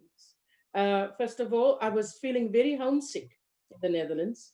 We learned about Saki, and it was also the month of the commemoration of my mother's death. So it was all those things, I think, that just got together. And one night, because I was so homesick, I thought of my country because I was looking out by the window. And I looked at the stars and I said to myself, in my country, I'll be able to touch the stars. And here it's so far away. And then it was as if somebody was screaming, I want to go home, I want to go home. And I thought it was Saki, and I said to myself, if I miss my mother this much, how much more did she miss her mother? And then I turned around, went to my desk and wrote that first line. I've come to take you home, never knowing how prophetic it was going to be. Gosh, that's a very emotional story. It's kind of like the beginning of a movie, but it almost seems like you were channeling Saki. But just tracking back further still, how much did you know about her? Was she a figure did she sort of loom large in your growing up, in the stories that you heard? You know, my grandmother used to talk about what does the French think to keep her in a glass cage in Paris. I didn't know so much, but my auntie told me afterwards. And then, you know, then came the big knowing through Yvette Abrams's her honors thesis, a master's, and the PhD. I think this the master's especially, that, you know, really woke me up to the story. And the fact that the remains were still in Paris, that was a huge thing. But it was, when I thought of it, it was impossible. She wouldn't come home. They were going to keep her there. And I think upmost in my mind was that she must come home. Oh, and Zola Maseko's film, The Trials and Tribulations of Sarah Bartman. And that there was a lot of images that stuck in my head, especially the boat as it went through the water, and the water was, you know, going against the boat, because when her owner took her to Paris, she thought they were going home. And I think that is so important. Yeah. Oh, you know, that when you say her owner, a sort of chill runs through my body, that somebody should be owned by another person. But we'll get on to what happened then, because that poem was in part sort of instrumental in bringing her remains home. But just before we get there, what were you doing in Utrecht? What were you studying, and why there? Yes, I received a fellowship. It wasn't very long, about 6 or 8 weeks, in women and gender studies, because I was doing my honors degree, and I received that fellowship. Yeah. Okay. And one thing that I thought was really important to say, which I didn't say, was that today, as you know, is the first day of the 16 days of activism against violence against women and children. And I thought how appropriate it is that we are talking about this, and how appropriate, as you know, that there's the Saki Bartman Center for Abused Women right here down the road in Mannenberg. So I think it's very, very important that we are having this conversation today, because although she wasn't a victim of gender-based violence in the way we see it now, you know, domestic violence, she was a victim of violence, wasn't she? Yeah, she was definitely. Oh, she was violated in so many ways. And so she is, and when we talk about gender-based violence in South Africa, we must talk about the story of Saki. We must, when we talk about Saki, we must say things that happened to her must never happen again, and especially in our country. And you know, when Saki came home, I thought that her story would make people conscious, and we would have a decrease in the level of GBV. But yes, maybe the story is not known enough. Maybe we should go and tell the story more, and the story of many other women, much more than we tell it. Completely. And there are so many stories, and each and every woman's story is very different. The book that Fred Kamalo wrote with Koriswa and Duneni Ngema, it was 30 years ago. But again, you think, haven't we got over this by now? Isn't it time for this all to be finished? And yet it seems that it gets worse. But Diana, let's get back to Saki, and let's get back to the thread, because 1998 you wrote the poem, then you came back home, and eventually she came back home. But just explain to us how your poem was instrumental, because I think the French people, they heard your voice, didn't they? Tell us what happened. What happened is that, Willie Bester, the artist, he had a poetry session at his house, and I recited the poem. And Willie was, he was so inspired, he made a sculpture, and the sculpture went onto the internet, and my poem went onto the internet with the sculpture. And here I get a message from the owners of the website. There's somebody in France who would like to speak to me. And can they give my email? Yes, and yeah, I receive an email from a French senator, Senator Nicolas Abou. And I will never forget the first sentence. Dear Ms. Ferris, we were emotionally removed by your poem. And I thought, oh, Senator, okay, fine, I know English is not your first language. I think you meant moved. And then he said to me that it shows how we feel emotionally, psychologically, and all those things about her remains still being in Paris.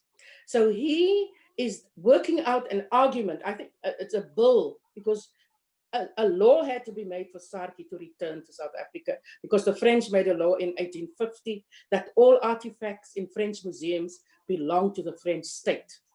So she was seen as an artifact.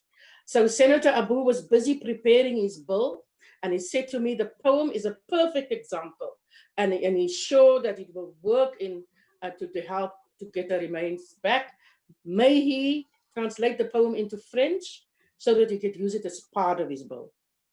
I nearly jumped through the roof, and he sent me the translated version, and he then later let me know that on the 29th of January, he will read his bill and the poem in the Senate. And I prayed with my friends the 28th that nobody must vote against it. And lo and behold, nobody voted against it. And the big thing is that poem is published in the French law, a first in French history. So yeah, it's something. Yeah, fantastic. It occurs to me that at the Madibaland World Literary Festival, there may be people listening from other parts of the world who actually don't know the Saki Bartman story. Yeah. And when I went to Hanky, I had my sister with me from London, and she read all the information and she was ashamed. She said, I don't know this. This is so awful. And I said, well, hello, this is not a good story. So Diana, just tell us, I know it's a big story, but just tell us, Saki was taken away from her home. She was taken to London. She was taken to France. She was exhibited. Just explain to us what the way in which she was violated. Well, if we get, she was in, when she was taken to London, she was exhibited, and she had to dance and sing. And there's actually somebody that one day she didn't want to come out to sing or dance, and somebody and she was still behind the curtain, and somebody saw behind the curtain how her owner was threatening to hit her if she didn't come out. When she came to Paris, she was sold to an animal trainer, and he further exhibited her and actually let her go into prostitution. He used her, to go into prostitution, and she died. She died at the end of 1815, barely a year after having arrived in Paris. It's and just then, yeah. And it was at the time of scientific racism. And one thing that is very, one must mention is that they wanted her to pose in the nude, and she always refused. So when she died, they had their chance. And when she died, they made a plaster cast of her body. They dissected her, took out her brain and her genitalia, put it in formalin, and then they wrote their books on how her brain, the size of her brain, her genitalia, talked about her breasts and talked about her lips, all showed that she is not completely human. She is what Darwin would call the missing link between human and ape. Yo, don't go on. It's awful. It's just awful. Yeah. I think we need to. I think what we need to do. I'm looking at the time, and suddenly I know we're going to run out of time. And I think you must do the poem. Have you? I was about to ask you if you remember the poem. Of course, you remember the poem. Will you deliver for us the poem? Okay. I just want to do a little piece.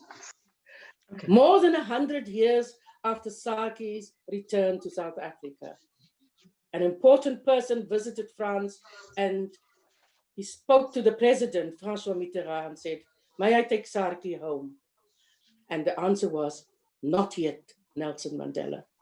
But it wouldn't be the gun, no war, but the loving, longing voice of the South African people encapsulated in a poem, "I've come to take you home." I've come to take you home. Home. Do you remember the veld?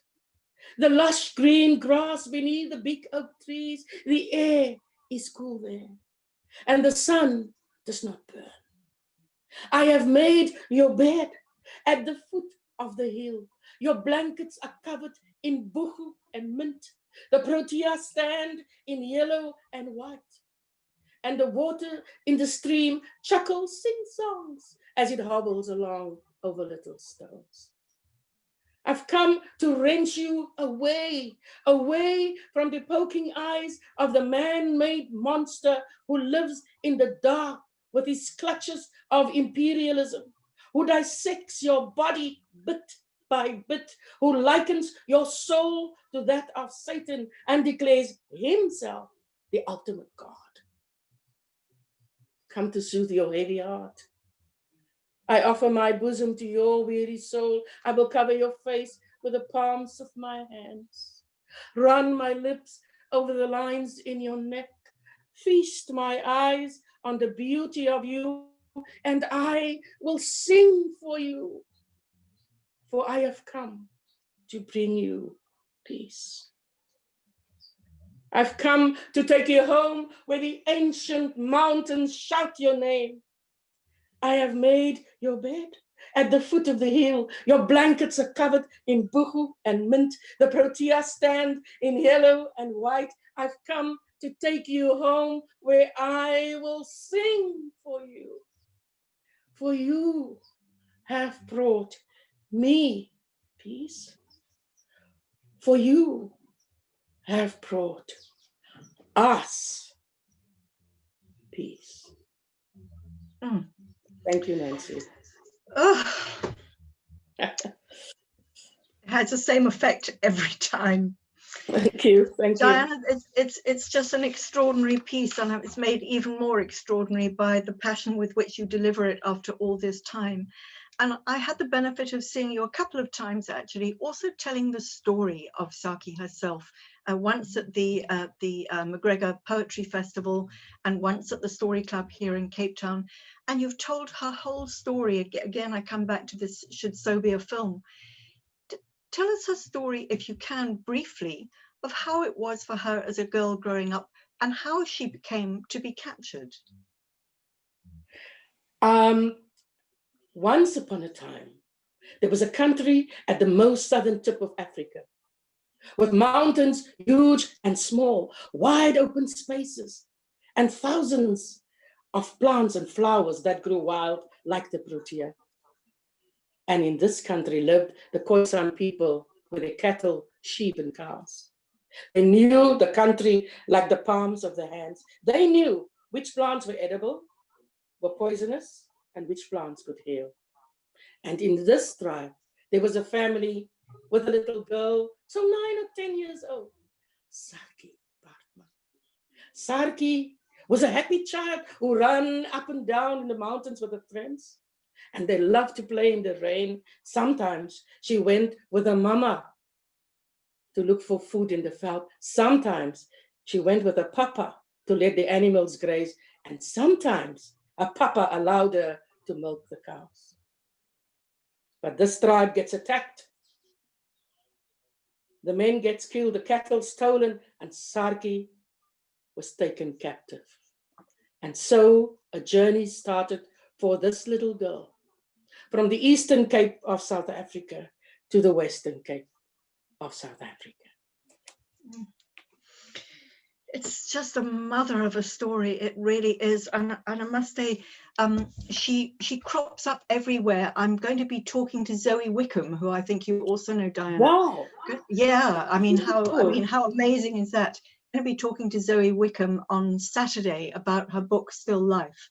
I don't know if you've read it, but it's not yet. I must still get it.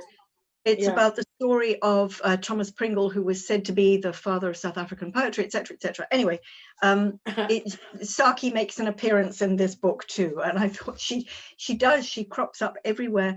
And I'm just wondering, do you think that, you opened by saying that we need to be telling these stories? Do you think the Sarki story, although heaven forbid that such a thing should happen these days, we do have trafficking still?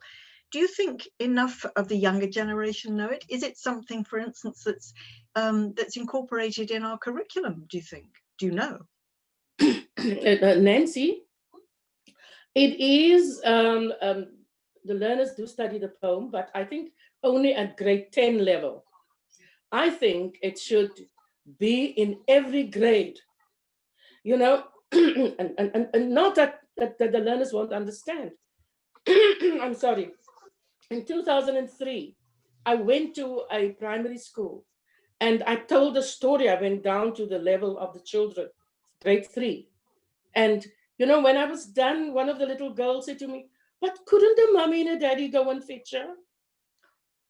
And I thought, this child understands the story. She understood that this child was, this person who was also a child like her, was taken away. And I feel that the story must be told, because the story could be healing and so informative on so many levels. But yeah. And also it's, I mean, when I say it's simple enough, I don't mean that it's simple, but it's in words that people can understand and sort of feel emotionally. On that, and again, I'm just looking at the time, let's just talk a little bit about poetry and its role here in South Africa, because poetry is a wonderful way of expressing we talk a lot about people who have no voice, people who are voiceless. And for children especially, who are suffering all sorts of things, poetry has a potential to be such a wonderful outlet.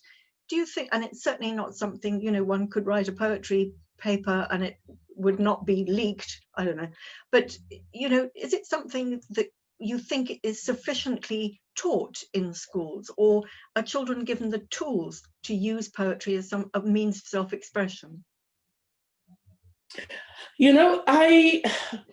I'm not happy with what's happening in schools right now, because I feel that you must have a specialist, not a specialist, but somebody who's just teaching poetry. Will be doing languages, but there should be a concentration on, because as you said, poetry is about giving voice, is about being heard. And in that poetry class, the learners can be taught on how to get your voice, not back, but or to grow your voice. Get confidence in speaking publicly, get confidence in writing, and confidence in listening, you know. So I really think that more should be done at schools. Who taught you poetry? Was it something you learned at school? Was it something you read a lot? Were you a sort of autodidact? Did you come in on it just by teaching yourself? Mine is a beautiful story. My mother and my father recited poetry to us. I can still hear my mother, "O die klingelinge van jou ringe, Madibaland," you know, and my dad, the charge of the Light Brigade.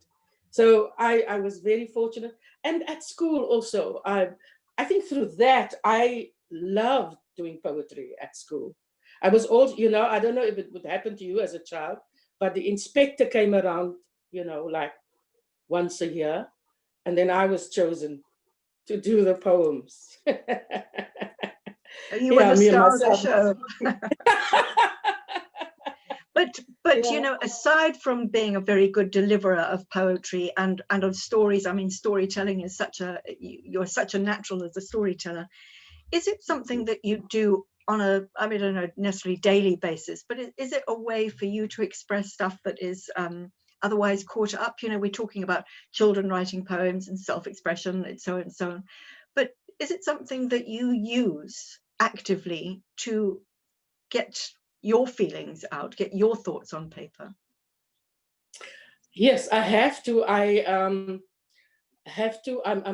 getting quite a lot of requests to perform, and so I use that. I write constantly. I try to write every day, and then also, as you said in the beginning, I'm involved in quite a lot of groups, and it's wonderful to see how people, you know, grow their voice, deliver, and just grow bigger and bigger in confidence in writing and confidence in being themselves. So I do get, and if I wasn't allowed, I would have forced my way in. In fact, I think that you're also something of a star in the making, because if I'm not mistaken, I read that a camera crew from Holland came over and they went to Hankey and they wanted to make a documentary about Saki, and guess who featured in it? It was your very self. How did that come about? And what did you tell them? Yeah, you know, there's a lot of information on the internet, and people make contact with me through email, through the internet, and then they, well, I don't know even of which crew you're talking about, which camera crew. They were from the Netherlands. Oh, yeah, right. the crew from the Netherlands. Yeah. So anyway, so the one group was a friend of mine and his wife. We were going to shoot a short documentary, and the other was you know, an established filming group from the Netherlands who asked me to come and talk to the children at the school, tell the story, and recite at the grave. Yeah. I'm just looking to see if there are any questions. There are lots of goosebumps and timeless, beautiful. We will never forget how we all cried in Richmond. Very moving indeed. Yes, absolutely. It is incredibly moving. But I'm just thinking that your poem, I mean, wonderful as it is to see you actually delivering and performing, it feels like the Saki story should be there in writing, unless I've missed something. Are there any books, children's books perhaps, if it's appropriate? Are there any books exclusively of Saki's story from when she was a girl to when she became ashes and a spirit in Hankey? I know there's quite a lot of books. I don't know if a childhood story. Academic books, though. Yeah, mostly, yes. But I don't know if there are books, you know, like children's book telling the story of her as a little girl. And this story that I wrote while I was in the Netherlands at an international storytelling festival. Because there, all the stories had to start with was eens. Daar was eens, once upon a time. And then I had to go and, you know, go delve deep into Saki's story. Some use heavily my imagination, you know. So have you, as wearing your publisher's hat, have you not been tempted to publish it, put it into hard copy? Yes, I should. And I know that you wanted to, I wasn't ready at that time. Nancy, you're such an inspiration and you're pushing me again. I am. I will. I will probably also record a CD. And I did tell the story with somebody who I felt the story too, on the piano, Vanessa Phillips, beautifully. And I would like to record that again and put it out there. It would be wonderful because we have so many talented musicians. I mean, you certainly in your circle of network of people, you know, so many talented people. It would really, really be a wonderful thing. Diana, just in closing, I feel that you oeuvre, if you like, is so huge. We could be talking about many other things, but I just want to come back to this poem that's in Barbara Boswell's book and Wrote My Story Anyway. It's called An Ode to the Slave Lodge. Can you give us the origins of that piece? I think it was Ezekiel Museums who asked me to write. You know, I don't know, for the opening or something, but I just felt that now's the time for me to write that history, because I am also that history. And every time I was visiting the slave lodge, you know, the building, everything was speaking to me.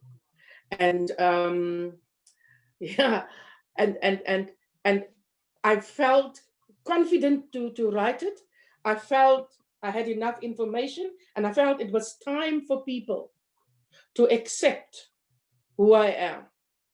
You know, not people, but for those with that history to accept who they are. What happened in that slave lodge, and that we came out there, you know. But there's a saying that said, remember not that I was captured. Remember that I survived, or something, that I was victorious in survival. I don't know, but that is, you know, but you cannot tell your survival or your victory if you don't tell about your suffering. Also, and that poem mixes it, you know. Who were the ones that lied? There was a time that we were never told the story of what happened in that slave lodge, you know. And and you, I see that Daryl has arrived, which means it's time for us to go. But I must tell you, I drove through Cape Town the other day. I drove up Adderley Street and everything was very quiet. And I drove past the slave lodge and I thought, well, at least all the spirits can be having a party by themselves with nobody coming into yeah, they can go and take a walk in the gardens, which was the plantation. Absolutely. You know? Absolutely. Yeah. And while you're busy publishing your book about Saartjie Baartman, I think somebody also needs to make a statue of her that can stand outside the Saartjie Baartman that used to be Jamison Hall. I think that maybe we need to lobby, Diana. I think we do. Yes, I don't know if I so much would like another statue, but some kind of memorial. Yes, some kind of memorial. How wonderful of UCT to have renamed the Jamison Hall. Yeah, that was also we'll give great. them a round of applause. Diana, yes. What a treat. I look forward to seeing you live and in the flesh at some stage instead of just on Facebook. But lovely. Thank you very much. Daryl, thank you very much for the opportunity. Okay, thank you so much. And thank you, Nancy. Thank you, Diana.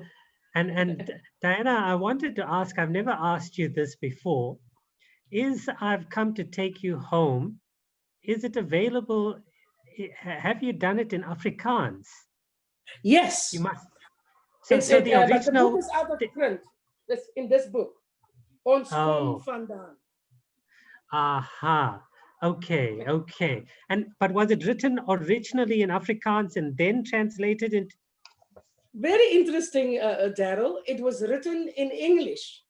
I don't know why. I don't know why. But maybe because it was Europe, and I wanted people to understand what I was saying. And when I came back home, there was immense pressure, especially from Dr. Villapusa, to have the poem translated into Afrikaans. And I kept on telling tomorrow, tomorrow. And then he said, I'll do it myself. I'll do it, he said. And I said, halt, I'll do it myself. And the next day I did it. Okay, Diana, strength to you. May you be creative for many years to come. And you know, you were talking about the musical, the music to your poetry. I saw it on Facebook, and it was the most beautiful thing I have seen. So I think you definitely need to pursue that and come out with a whole lot, because it's beautiful, beautiful. Thank you, Daryl. Thank you for this opportunity. No, only a pleasure. Okay, let's go into our next session. Ons volgende spreker is Andries Roof Bezuidenhout. And for those of you who don't know him, Andries is probably one of the most versatile artists out there, a poet. Well, firstly, his daytime job to pay for his sins, he's a sociologist, but he's a poet, he's an artist, but before he was all of that, I suppose, he belonged to one of the most avant-garde rock bands in Afrikaans. And so we welcome Andries Roof Bezuidenhout, and I'm sure you are going to be treated to some poetry, but hopefully mainly music from this man. Andries, welcome to the Madibaland World Literary Festival. Thank you, Daryl. Actually, I thought Nancy and Diana just got started, so I'd rather shut up and listen to them. Yeah, so I kind of feel I don't feel quite ready to have a conversation. As Peter says in the comment section, not a dry eye in the house, and that includes me. But maybe Diana referred to the issue of poetry and music. And so what I really want to do is talk about the interplay between poetry and music. And what I want to bring to you this afternoon is two poems that I put to music. And I don't want to play the songs. I think it'll take up too much time. But what I'm going to do is I'm going to put links in the comment section to where the songs are available on SoundCloud. And so people can listen to the recordings for free. So I don't know if I should quickly do that, or maybe at the end. So people can go and listen to the songs. I felt I shouldn't perform them, because part of what I'm going to say is about the recordings and what they mean, the way in which they are recorded. And so the two poems are, the first one is My Skoppel My, and it's by Jolyn Phillips. It's this amazing book of poetry of hers, her first book of poetry, called Radbraak. I'm going to read a few Afrikaans lines and then maybe just translate into English and say what the poem is about. So it's ek lê vandag opgekrul in my bed. Vandag gaan ek nie weer opstaan nie. Nie vir hongerte nie, nie vir somerte nie. Ek wieg in die donkerte se stoer. My skoppel my skoppel my. Môre kom die duiwel draai. And so the poem is about someone who really, she doesn't want to leave her bed. She wants to stay at home. She doesn't want to face the world. And what the poem does in a wonderful way, it plays with language, and it makes up its own words, new words in Afrikaans. So it's a wonderful playful poem, but it's a poem about retreating into the private space. The second one is one by one of my other favorite Afrikaans poets, and that is Ronelda Comfort. And the poem is called Ek Wil, I Want. And it's a poem about love and reaching out. So where Jolyn Phillips's poem is about retreating into the room, into the private space, this is a lovely poem about someone who wants to speak to the world in a way about a person that she loves. She says, ek wil hê die aarde moet ophou draai as ek saam met jou is. Ek wil hê daar moet 'n skietstilstand in elke oorlog getuisterde land plaasvind wanneer jy vir my kyk. Then, so I want the earth to stop when I'm with you. I want there to be a ceasefire in each warring country when you look at me. And then she writes about wanting to go to the man in the moon and giving the man in the moon a high five, about kind of the clumsy way in which this person responds to her. And it ends off with her saying, I want to hold you tightly in my arms, and then you should say, now I am free. So it's just a gorgeous, really a beautiful poem about love. And so I've done I've put a number of poems to music, but I wanted to put these two poems because they particularly are close to my heart. Why would anyone put poems to music? It's kind of an odd thing to do. Shouldn't a poem just be left on a page? Shouldn't it be there?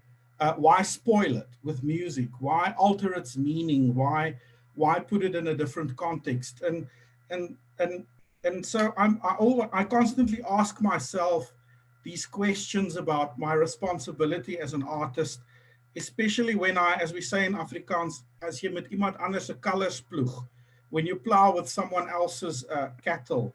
And this is now working with the words of two poets that I admire. I mean, what's the ethics of this? Should I even attempt to put these poems to music? And so I want to, in a way, answer that question. First of all, saying that poetry and music have always existed in a conversation. That the idea of poems on a page is actually something relatively new, and that in fact poetry comes from the tradition of the bards. When we talk about the European tradition, and when we talk about the African tradition of poetry, I'm thinking of someone like Mkai here in the Eastern Cape, where I find myself at the moment. Poetry has always been spoken word, and so I think there's a link between music and poetry that I think we should celebrate and not suppress. So that would be a first answer. And in my own artistic practice, I've always, I never know when I start to write something whether it'll end up as a poem or a lyric or both. It's kind of there's a fluidity that I think that I like to explore. So that's the first answer. I think poetry and music have always existed in conversation. But I should mention here that if you mess up a poem with a really bad recording of it, then it's unforgivable. And I honestly hope that both Jolyn and Ronaldo will forgive me for the attempts to put music to their poems and me putting my voice and instrumentation to their words. So a second reason I think why one would want to put poems to music is singing a poem as a way to read it. Singing a poem is a way to read it. If you repeat a poem and you sing it and it becomes like a mantra, you start to explore a deeper sense of meaning. And for me, just as a reader of poetry, to put poems that I really love to music is a way for me to also to read it in a different way. You start to explore a different rhythm and different rhythms. And when you repeat something, sometimes you also make associations, new associations in terms of meaning. So putting a poem to music is a wonderful way of reading a poem. I think it's very much the same as translating a poem. Translating poetry is another of my favorite sort of activities. You know, translating a poem from English into Afrikaans or the other way around is also a way of really of a deep reading, and an appreciation of a poem. So that's a second reason why I think one would want to put poems to music. And then a final reason is these songs, these poems that I've put to music, are part of a broader project in which I pay tribute to people whose work I admire. So I see it as paying tribute to the art of colleagues, of fellow poets. And I should mention, in the case of Jolyn Phillips, that she's also a musician. So I had to check with her before I decided on a poem to put to music. I had to check with her that it was that it was available, that she'd not already put music to that poem, because some of the poems in this wonderful book of hers are actually recorded as songs by herself, and she's a wonderful guitarist and singer as well. So so Jolyn is a fellow poet who's also a musician.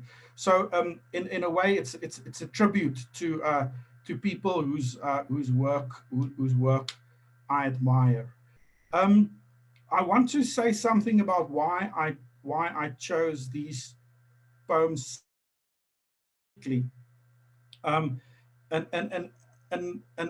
maybe something about the links between the different artistic projects that I keep myself busy with at night, as my night job, as opposed to my day job at the university. I paint and I compose and I write poetry, and in all of these approaches, I explore issues of landscape and belonging, moving through a landscape. A lot of my paintings are about landscapes and interiors, and it's about trying to understand space, space as an alienating experience, but also an experience of belonging. As this traveling through a landscape, experiencing the landscape as someone who doesn't always feel at home, but who's still looking for a sense of belonging, and maybe that says something about my own identity in a settler post colony. So it's about belonging. And it's about landscape. And then the lockdown happened, and I locked down in Alice. When I look out the window here, I look at the Amatole Mountains. It's a beautiful part of the Eastern Cape. So there's this vista over the historical town of Alice, where the university is, where I work, and these spectacular mountains in the landscape. But it's also a landscape with a lot of trauma, with a lot of war, with history, and so the lockdown, in a way, threw me. It's having to isolate in place, but still, in a way, viewing or looking at this vista out the window, and that's when I started with this process of recording music.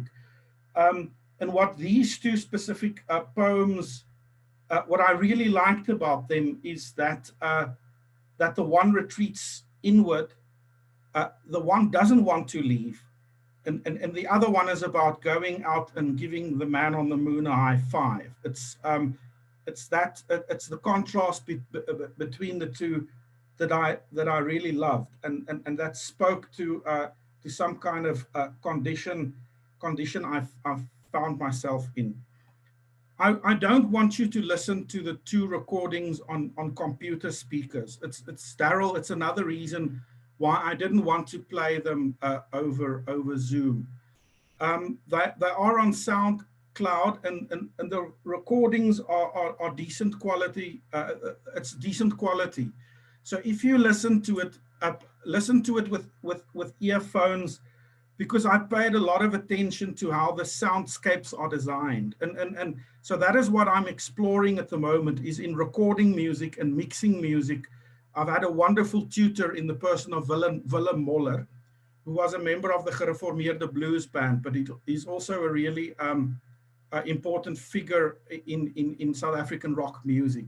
And so in the two songs, I paid a lot of attention spatially to how the sound is designed, how the echoes work. And Jolyn Phillips' song, I put in a concert hall in Amsterdam. I wanted to put the song in a different place. And so in that song, you will hear a piano, but you will also hear the sounds coming from a concert hall in Amsterdam. So that is my the bit of a story that I wanted to bring to you this afternoon. I hope I didn't bore you to death. I will put the links to the two songs in the chat function if you want to give it a spin. Okay, Andres, thank you so much. And yes, please go ahead and put it in the chat. I wanted to ask, because on the program we have it as On Plaats, your new album. And I wanted you to maybe just explain to English speakers what is the meaning of that title.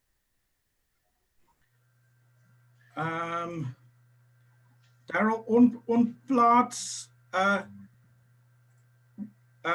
it would be, sorry, I'm just trying to figure out this. Let me just put the other link there. Okay. Put it first and then. There they are. Okay, there the two of them are, and yeah. Listen to it at your own risk. On Plaats really comes from an engagement with place. So a plaats would be a place in Dutch, right. but also a farm.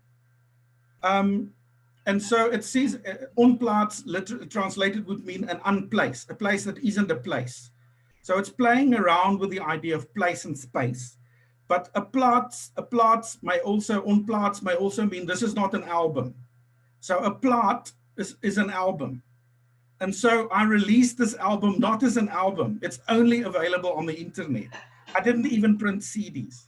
So it's on Apple Music, and it's on Spotify, and that's the way the music industry works now. We no longer print CDs.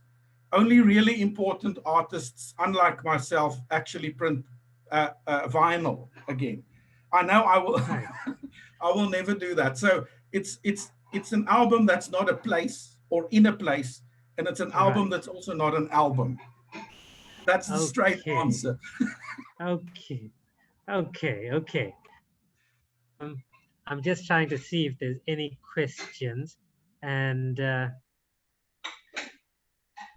okay. No, I don't see any questions from people, but I suppose it was hard for them to get into, because they don't know the music, but after this they'll go and listen to the music. So but Andres, thank you so much for the session, and all the best with all your creative endeavors.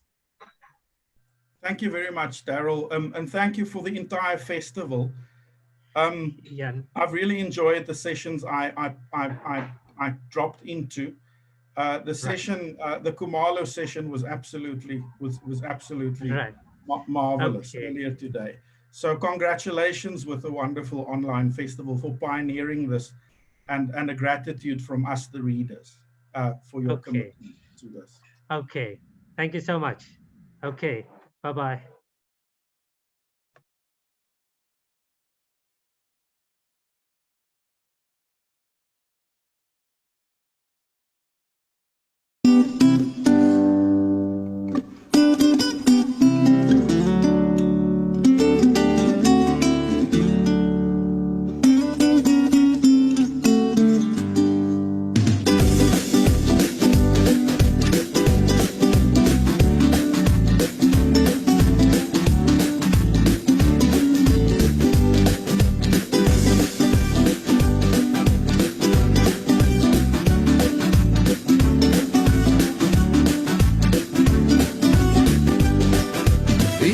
kind is jy wat my so verlei?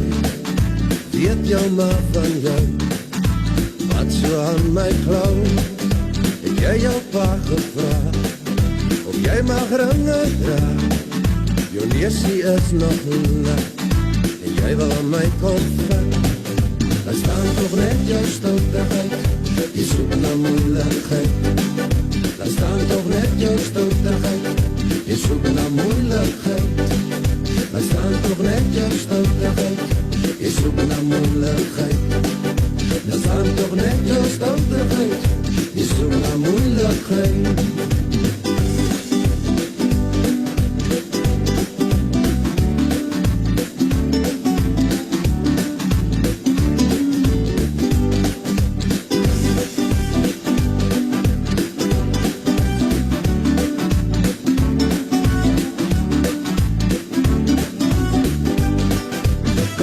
knie open, jy dra dan nog 'n lint.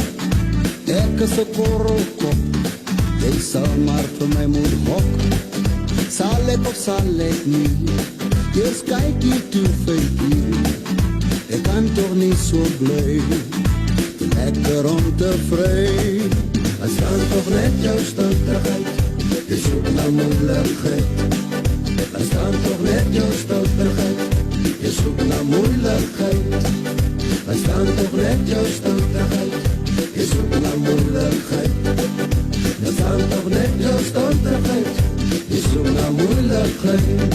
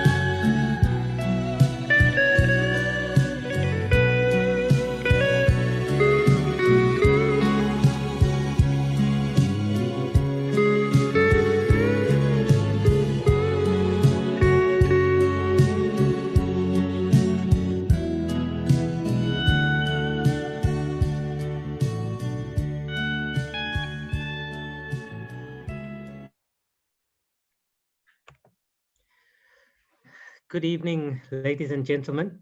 Welcome to the evening session, and it gives me great pleasure to welcome one of South Africa's foremost photographers, Urbi Oberholzer. I think many people who love photography love Urbi's photographs and follow him on Facebook, etc., with such iconic books as Hot as Hell, Years, Diesel and Dust, Karoo, and today he's here to talk about his new T-shirt. So he's going to give us two themes, but I'll leave him to describe what his talks are. Well, his PowerPoint presentation of his photographs is all about. And what I want to commend Urbi for is, in a country where only photographers who photograph all political figures get acclaim, Urbi Urberholzer has made a name for himself by sticking to what he loves. And he does it better than most people. So Urbi, welcome to the Madibaland World Literary Festival. Let me run before the dogs go. Well, thank you, Daryl. Let me just take this away. The first thing I want to say is, hi, folks. Daryl, you know, your enthusiasm is like a tsunami. If I see you coming, I have to go to higher ground. So keep those dogs outside. I'll try and do my best with the sharing of my PowerPoint, which is actually a Mac production called Keynote. So we'll see what I can do here.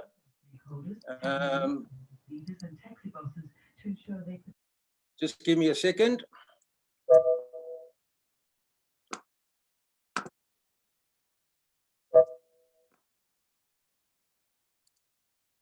Okay, here we go, slideshow. Okay, so I'm going to take this panel away here. So folks, yeah, how many are you? 3 or 4 or 5? I'm going to first talk about a book of mine that I did on Tukara. However, if you look at the screen, you'll see a lens focus chart, which isn't really that. This is what I've called a COVID-19 lockdown Aboriginal dream time machine.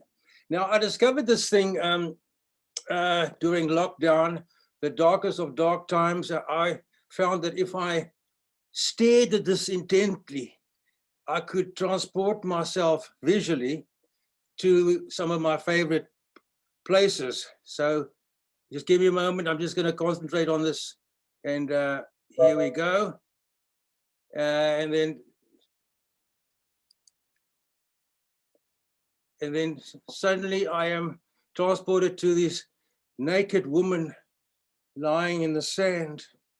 And that is actually a photograph I took in the Akshebi sand dunes in Morocco. I hope you can all hear me. Daryl, can you hear me? Okay, I can hear you loud and clear. Okay, and then I go there again and I concentrate and I trip to one of my favorite islands, belongs to Yemen. It's south of Yemen, close to the Horn of Africa, called Socotra, known for its blood dragon trees. So I obviously would be difficult going there now. And then I concentrate again and I go to Ningaloo Reef in Western Australia, being flown over there, as you can see. Quite a beautiful area. And then I concentrate again and I end up in the caves of Cambodia, wandering around there. And then, you know, go local, they say, Ekse. And I'm going to the road to the Rivier Sonder End, river without an end, to the canola fields. And the next one I have to really concentrate on. Just give me a moment and I'll go to the furthest place I've been in these long years of life. I've had, it's a coral atoll called the Trobriand Island, somewhere in the Pacific, which is quite interesting because I really found, as it rains there every 10 minutes, 12 minutes, the umbrella, I really concentrated on the shape and the form and the light and the raindrops falling on the banana leaf. So the problem with this kind of COVID-19 lockdown Aboriginal Dreamtime machine is that you might trip, you know, like bad drugs, you know, ask Keith Richards. So that's me, you know, had a bad journey once. And it's scary, folks, it's scary.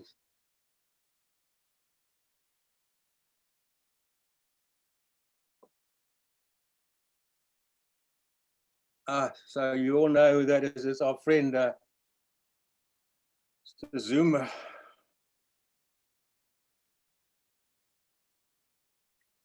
So there's our favorite Jacob sitting with his girls. And then somebody asked me if I could photograph all the books I've done. So I said an unusual request, which I managed to do. The one called Limburg's Memento Mori was only published in the Netherlands, as it deals with grave culture of Limburg. And for those of you that speak Greek or Latin, Memento Mori means the moment of death. And you know what's hurtful is that I've got probably 5 friends left, 4 to be honest, and I show the one. You know what he calls me? He calls me a windgat. So, you know, but I said to him, I love the word windgat. It's one of my favorite Afrikaans words. Windgat, ek sê, just like 4-horned Jacob sheep sitting on a camping chair. You know what's quite interesting here? These poor, meek woman in the background, sort of cowering behind this horned sheep. So here we go to one of my other favorite places is Takara Wine Estate outside Stellenbosch against the Simonsberg. Helswurgtepass is somewhere in there. So some of you might know it's owned by the Ferreira family, Chiti and Mickey Ferreira. We've been friends for 53 years. So one day, after we've had some of his wine and he's praised his own wine, I said to him, you know, this legacy thing, Chiti, let me do a book for you on Takara. The finest book, the worst photographer, the best printing, the best graphic designer, the best paper, the best art printer. He said, wow, no, that sounds good. And who's going to pay for it? So I said, well, you. So the story goes back a little ways further. We've been on various trips together. This is us, good Afrikaans word for Dana, ganning aan in Madagascar. You know, I was a lecturer, and in the late 70s and the 80s and the early 90s, I had this craze for one-man exhibitions. I don't know, I had like 35. And then one day I asked him, then he was CEO or chairman, CEO of RMB or chairman of FNB, and I don't know, he said, okay, I'll do it. And then he did this wonderful speech, and afterwards we were all standing around, and he comes over to me and he says, you know, we've got to do something else. We've got to do a book. Think of something and we will support you. RMB will sponsor you your fuel. And he said to me, you know, I'm tired of standing around here drinking kak wine. So I came up with this idea of doing a book called Arisfontein to Zierfontein. And I found myself in the Richtersveld driving into this little village. And there sat a lady with a pink kappie on her stoep. And I said, hello. She said, I'm Oma Rooskloete. God is liefde, I said. And then I took a picture, and this is quite interesting. It's seldom that a single photograph can show a time lapse. You can show historic facts. So for those of you who can see this, not watching it on cell phones, I took this picture. I traveled back to Durban. I made a print. I put it in the book. I made the cover. We designed the cover. We printed the book. Maybe 2-3 years later, I drive back to Extienfontein, and there, believe it or not, God is liefde sits Oma Rooskloete with a pink kappie. Hello, Oma. Hello, Boet. And I showed her the book, and I made her hold the book. And I took this picture over here. And after a few more months of going around the southern circle of South Africa, we made this as a cover. And we printed the book, second book. And then 2-3 years later, I traveled back to Extienfontein, and so ware wragtig, there sits Oma Rooskloete on the stoep, getting older with pink kappie. God is liefde. And I said, Oma, this is incredible. And I made her hold the 2 books, and I took this picture that you're seeing now. And then, you know, a few years later, or many years later, you know, things are getting old. You certainly see this years tend to extend a little bit. I'm driving up the Hellshoogte, the pass, and over the years, people have accumulated these cans, or stacked these rocks in cans, and it's quite awesome. I really hate, I just like people to say awesome. I like awesome pass. So then I come there and I ask, where's Oma Roosklieter? No. God has lived this year, she died. And I said, can I just take a picture of her copy? And I took a picture of the copy and I put it on, and I shouldn't have, but just to feel a little bit, just to see if I could feel her. So there's me, and then I went and asked where's the graveyard. I went to the cemetery, and at twilight time, it's always important to, I didn't start my stopwatch, I'm gonna start it now. Whoops, where's the graveyard? I always go to graveyards when it's twilight, because that's when the spirits come out and dance. So the legend goes. And I found Hira's dierbare moeder en Oma Roosklieter, and I left her the book. I left her the book there. So let's go back and quickly. I can't show you all the pictures. I want to concentrate on John. So this is Tukara, Tukara wine estate. There's a Simonsburg behind. Got this designer, so we made a cover, and that is the front of the cover. So I roamed around there for about 2 years, and not continuously. I had to come back in summer and see the summer, winter, fall, and spring park state when they pick the grapes, the olive picking, and so on. This is the residence of the Ferreiras, one of the most beautiful places I know. On the right, you'll see a cork forest. This is quite an interesting picture of the Groot-Drakensberg Mountains. I'm looking east to the iconic or the very well-known Tukara restaurant and wine cellars. And when, well, a wine farm, I guess you grow grapes, and I have enough pictures of grapes. And when it's park state, it's hectic. And they arrive in the morning, and I'm ready with my camera, and it's still dark, and tractors have lights, and they pick and throw, and I take and shoot. And so there's only one picture of some action during this, what the locals call park state. And what will really interest me is the people that work at Tukara, and they are all wonderful people. And this is Eddie van der Vent. Oh my word! You want to read that? Some of my captions.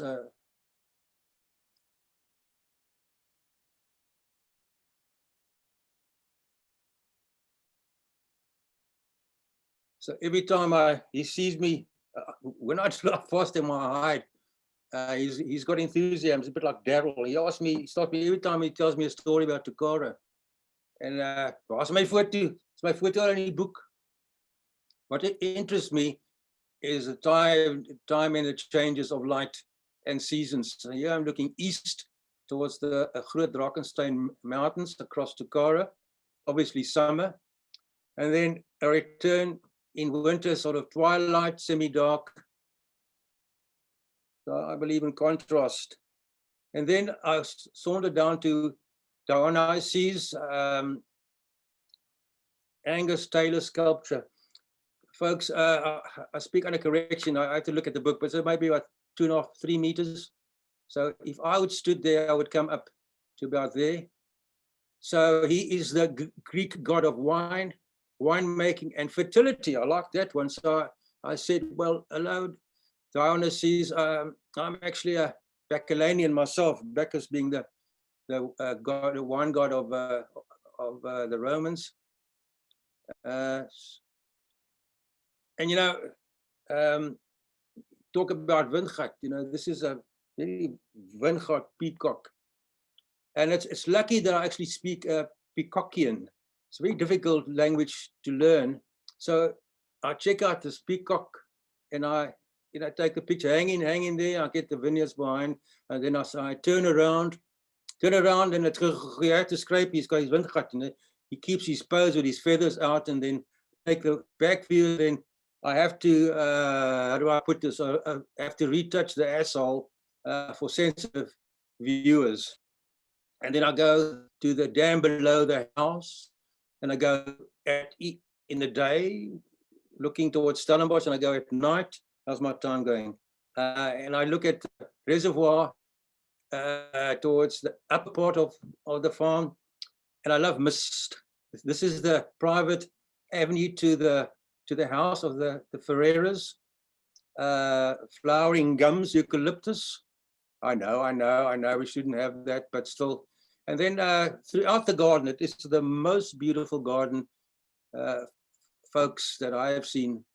And I find this sculpture by Mariki Prinsloo Rove, sitting looking at the mist, and I just called her Wendy because I started to believe this is Neverland, and I was Peter Pan, and he's sort of a utopian Garden of Eden. So hello, Wendy. She didn't answer me, and then I saw Wendy standing there in summer, and I said, hello, Wendy. This is Peter. She didn't say anything, and I came back in winter, and I said, Wendy, aren't you cold? She said, well, not really. And then I got a picture of a sacred, what is this? Sort of a sacred ibis or something. Lotus. Oh, there's the hell, and the lotus is pretty colors, and some of the flower arrangement that Mrs. Ferreira has inside her house. Awesome, except. And what I do like is some sort of abstractions at times. Now, if you look at that, that's a small water lily leaf photographed against a larger father, mother, water lily that's lit from underneath. This might sound a bit like a Greek. So let's go. So I'm flying there, Peter. I'm in Neverland. I travel down there and I crawl and I fly underneath, seeing plants grow, and then I'm crawling through these blue plants, and Mickey Ferreira comes and she says, "What are you doing? What are you doing in the flowers?" So I was saying, "Sorry, I'm looking for Wendy."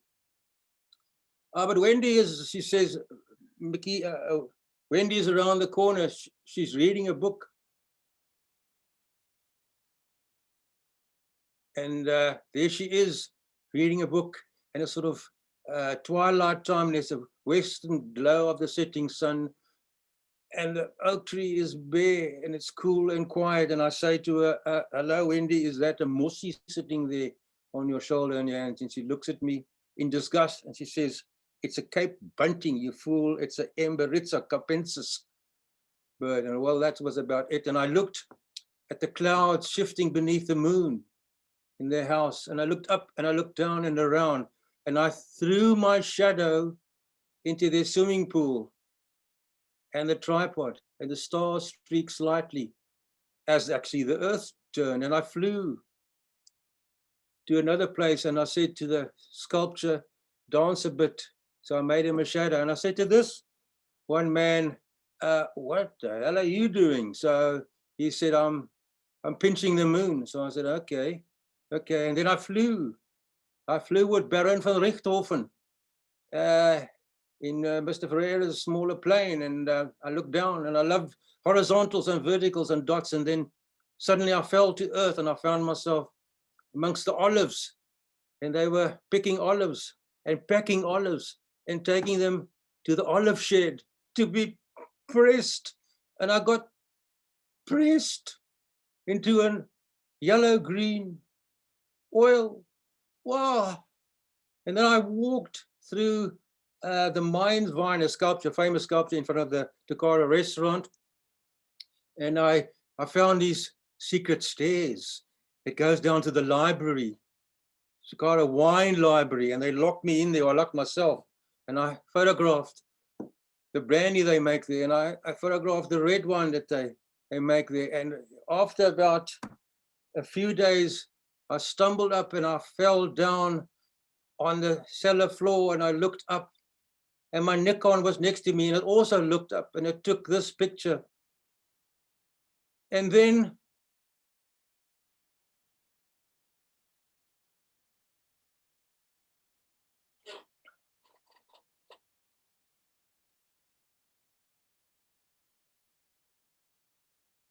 so Lynn, if you're watching, thank you for all that. 50 years of marriage have been difficult. Here she is, swimaholic, workaholic, Frau Rommel, a strict disciplinarian. Apparently, Frau Rommel was very strict. So now I have my last glass of wine, the best wine that Takara can offer. It's just a pity that I had to dilute the wine and to put a reflect underneath here so that you can at least see it's wine and not black syrup. So when I was taking this, my assistant comes to me and says, I know what you're thinking. So I said, I know, before I say it. Aging with time like yesterday's wine. So then I said to Mr. Ferreira, well, that's it, I'm done. I've done my best. You can have the pictures, let the designer design it, and let's print the best. And he said to me, thank you. And I said, no, thank you for what you've done for me over all these years. And he said, right, this is going to be a bit of a legacy. And where are you going now? I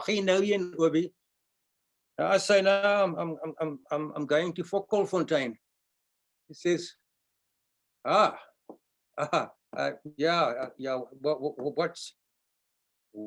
what's there? So I say, well, I'll tell you when I get there.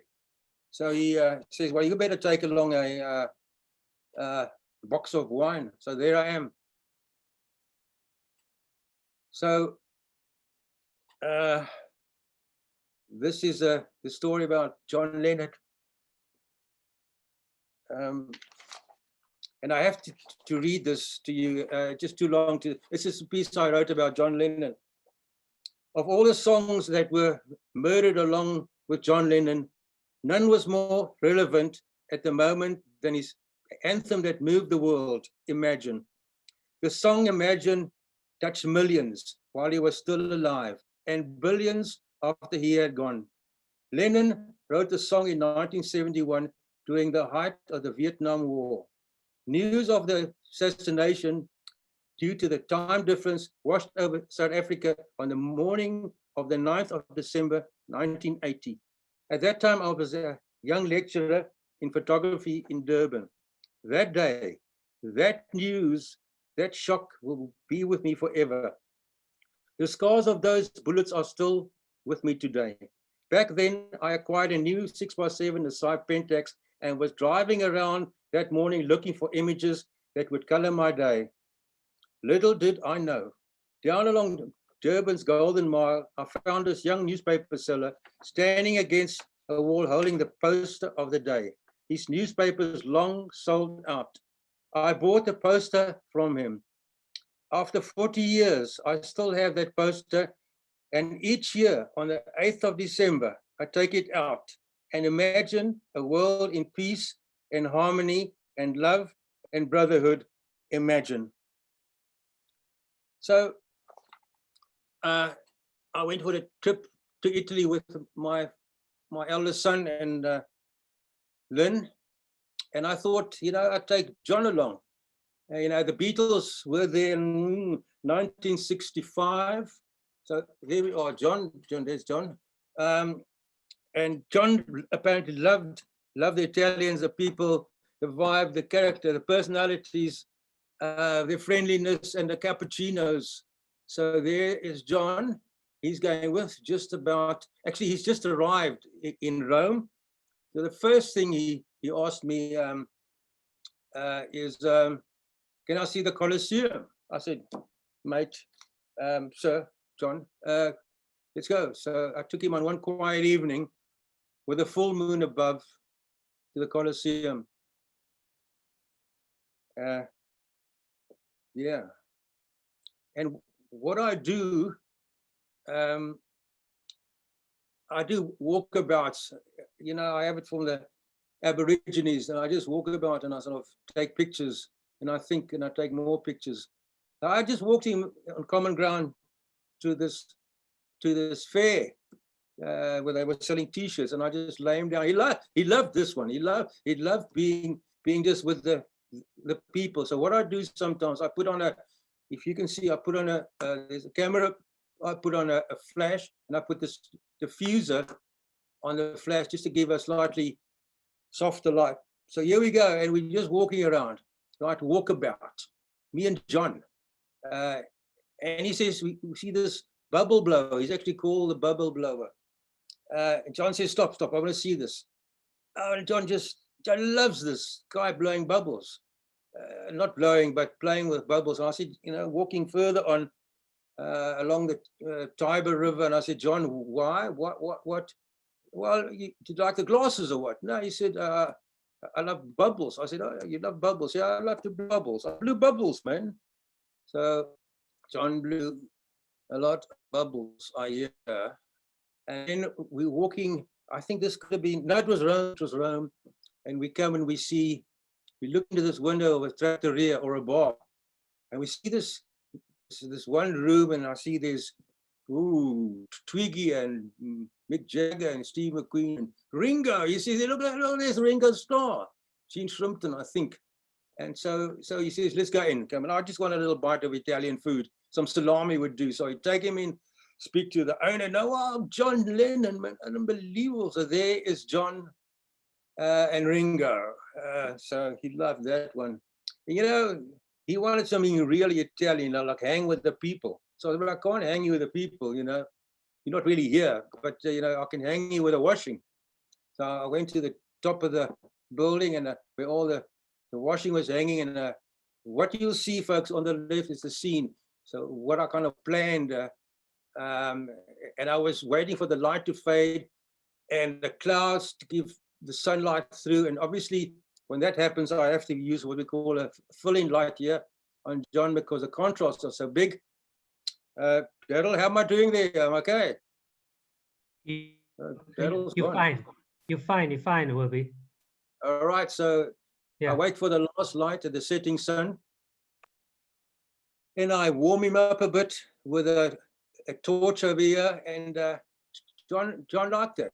He said it was cool. It was really cool. And then something else, what do you do? And I take him to Siena. He wanted to see Siena. And so I take him Piazza del Campo. I think we've all been there. And this is the scene. It's just behind the Piazza del Campo. All these Vespas and these little motorbikes, and he wants a ride on a Vespa. So I said, well, John. So, well, then we'll put him on a Vespa, and he goes, and on walking around further, he starts laughing. I say, well, John, why are you laughing? She said, oh, sorry, but I'm just thinking of something. So I said, tell me. I got to know, John. I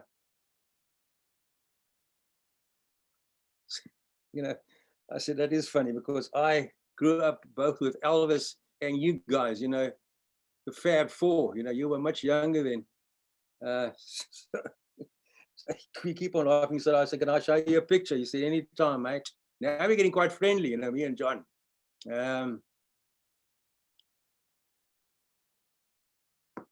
Before Elvis, there was nothing, John Lennon. And then, all this walking and talking and tripping and whatever, he's dirty, he needs a shower. So I'll get this shower, and this is the scene. John hanging there. All I had to do now is try and get some drops on the shower window, which wasn't that easy. So there's John. There's John having a shower. And what is very interesting is the picture by Annie Leibovitz. I think some of you might, but there's a short story. I hope you can all read this one.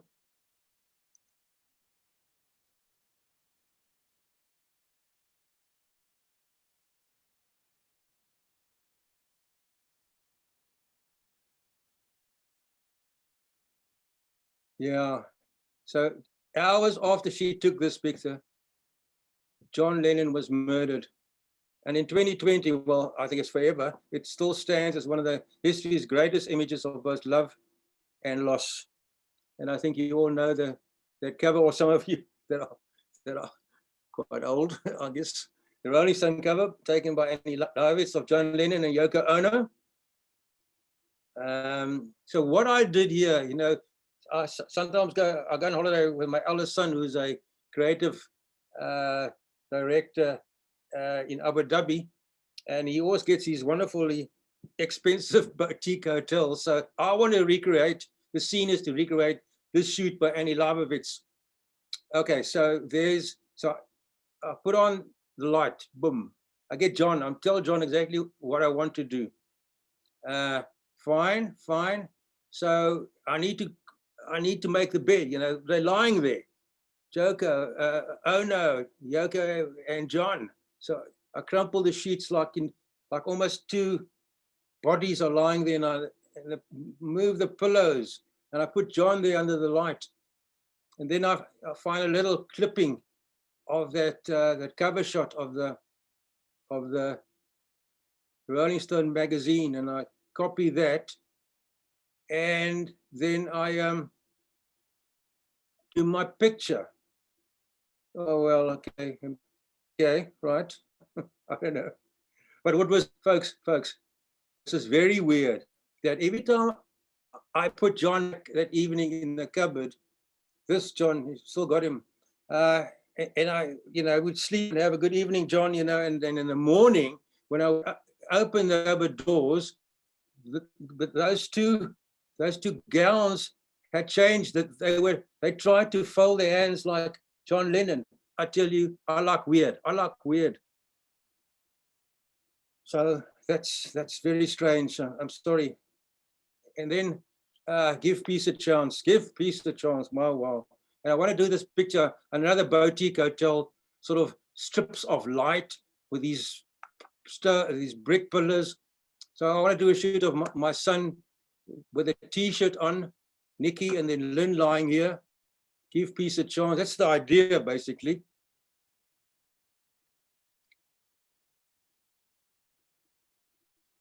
So we want to do, so I take John and say, let's go for a walk. And we just about to pass the foyer of the hotel. And all the Italian girls are waving, hello, John. So I asked him, what the word of that song? Give peace a chance. So he says, well, these are the words, these are the lyrics.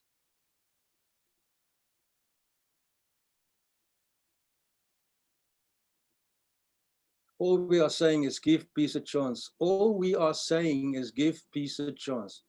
John Lennon.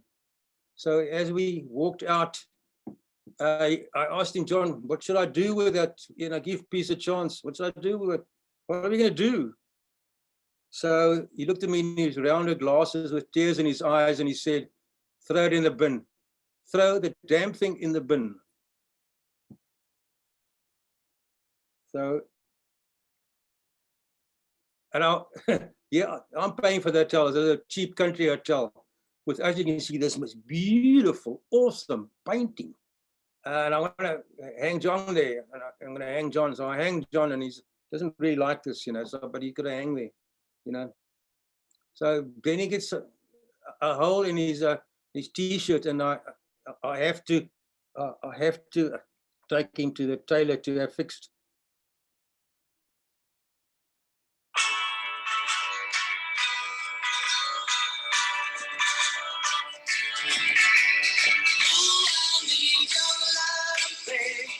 Yes, you know it's true.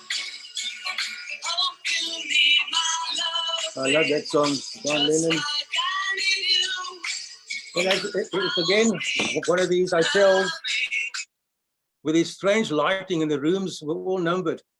And our assistant's staying number 8 for 8 days a week.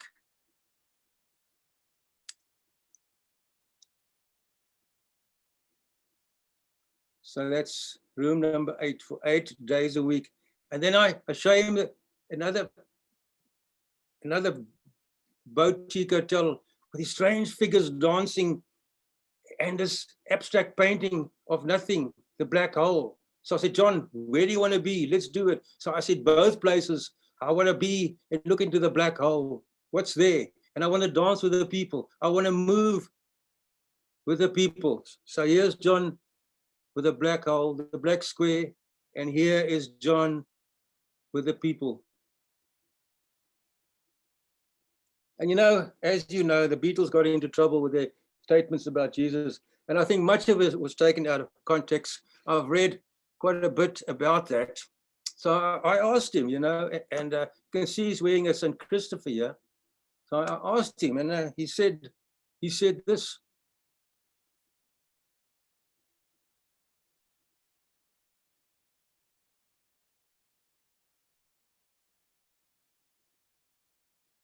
Yeah, I think that is that's pretty strong stuff. And then I took him to church. I took him to the most beautiful churches. I took him to the Vatican. I took him to St. Peter's. And this is actually the one called St. Paul's in Rome, St. Paul's of Rome.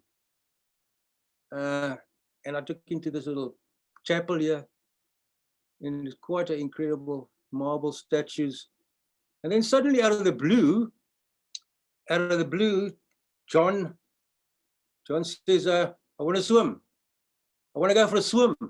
So I said, well, you know, John, you haven't swum for 40 years. You know, I mean, so I let him ease in the scene, like ease him in. And then I said, I'm so happy. That's the memory of John swimming. Okay, this is about the end.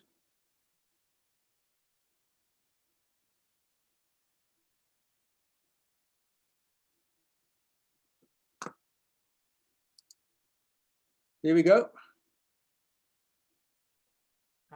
Wilby, sure, that was something, you know. I'm actually,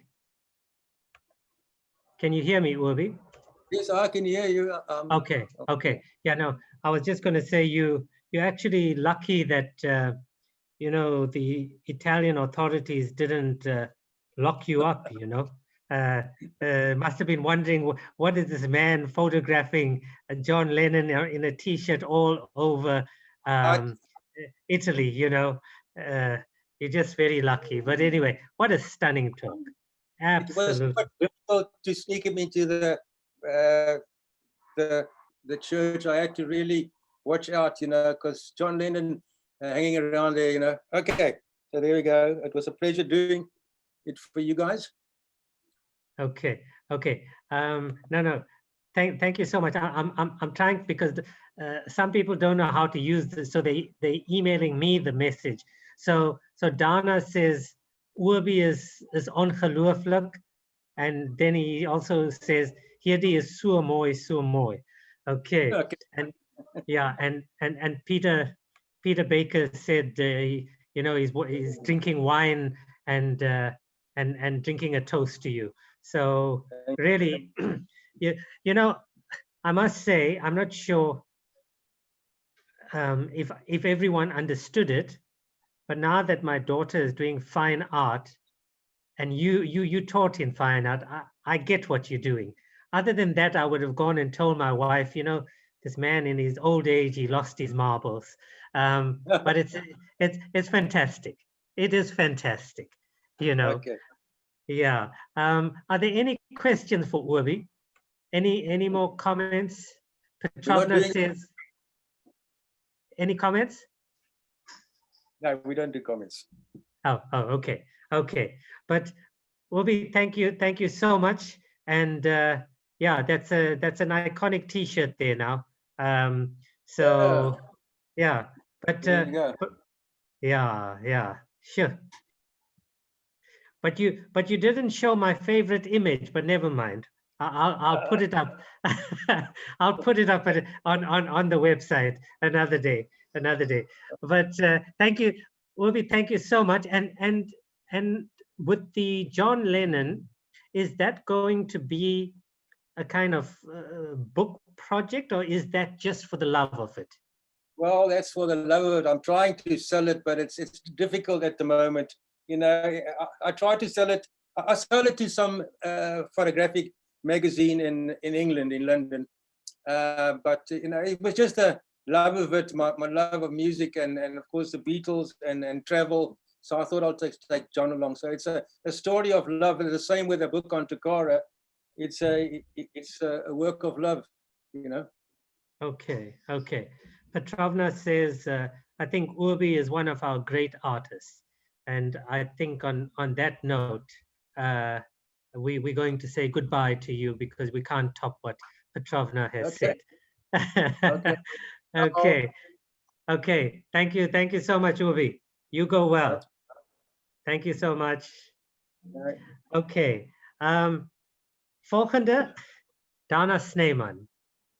I don't know, Dana, whether you can top that, but good luck to you, and good luck to Tace.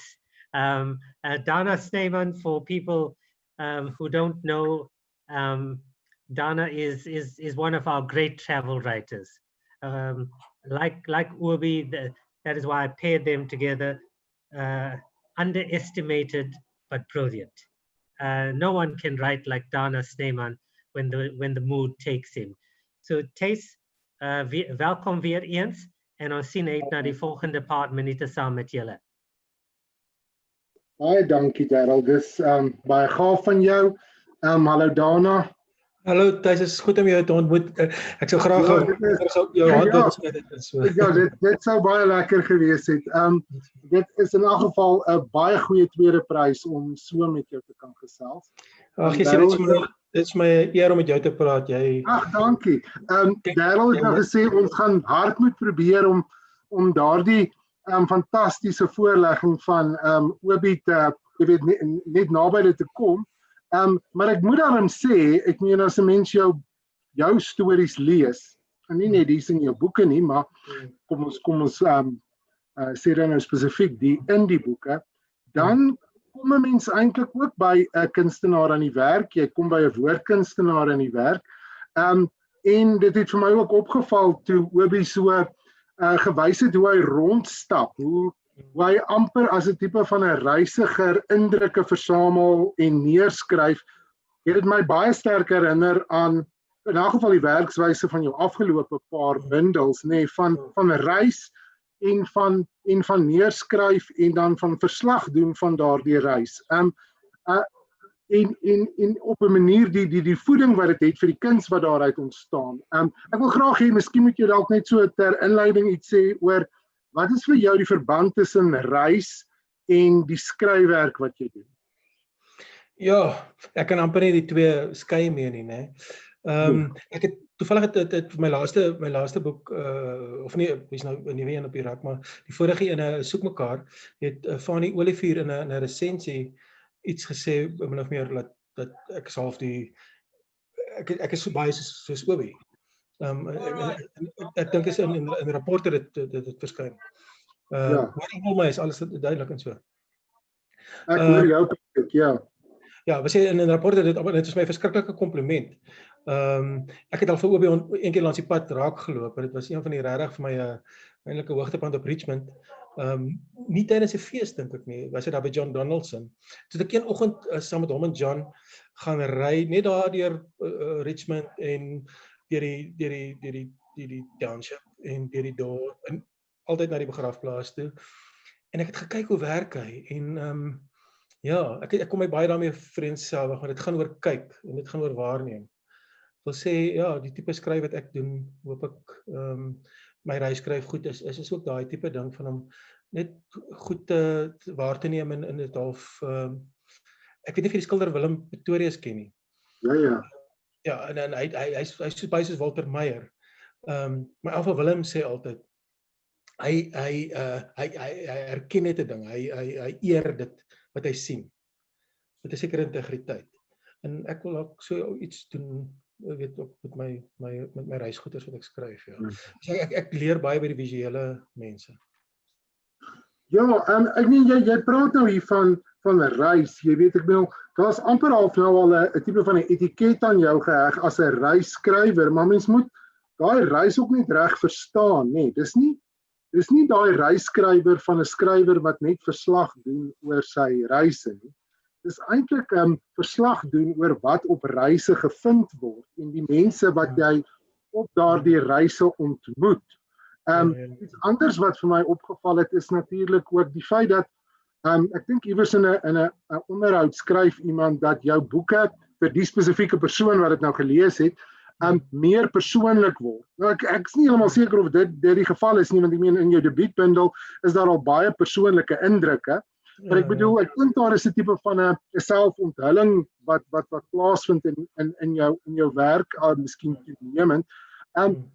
Hoekom dink jy, dis 'n baie miskien 'n bietjie onbillike vraag, maar waarom dink jy sou lesers so sterk aanklank vind by wat jy uiteindelik ook oor jouself en oor baie persoonlike ervarings skryf, jy weet?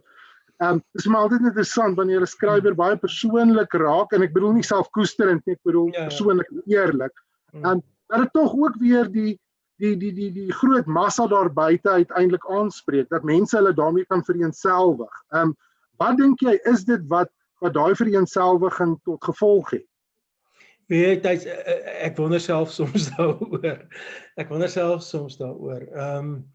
Ek weet nie, en ek wil ook nie op 'n sekere manier wil ek nie te veel daaroor vra nie, en ek wil net doen. Maar ek dink baie keer is mens dalk te veel vra oor iets vra. Mens is amper bang dit gaan weg. Ja. Verstaan wat ek wil, mens is amper bang jy verloor jouself. Wat ek verskrik met iets wat ek weet nie of jy oor se ding nou net voor gekyk het hier nie. Ja, met groot waardering. En iets wat ek so kan wat my so aangegryp het terwyl hy dit gedoen het, is met die roos van Ekstein Fontein, wat hy eers afgeneem het. Jy weet, ek dink dit was aan die begin van sy eerste boek, en toe gaan hy later terug, toe sy nie daar nie, toe sy oorlede, toe hy weer teruggegaan het, toe sy oorlede, en toe gaan staan hy self met daai kappie. En dit was nie windgatgeit soos hy sê nie. Ek dink dit is 'n sekere liefde om te kan voel hoe het tannie Roos gevoel, en toe gaan hy begrafplaas toe en hy los sy boek daar. En dit is vir my so half 'n amper klein gelykenis van wat ek ook sal graag self wil doen met sommige van my skryfwerk, is om regtig goed te belewe langs die pad, alles is hoe klein. Ja, en ek dink iets wat bykom, wat my ook opgeval het, is dalk my persoonlike ding dalk in. Dalk in, ja. Maar ook, ek bedoel, dit verhoog ook die egtheid daarvan. Ek meen, wat waarskynlik dan ook gedoen het. Maar 'n ander ding wat vir my interessant was, wat Obi ook gedoen het, is hier die hele reis saam met John Lennon. En die werk wat hy uiteindelik dan nou daarmee geskep het, is ook die produk van om baie goed te luister. En ek dink dis ook 'n baie belangrike ding. Ek dink jy het iewers ook gesê in 'n onderhoud, jy luister goed. Jy gaan sekerlik nog altyd baie stories hê. Jy hoop jy kan 'n bydrae lewer, want ek luister goed, en ek dink daarin lê waarskynlik een van die goed wat jou so 'n goeie skrywer maak. Thanks man. Ja, dit is jy weet, dankie. Die probleem met kyk, ek het by weg tydskrif, of toe dit nog wegbreek was, ek is in die begin af by die tydskrif gewees, en dan skryf jy 'n sekere reisstorie, wat baie onbetrokke half is. Jy weet, ek wil jy gaan in as 'n waarnemer, en jy wil mense eintlik so toe lok vir een of ander toerisme doeleinde. Maar met die tyd het begin reis en jy self meer betrokke geraak, en dan begin half voel of jy wil nie so baie ek nie. Maar dit gaan nie regtig oor jou nie, dit gaan oor die ervarings, maar ek is al soort van waar jy die ding kan benader, jy weet, verstaan. Dus ek probeer myself toenemend self uit die ding uitskryf, maar op 'n sekere manier. Want ek is so bang dat dit verval alles in 'n ekrigheid, en ek weerspreek myself op 'n sekere maniere hier so maar. Nee, glad nie. Nee. Ek dink jy weet, as jy mens gaan kyk na jou skryfwerk wat begin het met uit die binneland. Daai uit is interessant. Ek bedoel, dis so half nog 'n verslag doen van uit die binneland. Ek bedoel, en ek weet mense het geskryf dat dit ook gaan oor die binne koppelteken land nie, net dit wat binne mense is. Maar as jy mens na jou later werke se titels begin, dan word dit op pad, jy weet, onder die radar, jy weet, al daai tipe van goed, soek mekaar, en dit is vir my 'n interessante verandering wat te bespeel is, want dit gaan nie meer net oor die ek nie, dit gaan eintlik op die ek wat op soek is na ander, en dis om daai, die saamkom van verskillende mense onder die radar, mense op die periferie, mense wat nie gewoonlik stories vertel word nie, word nou gesoek deur die ek, maar dit gaan uiteindelik nie meer oor daai ek nie. Dit gaan oor die ek op soek na die ander en dis wat vir my baie opwindend is in jou werk. Ag, Jessie, dankie dat jy dit sê, Thys, jy's 'n verskriklike skerp, ja, jy's 'n skerp waarnemer en 'n skerp leser. Ja, dankie dat jy dit sê. Ek het byvoorbeeld vandag, ek sien in Pretoria op die oomblik, ek het vandag deur die middestad, ek het by die Kniegebou geparkeer en ek het deur die middestad van Pretoria gestap tot by die Paul Creer huis en toe het ek nog 'n keer daar rondgestap en terug toe 'n taxi gekry, met 'n taxi het my teruggevat het. Ek het bang weggespring by my bakkie. Ek het net bietjie kontant gevat en 'n klein kameraitjie, ek so 'n klein GoPro op 'n kameraitjie, ek het myself en alles gelos en ek is bang hulle gaan my net beroof van goederes in die stad. En ek het 'n ongelooflike dag gehad. Ek is nêrens, ek het een plek dalk bietjie bedreig gevoel, maar ook glad nie en al negatiewe ding wat ek ervaar het ook by die Paul Creer huis kom net na 2 toe sê hulle dis toe. Maar ek sal weer terug. Maar en daai ding, ek dink waar ek myself waar voel waar jy 'n bydrae dalk kan maak op 'n manier is hierdie soeke na die ander. Ek dink Antjie Krog het so aangrypend daaroor al geskryf oor hierdie muur wat jy teen te staan kom en die ander en dis Afrika, dit is wit teenoor swart en teenoor bruin, wat daai hele muur tussen ons en om iets te vind net vir myself. Ook net ek sal nooit die ander kan verstaan nie. Net so min soos hulle op 'n manier seker my kan verstaan. Maar net om bietjie deur daai muur te breek en daai vrees te besweer en dan skryf ou die goed. En ek het ongelooflike ek het 'n ongelooflike dag beleef. Net met dit en natuurlik om myself skryf. Ja. En ek dink dit skakel met iets anders. Ek dink dis nou ook al 'n paar jaar gelede het Joan Hambidge in 'n resensie oor jou werk geskryf dat jy waarskynlik getipeer kan word as die beoefenaar van nostalgie. Ja. Nou, ek verstaan hoekom sy dit geskryf het destyds, maar ek dink dit is dis nie meer 'n taksering wat op jou werk van toepassing is nie, want nostalgie is vir my 'n terughinkering na 'n tyd toe dinge beter was. Met ander woorde, jy stel die hede negatief op teenoor die verlede. Jou skryfwerk is wel 'n argivering van die verlede en die wonderlike goed van die verlede. Maar dit hou nie vir my iets voor as die verlede voor as iets wat beter is as die hede nie. Het op 'n stadium iets geskryf oor die geliefde land en die geliefde land is vir jou die land waarin jy jou nou bevind. So daar is nie vir my iets nostalgies nie. Jy het nou baie onlangs het jy 'n nuwe boek die lig laat sien. Dis 'n boek waarin jy self die keuse maak van die verhale onder een dak. Dis vir my so 'n mooi titel, nee, ons is in elk geval almal hier onder een dak. Wat was jou indrukke toe jy nou so deur al die werk wat jy nou al geskryf het die afgelope tyd gegaan het? Kon jy self ook al 'n tipe van 'n verandering, 'n tipe van 'n progressie in jou skryfwerk sien of dalk tendense wat ontwikkel het of wat ook al of het jy nie so daarna gaan kyk nie? Was dit maar meer 'n dankie en ek wil net vir dankie sê dat jy so skerp lees en so, want nie dat ek voel nie jammer vir myself of een of ander manier ek is wat ek is, maar ek dink baie mense sien my net as en ek voel nie verontreg daaroor of whatever en ek dink net ek verdien meer en whatever pryse of enigiets nie. Maar ek dink baie mense sien my as net so nostalgiese storieetjies en sulke goed en terugverlang en ek gee glad nie daaroor om nie. Maar dit is nie waar ek self as 'n persoon en ek dink mense lees baie keer daai goed mis in mense storie van ja natuurlik daar is wonderlike herinneringe uit ons verlede, uit my verlede en mense het baie veiliger in die land gevoel in 1977 in 'n plattelandse dorpie nou ons spruit of wat ook al. Maar later begin ontdek terwyl ek veilig gevoel het, was daar mense aan die ander kant van die spoor wat onveilig gevoel het, wat nie dieselfde geleenthede, weet daai hele ding. Wil sê ek probeer daai ding op 'n manier in die kaak stel in my stories. Laat jy nie half jou self ek dink nostalgie word op die oomblik baie misbruik deur Afrikaners, wit Afrikaners in die land, want dit gaan sleg en ons verbeel onsself alles was in die verlede beter. Ek luister selfs nou mense wat daar word baie verkleinerend gepraat uit sekere kringe, byvoorbeeld oor mense wat ja gestem het in die 92 met referendum en al sulke goed. Ons is nou die ja-sêers en al die goed.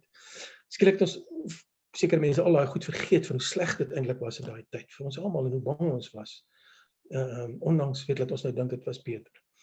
Ek sê ja, as ek kan teruglees na my wat ek geskryf het, kom ek 'n sekere patroon agter dat ek ook daar was, miskien op 'n sekere manier van die verlede was alles beter geweest, maar dat ek toenemende bewussyn ontwikkel het dat dit was nie noodwendig beter.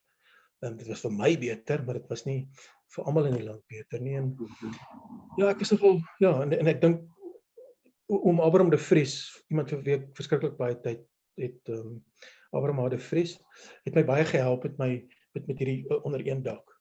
En het al mense agtergekom daar is 'n sekere ontwikkeling in 'n mens en hoe ons die storie georden het. Dink ek is op 'n manier sien ek het nie die luukse om 'n roman te gaan sit en skryf nie.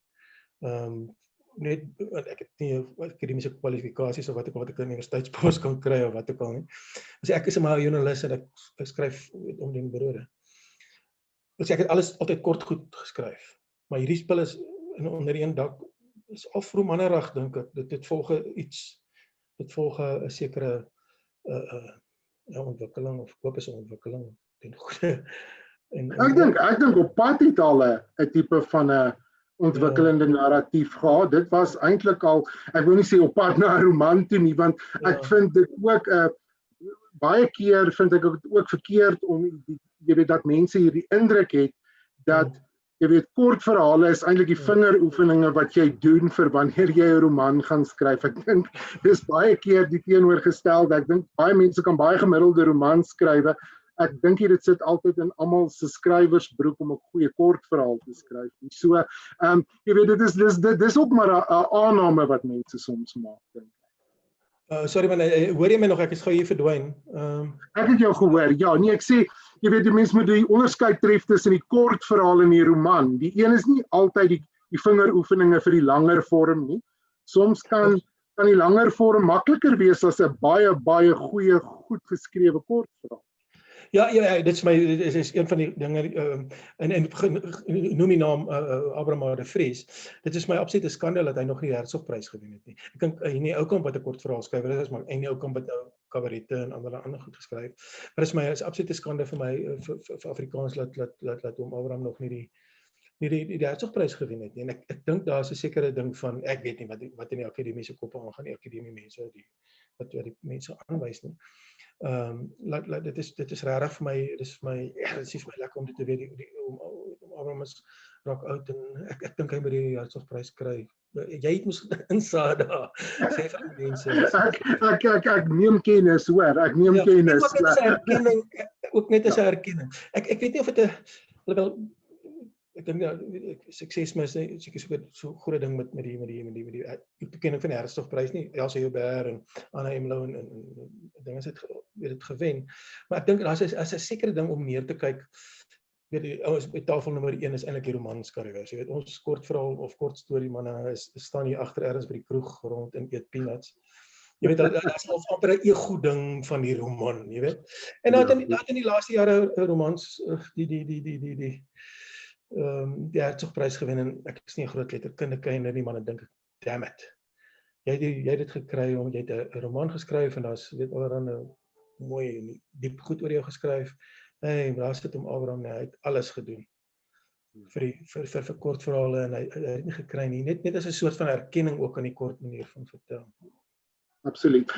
Jy praat nou van kortverhale. Jy is ook die skrywer van verhoogtekste van dramatekste, veral eenmansstukke. Hoe verskil die skryf van so iets byvoorbeeld van die skryfwerk waarmee jy gewoonlik besig is? Dis ook natuurlik 'n ding waar jy saam met mense werk, nee, ek meen Frank en Gerrit Skoonhoof en ek meen Batte Verlies. Is mense wat saam met jou eintlik aan die proses betrokke was, nee? Ja, ek is eintlik nie, ek sal nog graag 'n genuine drama wil skryf, weet waar meer karakters met mekaar praat. Ek het nog net eenmanstuk en almal vir Frank geskryf. Ek dink die verskil is in my ander stories is ek bepaal ek nogal baie by die werklikheid. Ontstellend baie van my stories is waar en het net so gebeur. En wat mense nou weet 'n stuk skryf soos weet met Tini Benario, wat ook al dan is dit nou in die aard van die saak. Is dit 'n karakter wat geskep word. Maar ek doen ook navorsing, hoeveel vir Tini het ek baie met predikante gepraat en sulke goed. Maar daar is baie lekker daar. En ek en Frank het 'n ongelooflike goeie verhouding en toe Gerrit ook. En ja, en dit is ja, dit gee mense 'n kick om te sit en hierdie ou praat en so goeie akteurs soos Frank. Dan voel ek baie geseënd, ja. Ja. En ek dan hoor jy die woorde wat in jou kop was wat nou uit iemand anders se mond kom. Dit ja, hierdie ou kreatiewe, so wonderlike akteurs soos Frank. Ek dink hy so weer eens Frank soos ek met nostalgie sukkel. Dit hulle sê daarna hy weet ek net so vir ons met 'n Valiant en so. Het Frank vir Ouboet, jy weet en hulle sê net vir ons Ouboet boeksie, jy weet en Frank is baie meer as Ouboet. O ja. Nee, ek dink iets wat ek wou opmerk ten opsigte van ons gesprek van vroeër, voordat ons oor die kortverhale gepraat het, is daardie ding van jy weet, ons het gepraat van 'n tipe progressie in 'n mens se skryfwerk. Ek bedoel, daar's natuurlik in jou geval ook die voordeel dat 'n mens 'n hele gros lesers eintlik saam met jou vat deur hierdie verandering, deur hierdie progressie. En ek bedoel, in daardie opsig lewer 'n mens eintlik 'n geweldige bydrae. So, ek dink dit is eintlik fantasties. 'n Vraagie wat nou dalk so bietjie van jy weet van die os op die bisiepol is. Hoe hou jy dit vir jouself interessant? Jy het al so baie geskryf en ek dink ek het iewers gelees, ek kon dit nie glo nie. Jy het gesê dit gaan vir jou soms moeilik om te skryf. Dit lyk nooit so nie, maar ek bedoel, hoe hou jy die proses vir jouself interessant? Ja, sê jong, dis baie moeilik om te sê want ek is in die knyp maar elke week en ek moet 'n weeklikse rubriek skryf. Ek moet Vrydagoggend moet ek 'n storie stuur en dit klink maar ek skryf dit vir geld, verstaan. Ek dis my daai geldjies wat ek nog van Media 24 gekry vir my weeklikse rubriek help nogal baie. In die sin wat sê mense maar die sê is nie noodwendig my keuse wat ek so baie skryf nie. Altyd nie. Maar die hele ding van hoe hou mense dit vir jouself interessant. Ek dink mens gaan jouself altyd herhaal. Ons sê mense het sekere goed wat jou kilie, jy weet, verstaan, sekere goed wat jy altyd sal waarneem. En ek het 'n ding oor arme mense, buitestanders, nostalgie, die ander, daai tipe ding. Maar ek dink vir my is dit so of die lewe is kort. Ek is nou 58, ek het miskien nog so 10, 15 oor. Ek het my hart geleef by tye. Of in hierdie land kan enigiets gebeur, né? En daai hoe bly is deel van my. Ek dink ek kan meer jou lewe onderskei van jou skryfwerk, nie. Dit is net om aanhoudend geïnteresseerd soos Obi. Hoe oud is Obi nou? Om aanhoudend geïnteresseerd te bly in die werklikheid. En dit is maar by 'n godsdiensding. Ek is nie ou vir soort van kom tot bekering, godsdienst, jy weet, ons moet nou almal weet daai tipe ding nie. Ek dink net met my godsdienst is om respek te hê vir die werklikheid en aanhoudend gefascineerd te wees daarmee wat jy sien en soms breek dit jou fucking hart en soms wat jy sien in hierdie land word jy soms mal. Maar dan dink ek net by myself, flip, ek kan nou nêrens heen gaan nie en hoop is moeilik. Jy weet, hoop is moeilik en veral om hierdie land om hoop te kry. Dis moeilik en ek dink dis vir my skryfwerk inkom en dis waar my ek is nou baie breedsprakig, maar dis waarom ek som altyd so skryf vir wat goed het myself. Iemand wat ek baie bewonder, ek het vanoggend weer 'n wonderlike rubriek van hom gelees, is professor Willem Jordaan. Hy skryf ook al hoeveel jare sy rubrieke, né? En daar's altyd iets wat jou weer vat, kort stukkies en ek dink dis omdat hy so leef. Hy wonder aanhoudend oor God, hy wonder aanhoudend oor, nie op 'n cheap manier nie op 'n noem ek name, jy weet, op pastooragtige cheap lessies, jy weet, sulke goetertjies nie. Op 'n baie verantwoordelike manier en ek dink dis maar as mens ouer word dan wonder jy oor die goeters. En soos Obi is 'n wonderlike voorbeeld van iemand wat aanhoudend gefascineerd is deur die werklikheid. En nuwe hoeke daarby, want hy sê, ek het mos al gesê, hy's geïnteresseerd deur kontraste. En ons is in hierdie land konstant blootgestel aan kontraste. En ook in jouself. En een dag haat ek, en een dag huil ek, een dag lag ek, verstaan met alles wat jy sien, net kop te hou.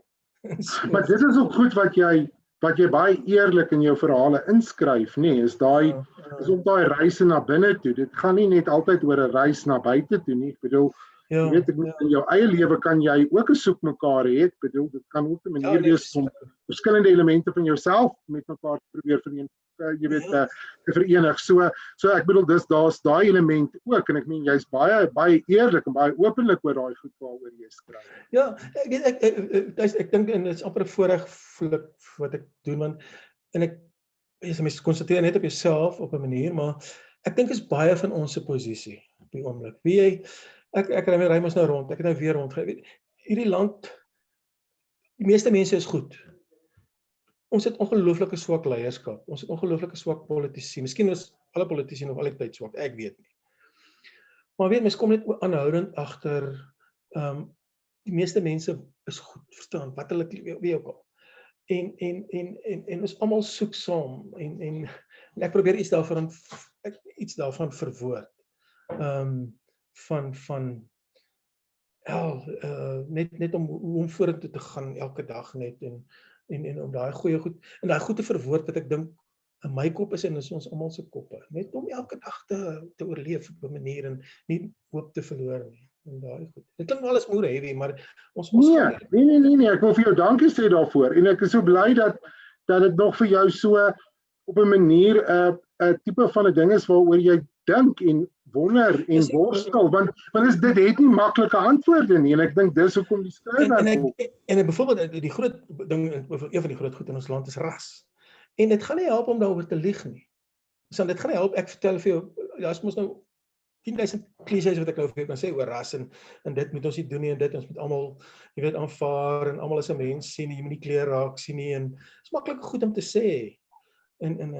Maar dit beteken in 'n sekere sin niks. Ek sit met hoeveel jaar, 94 was ek al, seker my 40 jaar, of wat ek al. Met daai klomp goed sit amper in my gene om rassisties te wees. Ek het vir die Nasionale Party gestem in my dag. Ek was 'n kadet en al daai goed. Daai goed is hier. Dit help nie, ek probeer dit weglieg nie. Ek sê, as ek 'n taxi voor my sien indraai soos vandag, dan wil ek 'n sekere woord noem. Jou plikse, verstaan wat ek wil, ek wil nou woord noem, dit kom van flip en ergens wat ek nie wil hê dit moet kom nie. Maar dit help nie, jy lieg oor nie, vir jouself nie. En net hierdie mooi, jy weet, en ek mens probeer dit nie op 'n banale manier stel nie, maar op 'n heel eerlike manier van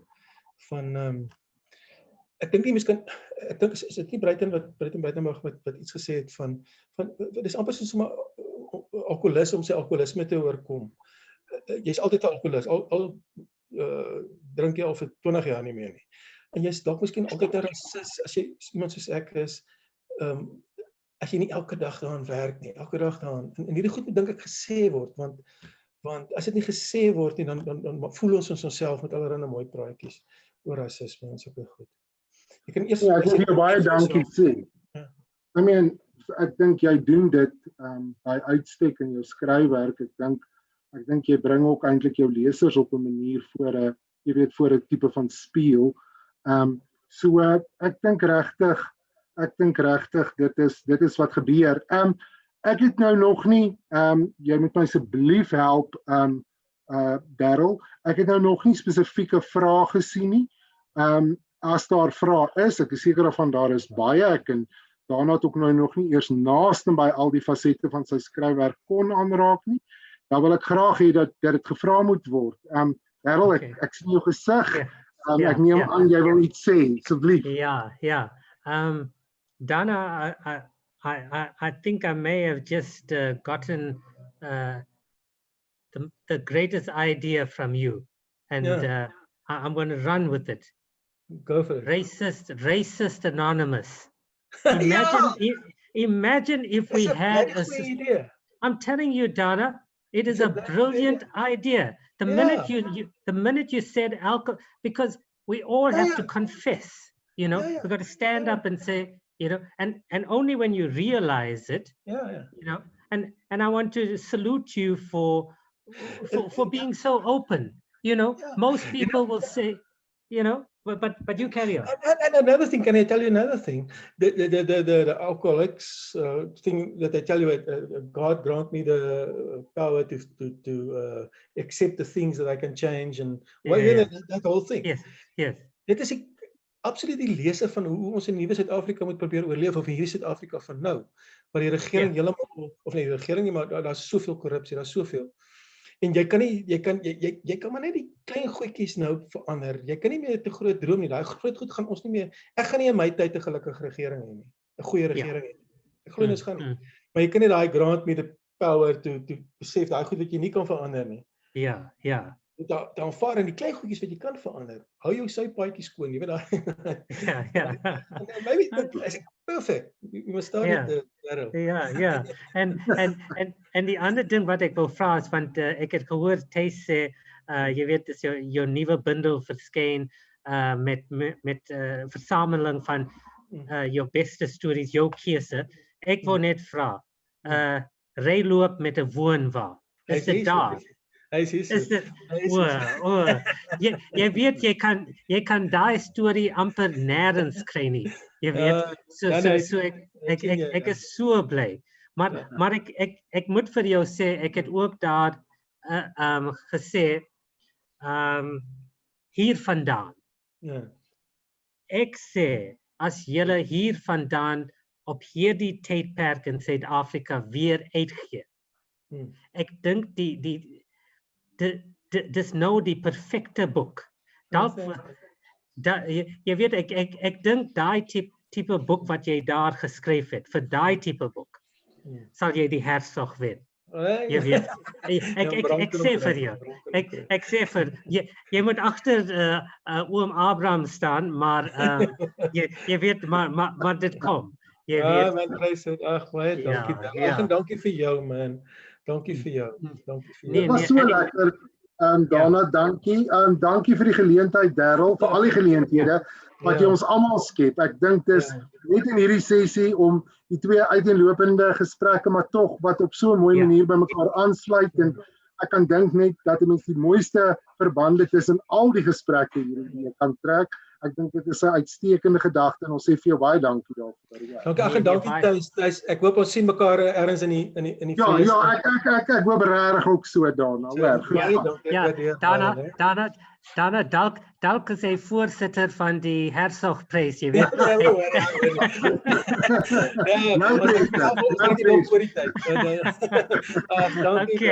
Okay, reg manne. Okay, baie dankie dan. Okay. Bye. Yeah, Graham, you can go ahead.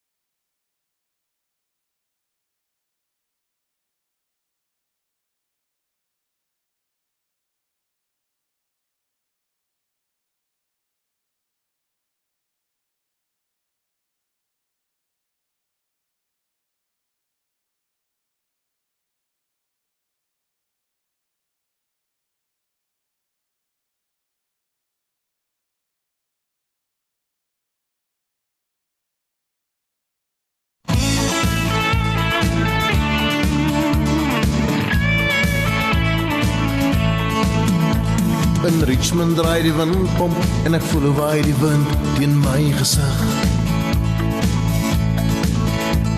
Die silwer van die dakke en die bloekoms by die golfklub teen die lig. En oorkant teen die berg in wit klip staan geverf Richmond. 1843, dit was 'n lang tyd terug. Terug na Richmond wil ek gaan. Terug na Richmond, waar mense my verstaan. Waar jarelange vriende en die winde op my wag. Terug na Richmond wil ek gaan. Die windpomp draai op Richmond en ek voel hoe waai die wind teen my gesig. Die silwer van die dakke en die bloekoms by die golfklub teen die lig. En oorkant teen die berg in wit klip staan geverf Richmond. 1843, dit was 'n lang tyd terug. Terug na Richmond wil ek gaan. Terug na Richmond, waar mense my verstaan. Waar jarelange vriende en die winde op my wag. Terug na Richmond wil ek gaan.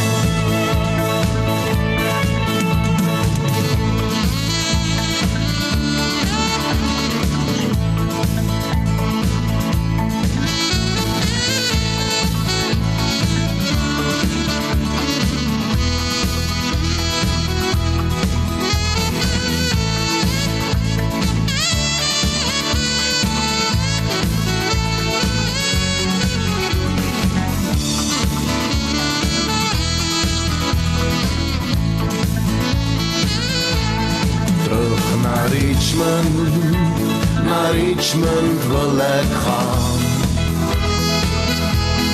Terug na Richmond, waar mense my verstaan. Waar jarelange vriende en die winde op my wag. Terug na Richmond wil ek gaan. Na Richmond wil ek gaan.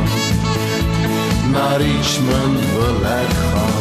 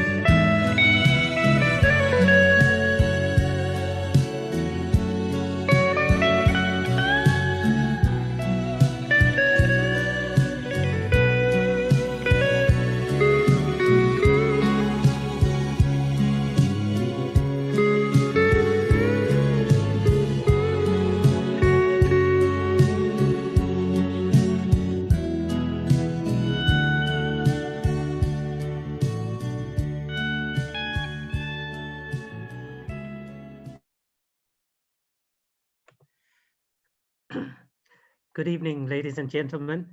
Welcome to the last session of day 6. I can still remember saying welcome to day 1. It's been a fantastic festival thus far, and I'm really looking forward to the next session.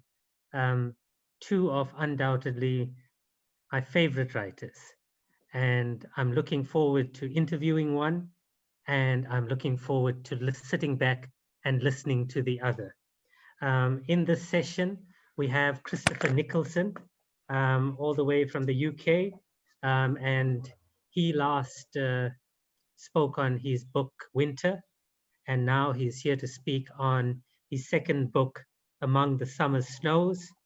And then the Zen Buddhist himself, Anthony Osler from deep in the Karoo, who will then speak like only he can to close off day 6. So, Christopher, are you there? I am there. Can you hear me?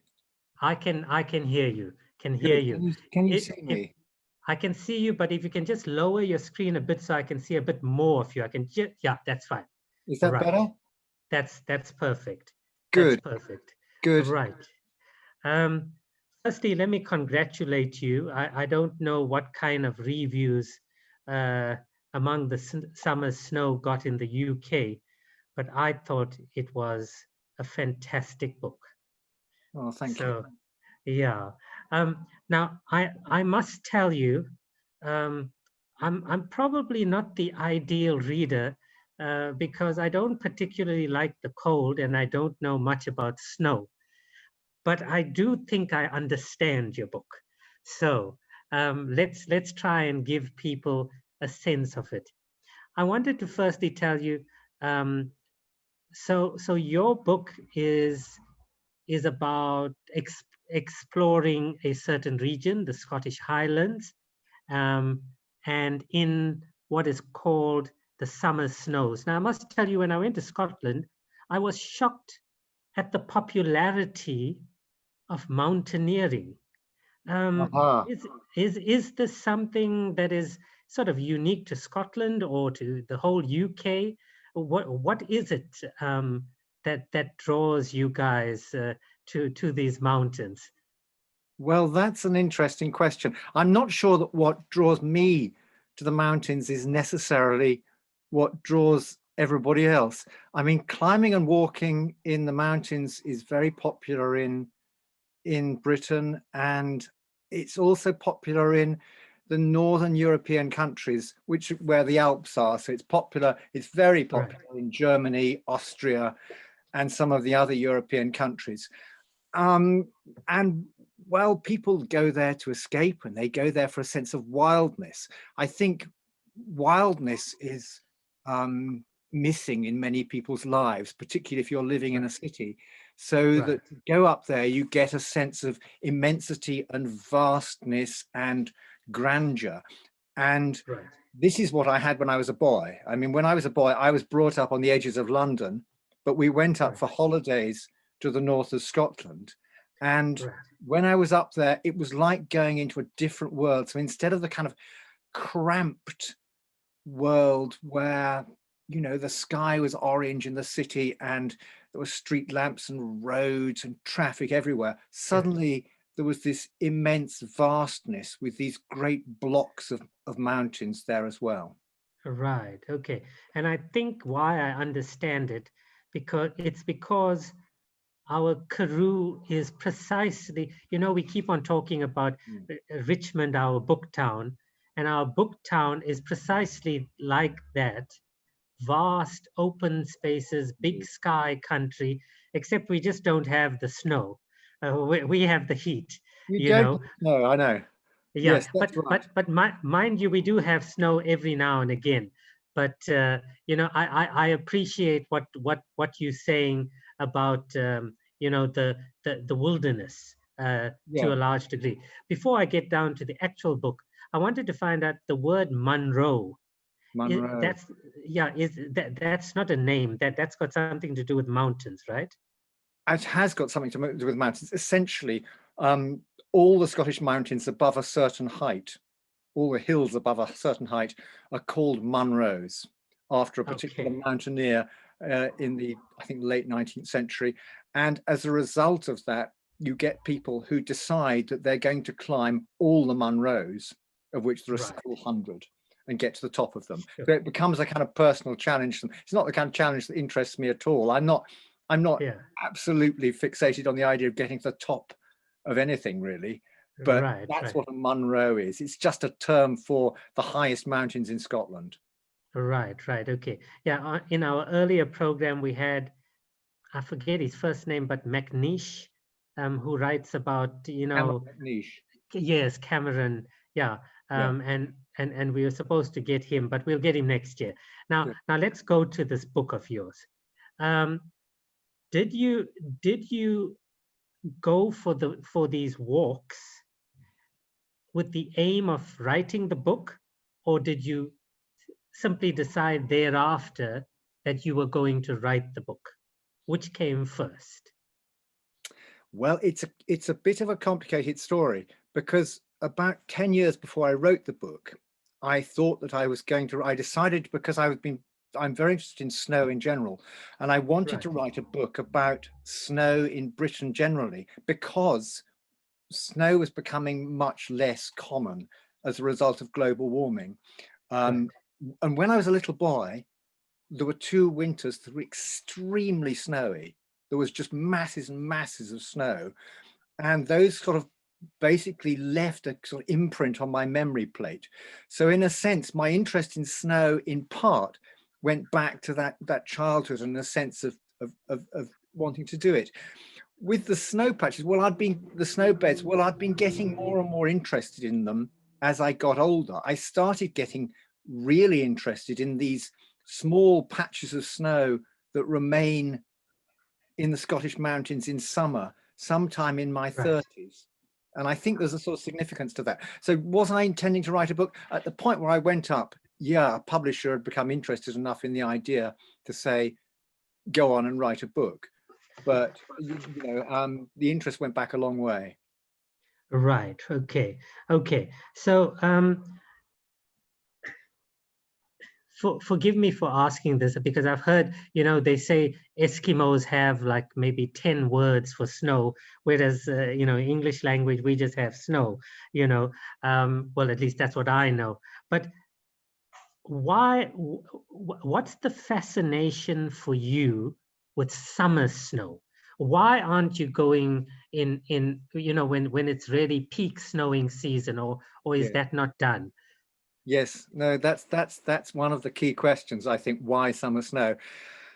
Well, if I was just interested in seeing snow, I could just go to the Alps in winter and I'd be guaranteed snow. In fact, I could go to the Alps in summer and I'd be guaranteed snow. The point about the snow in Scotland is, well, one reason in summer, that it is counterintuitive. You go up there on a hot day, it's boiling hot, you climb up the mountain, you're intensely hot, and then you come across this block of snow which looks like a giant iceberg or something like that, which is somehow, it's out of season, it's out of place, out of time.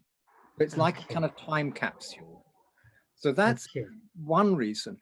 The other reason, particularly for the Scottish snow, is that these snow beds are precarious.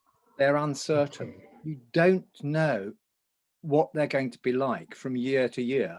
And they almost all melt. Almost all of them melt at the very end of summer or in early autumn every year. So the snow beds have to be remade, and you go up to see them, and there's always this doubt in your mind, is there going to be any snow there at all? What's it going to look like? What sort of condition is it going to be in? Because they become more and more fascinating and beautiful as they get older, as they age. They get these cracks and fissures, and they sort of mature, and they get tunnels. And I've got some photographs here. I could show you one or two. Would that be interesting? That let's to give people a sense, and then we'll come back to the book. Let's do that. And you can talk while you're showing the slides. I'll just show one. I'll just say 3 or 4, and then come back to you. All right? Okay, that's fine. Okay. So where are we?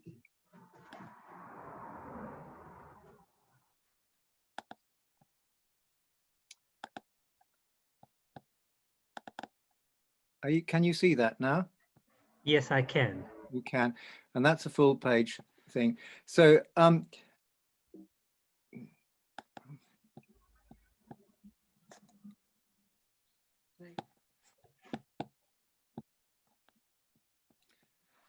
there we are. So if you're down at, if you like, at low level, what you see in summer, this is a photograph taken in late summer of a mountain quite near Ben Nevis, which is Britain's highest mountain, is you just see these two white blobs up there, and they really don't look as though they're significant at all. When you get a bit nearer, they look more like that. They've begun to fracture and break apart, and on top of them they have this debris, which is the debris that's been blown off the mountain and landed on the snow and frozen into the snow. You then go a bit closer and they look like coconut ice or something. It's something absolutely fascinating. You're looking at these different shapes and they're very beautiful. But and then even closer to that, you're looking into sort of blue heart of it all, and then to something like that. So what you're seeing at the same time is a body of snow which is in the process of melting. It's that probably isn't going to survive through to the autumn, and it is simply, if you like, it's hanging on, it's surviving. And one of the interests I have in snow, I think, is them as a sort of survivor, their image of survival. Okay. And I suppose what as a writer, maybe what also draws you to the snow is maybe the idea of a journey, or is it just wilderness? Because Well, I think the book that I ended up writing wasn't planned. I mean, it didn't end up quite as I'd expected, because all I set out to do was do a series of walks to some snow beds that I wasn't sure were going to be there. And what I've recorded in the book are not only descriptions of the snow beds, but really what I felt and thought about along the way. And I started thinking, and there is something about walking to these snow beds that for some reason brings my imagination and my mind into a much tighter focus than just walking in a usual way.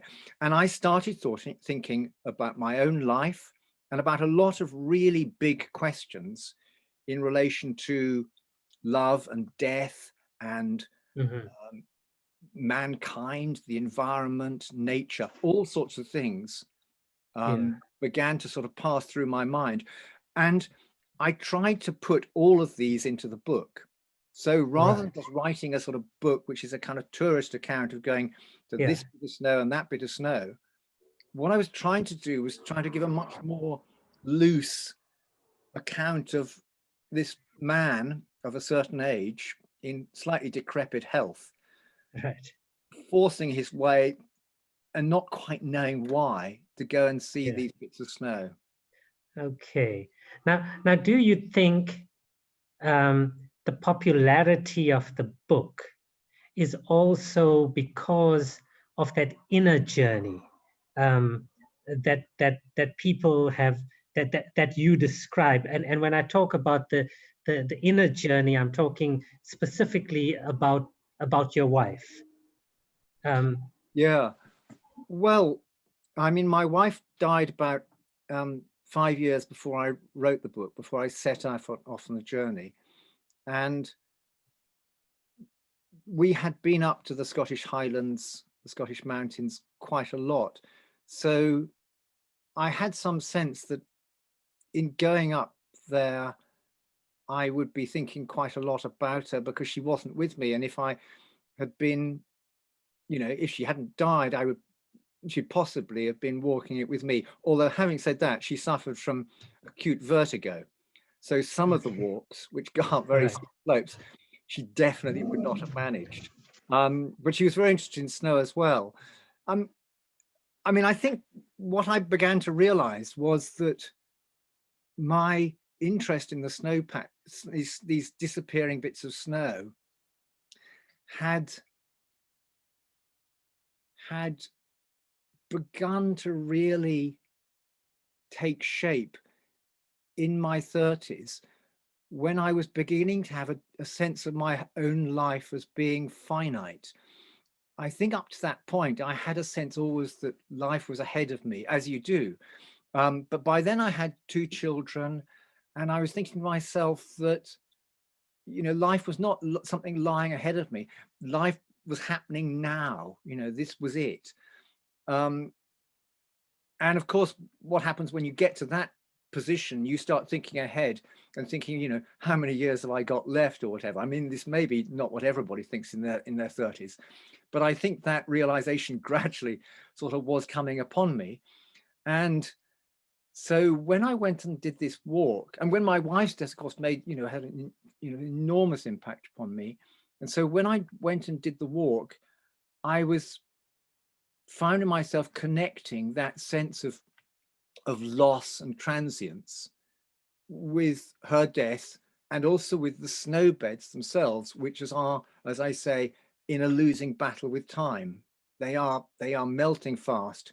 I mean, usually every year, maybe, I don't know, it varies from year to year, depending on how much snow's fallen. Sometimes 7 survive, sometimes 20, sometimes about 30 or 40.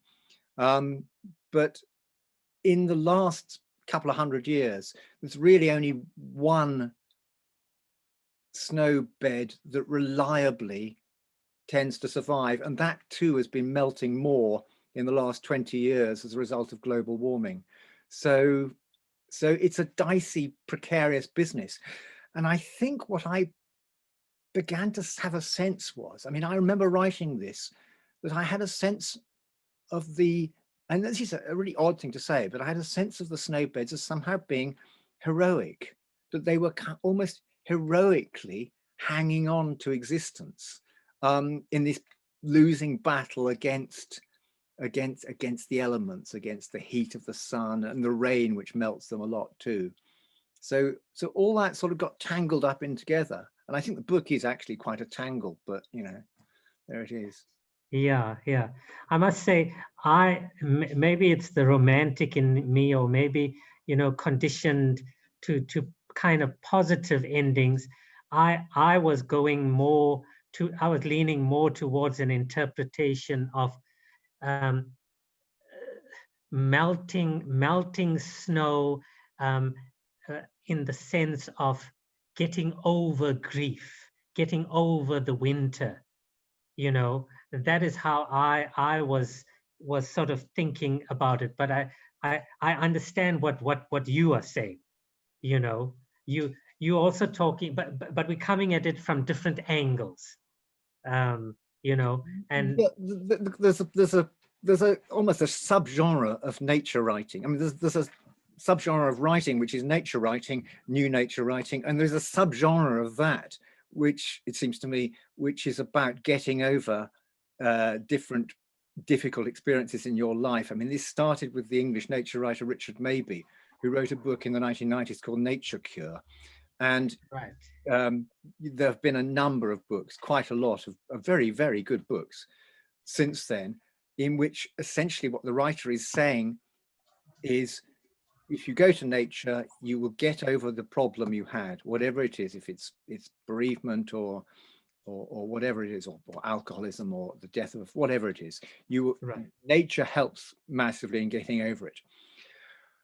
Well, I don't know. That wasn't what I was looking for. And I don't really know, to be perfectly honest, if that is what I feel or felt after writing the book. I don't think going to snow did help me and does help me get over grief in that way. I think it means that I confront that and confront my own place in the universe. But more than anything, it raises a lot of questions which I find quite difficult to answer. Yeah. I mean, okay. One of the, I mean, there were lots of points, just to stay talking about my wife, Kitty. One of the reasons I think I like the snow is that it's very interesting from a distance, and it's very interesting close up as well. And in general, the prevailing way in which people marvel over nature in the West is that they go to the top of a hill or a mountain and they see this wide panoramic view and they admire it and they think how wonderful it is. And that's what's been going on for the last 200 or 300 years. And what I think my wife, who was a botanical artist, taught me was the idea of looking really closely, not at the view as you stand straight up and look ahead of you, but the view that is simply at your feet, if you like, you know, the little mosses and liverworts and fungi. And the snow is fascinating. I mean, I could jump ahead in these photographs and show you, let me see. You can show some of the plant life, you know, because you're talking about, and your wife was a botanist, etc. Maybe bring in that angle if you've got some there. I haven't got a picture of, don't have a photos of the botany here. What I do have is, for example, this photo. And can you see that? I can see it. Yeah. That photo is just a close-up of a bit of snow with lots of debris on it. And that sort of thing really fascinates me. And visually, the snow beds are so interesting because you look at them and sometimes you see the debris on it and it looks they look like hieroglyphs. They look like some sort of writing that you can't quite decipher. Yeah. So I was fascinated by that. So, I'm not sure I've answered your question, Daryl. No. That's absolutely fine. That's absolutely fine. I also wanted to just ask, is my speaker on? Okay, yeah. I also wanted to ask you, I hope, I don't know if you've got the book there, but could you end off with that poem in your book, the Robbie Burns poem?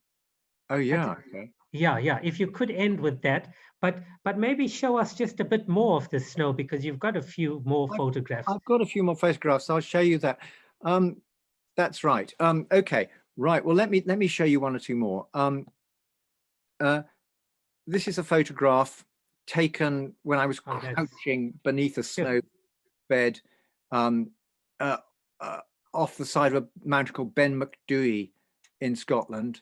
And you know, you can see how it's sort of summer down there, but it's winter up here, and it's rather lovely. Sure, that's a stunning photograph. Absolutely magical. Yeah. That was just a little thing that caught my imagination. I don't know, something about the shirt, the shape of it and the sort of scalloping effect on the side of it. As I say, they do look a bit, sometimes you're just walking along and there it is. And you think, well, why is it there? I mean, they are usually on north-facing slopes and sheltered from the sun. But this is just a fragment that survived, just a regment, you know, thing. Then you get tunnels inside them. This was a blue ice tunnel, which is underneath one of the snow beds with the light shining through. And you can crawl under these for quite a lot of distance. And you don't fear, you know, these tunnels collapsing on you or anything like that. You don't, because the thing about the snow is that over the months in which it has settled there and packed down, and it settles down to great depths, you get the snow down to depths of, you know, sometimes 30, 40, 50 feet, that it begins to turn to ice. So effectively, it's an ice tunnel. You're going under this sort of ice tunnel, and this was taken high on Ben Nevis, which is Britain's highest mountain. I mean, one of the things I should probably have said, we should probably have said at the start actually, is that these mountains are not by world terms any height at all. Ben Nevis is only about 1,300 meters, bit more than that. So it's tiny, really, compared to the Alps or indeed to the Drakensberg or something like that. But they are extremely dangerous places in winter because the latitude, I mean, Ben Nevis is something like 57 degrees north. So, I mean, I don't, South Africa is what, 26 south or something like that. So if it's 57 north, that means it gets both the Arctic airstream, the cold Arctic airstreams pouring down, but also because it's on the edge of the European landmass, it gets the damp, wet air pouring in off the Atlantic. And it's because those two meet, you get these colossal snowstorms, and they are very dangerous. Lots of people die wandering on these mountains every year because they're caught out either by avalanches or by sudden blizzards, and by huge gales. And they're quite dangerous places to be. I think that's one of the other attractions to me, is something to do with the danger and so on. Okay. All right. Okay.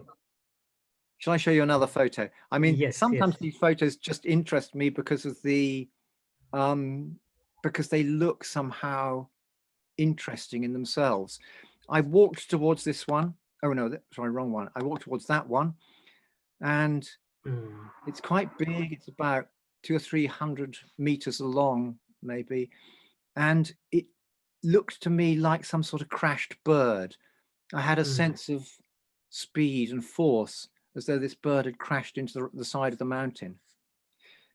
This one reminded me, oddly enough, and I couldn't work out for ages what was fascinating me about it. I stared at this little thing for ages.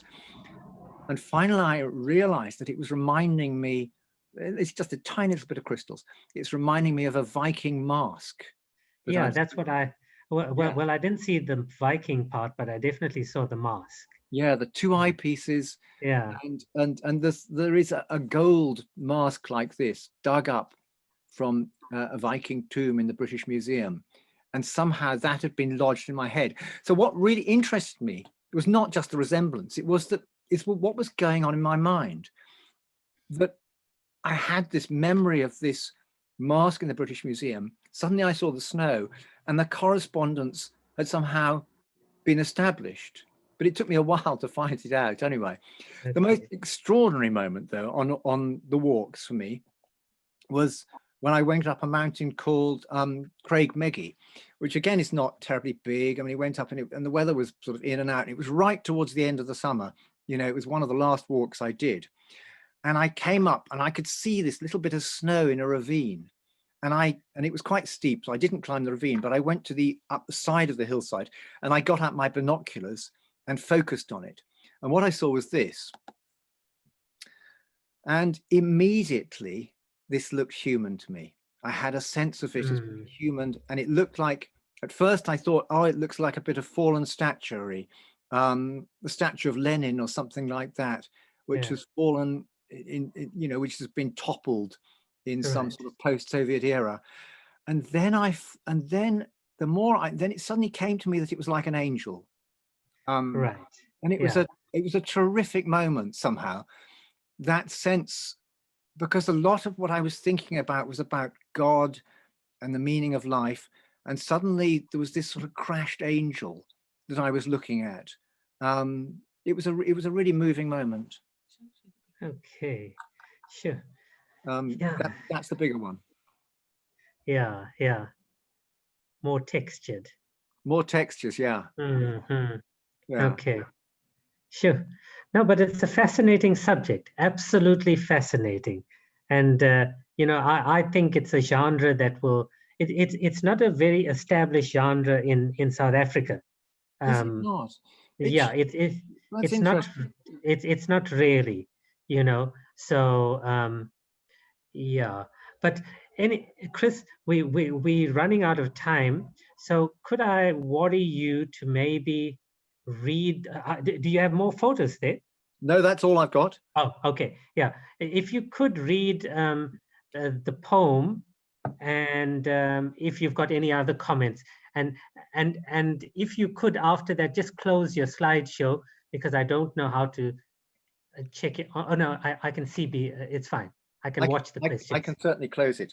No, it's fine. Leave it. It's fine. I can see it. Right. Okay. Well, the poem that you're after, this is the Burns poem, isn't it? Yes, it's the Burns poem. Yeah. But if you want to read another one as well, you can. I'll give you two. No. No. But what I might do is just read the paragraph which introduces the poem, and it comes after it was the very last walk I was doing. Autumn was coming on, and I felt I needed to get home to see my children, and I was worrying about these snow beds and whether they would survive. And there is this longest lasting of all the snow beds, and there's a point you can look across about from 3 miles, and you can see this across a great gorge. And I thought I would just walk up and check that it was still there. And when I got to that point to look, I found that the cloud was down. I couldn't see it. And I waited and waited and waited, and the sunset was falling, and eventually I got a glimpse and it was still there. So I then walked back a long way back to where my car was parked, a long way away. And I was in a really happy mood, which, given how melancholy much of the book is, was a good point to end on. So here we go. It goes, here's an abbreviation. I walked back over the plateau, altogether happier, my step light and springy on the soft ground, as if gravity itself had let up a little. The wind was now on my side, pushing me along, helping me on my way. As I passed the cairn, where I'd seen the solitary vole on that first day, I thought of friends and family, and how much they really did matter. What would it be like to go through the world alone? I even had a snow-related thought that ice was water pretending to be a rock. No, ice was water trying to be a rock, trying and failing, but trying. As humans yearn to escape gravity and fly like birds, do rocks ever yearn for the fluidity of water? Then the idea of melting rocks came into my mind, and I remembered Burns's tender poem of farewell, his pledge of eternal love. As fair art thou, my bonny lass, so deep in love am I, and I will love thee still, my dear, till all the seas gang dry. Till all the seas gang dry, my dear, and the rocks melt with the sun, and I will love thee, dear, still, my dear, while the sands of life will run. And so on. It goes on a bit further, the poem. Yeah. Anyway, Sure. it's a fine poem. Yeah. Well, Chris, I must say thank you, so much. Let me just look if there's any questions while I'm talking. But, I'm also the kind of person I suppose you are. If last year when I moved to the Cape, I was living in a very small room with no view, and it depressed me no end. Yeah. I literally couldn't live. I used to have to drive out every minute, just to have a view.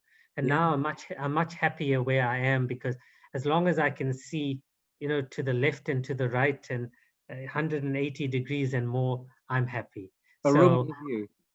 A room with a view, definitely a room with a view. So I understand your sentiments, perfectly. And in a very weird way, I used to travel to work every day and back a 220-kilometer journey every day. And people used to ask me, that must be terrible. And I used to tell them, I got the greatest ideas sitting in that car, just driving. And I am a person like that. There's something liberating about movement, wide vistas. I don't know what it is. I suppose people's brains are wired differently. So yours isn't that unique or strange. So thank you for that book. Thank you so much for talking. It's been a great pleasure. Yeah. And someone's written on the chat, joined late but found this thoroughly fascinating. Thank you. And Umesh writes, understand the impact beauty of nature has on one's soul. Thank you, Chris. Appreciate your talk. So thank you so much, Chris. It really was a beautiful talk, and we're definitely going to buy it for our university library, and I'm going to get copies for friends because I loved it. And I was going to make a joke that I could see that you love snow because even some of your winter covers, your novel even has snow on it. So I could tell. But Chris, it's been wonderful chatting to you. Thank you for being such a source of great fun and reducing the pressure and the build-up to the festival. It's great to have writers like you on the panel, and hopefully you'll come out with a new book soon, which will give us an excuse to invite you once again to a festival. Thank you again. Thank you, Daryl. Okay, thank you, Chris. Okay, next up we have Anthony Osler, and from the snow plains of the Scottish Highlands, we now come to the Karoo, which is Anthony Osler's, oops, I told you the dog burps,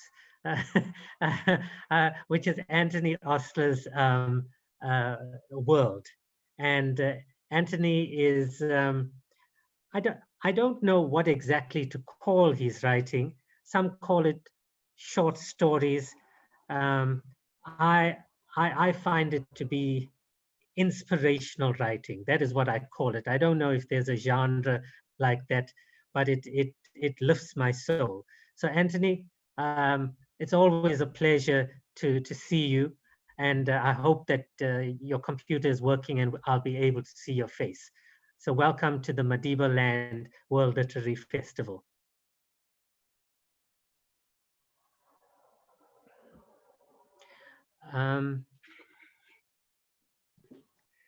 Anthony, I think you need to unmute your mic. So if you look at the bottom, there's something looking like a DJ's microphone. You need to. We can hear you now. Do I have to see myself? I don't quite know. No, you don't have to see yourself. And it will only make you nervous, so don't worry. Nice to see you, Anthony. Right, okay. Is that Spring Grove now? Are you in your Karoo home there? Yes.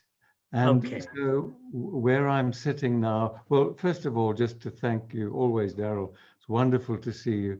It's one of the highlights of my year is to have you around, and you always, you even made me stay up until after 8 o'clock this evening. I tried to do this in my pajamas, but my wife thought that you might not like it. So in deference to you, Thank you for the sacrifice. Thank you. Thank you. I thought you would like it. So perhaps just to give a background, and good evening, everyone. I can't see myself. I can see Daryl very big. I'm not sure if that's how it's meant. The others won't be because they have to block their microphone so you get a good signal. So sorry about that. That's fine. So I'm speaking to you anyway. Yeah. That's wonderful. That's good enough for me. So I'm sitting in the kitchen of an old farmhouse in the middle of the Karoo, and my wife Margie is sitting nearby me, and we have an Aga in the corner, and outside we have solar panels, and they provide electricity. We're not connected with the grid, and we have some kind of private internet facility out here on the farms, and we hope that that works. We don't have a television, so this laptop is a lot of fun for us. I should say that I get very nervous at this sort of thing, a little anxious. I don't mind being anxious that much, but I do get a little anxious at looking at screens. It's not something that I'm accustomed to. like Daryl, I prefer to sit on the stoep and watch open spaces change as the light changes during the day. I came across a lovely story the other day. Oh, and by the way, I'll do a little talking and a little reading, if that's all right, for the next 20 minutes. But the other day, a friend directed us to something that we could watch on the laptop, which was about the Springbok rugby team's life at the World Cup. And of course, we were all following this with great interest. It was an interesting mix of team racially. It had a black captain. People were enthusiastic about it. And at one of these dressing room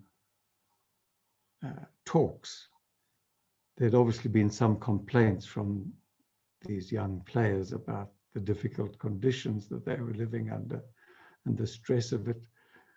And the coach just stood up and said, "You think you've got stress. I'll tell you what stress is.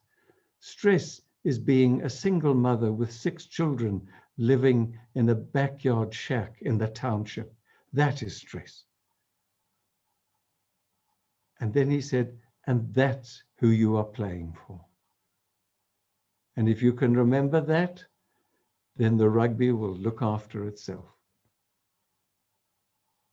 It was such a wonderful thing to say and such an unusual setting for it, which made it even more wonderful, I thought. But it strikes me that when one writes, there's that same kind of sense, that I'm not writing for myself at all. And I'm not writing for just the single mother in the backyard shack in the township.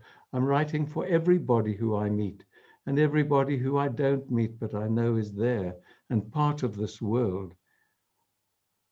Even if they're not going to read what I write, they're still part of the writing. They're still included. And I write as them, if you like, for them, and somehow standing in each other's shoes in some way just allows the writing to appear by itself. And then I know that all writers will speak about this, but there's a kind of unself-conscious quality that appears when the writing really happens. And we work for days and days at trying to write something. And then suddenly it appears all by itself. So there's that lovely quality of it. Anyway, let me just move on a little bit. I'd like to start by reading a piece that somehow reminds me of where I live. And it's about a friend and I who were working in spring, and it's about a storm that happened. Johan and I are in the woodshed sanding planks when the wind drops. We stop what we are doing and straighten up. Everything waits. The first drops clatter on the roof, and then it roars, a wall of sound, thunder, lightning, rain, wind, and hail, all at the same time.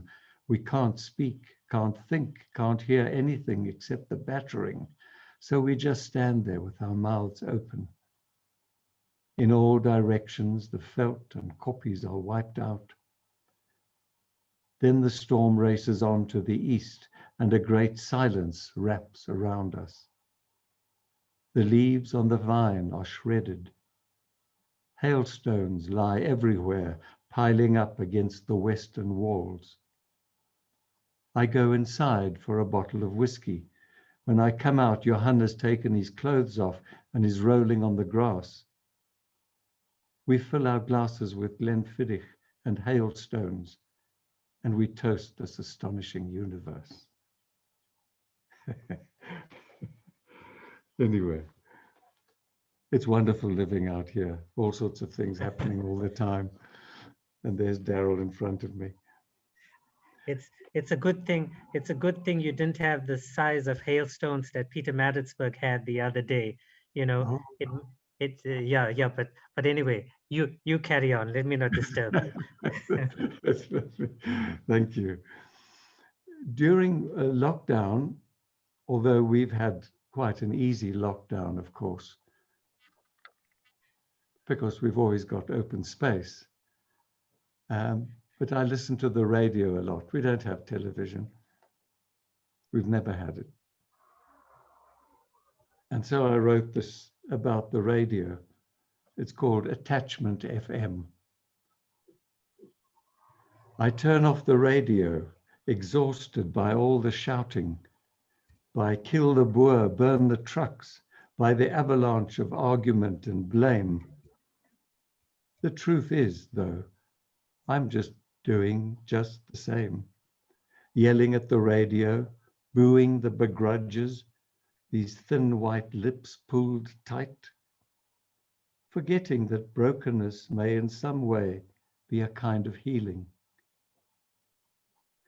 Maybe this is the real exhaustion, this wearing down of me by me. I can only shake my head, and if I'm lucky, laugh or weep, and take up my cushion and sit down for a while to find again this kindly breath, this floating world. Burn the trucks, kill the Boer, and from over the hill, the first blue drops of rain.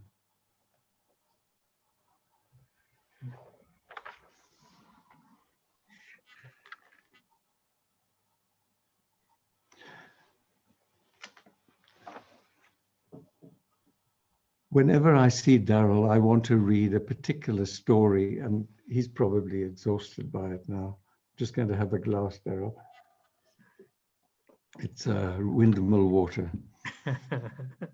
And it's set in a journey that I used to make quite regularly between Kimberley and Colesberg.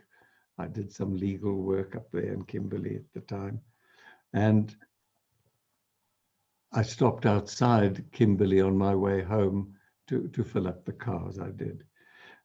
Perhaps just to say the background of the story was that at that time there was a huge debate on whether Black people should sing Eurocentric songs, opera, take part in Eurocentric culture at all, or whether they should be creating something new and particularly African. And somehow, of course, in that kind of debate, there's endless opinion. And this story kind of did it for me. Outside of Kimberley, I pull in at the filling station and roll down a window. A wave of heat floods the inside of the car. Nothing moves, just a yellow flag that stirs. I wonder if they've closed for lunch and whether I'll have to serve myself. Then from under the pepper tree near the diesel pump runs a young man with flashing white teeth. I ask him to fill the car and clean the windscreen. We talk about the weather and about the 4x4s traveling down to the sea for the holidays. His skin is beautiful and very black, glinting in the sun like coal. When I say I am going home, he says he already knows that because he can see it in my eyes. I tell him my home is hundreds of kilometers to the south, past Forest Smith, over the Orange River and into the far Karoo. That dry place, he says. Yes, dry and quiet. And tonight I'm going to sit on the stoep with my wife and a glass of whiskey and watch the sun go down. He looks at me with those great shining eyes, Like church, he says, but without the choir, and laughs at his joke. Then he looks around to make sure he isn't going to get into trouble for talking too long to a customer, even though there's nobody in sight. Tomorrow, I'm going to pay Auntie Adams the last money for the dress, he says. It is the down payment on his little sister's outfit for her matric dance. Tomorrow morning, he will take his bicycle and his week's wages and ride down to the dressmaker to hand over the money. Then he will attend the graduation with the rest of his family, though he still needs black trousers to match his jacket.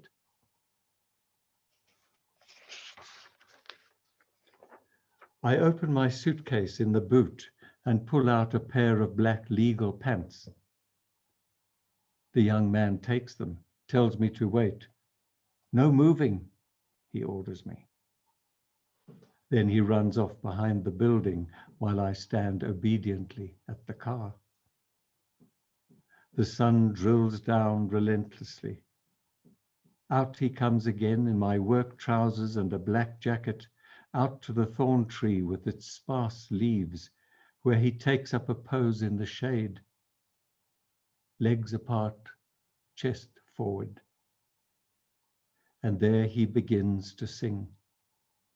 He sings an aria that I know in a high tenor voice that is rich and clear. Caro mio ben, credimi almen, senza di te languisci el cor. Oh, dearly beloved, believe me, without you my heart is filled with sorrow. I am stunned, for there we are, the two of us. He under the thorn tree with his passionate vibrato soaring into the blue, me sinking down against the petrol pump, overcome with sadness and beauty.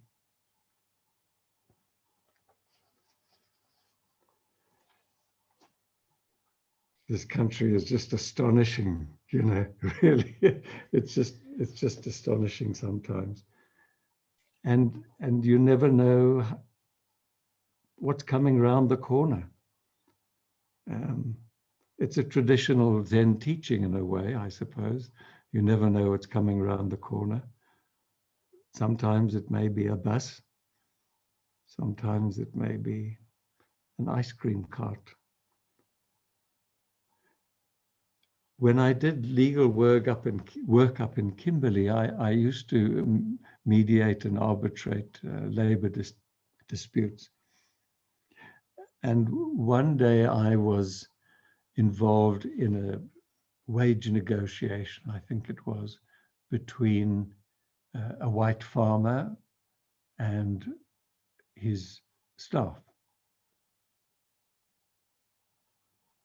And the white farmer was represented by an official from an employers' organization who worked with white farmers, and the employees were represented by a black union official. And white farmers and black unions don't have a great relationship at the best of times.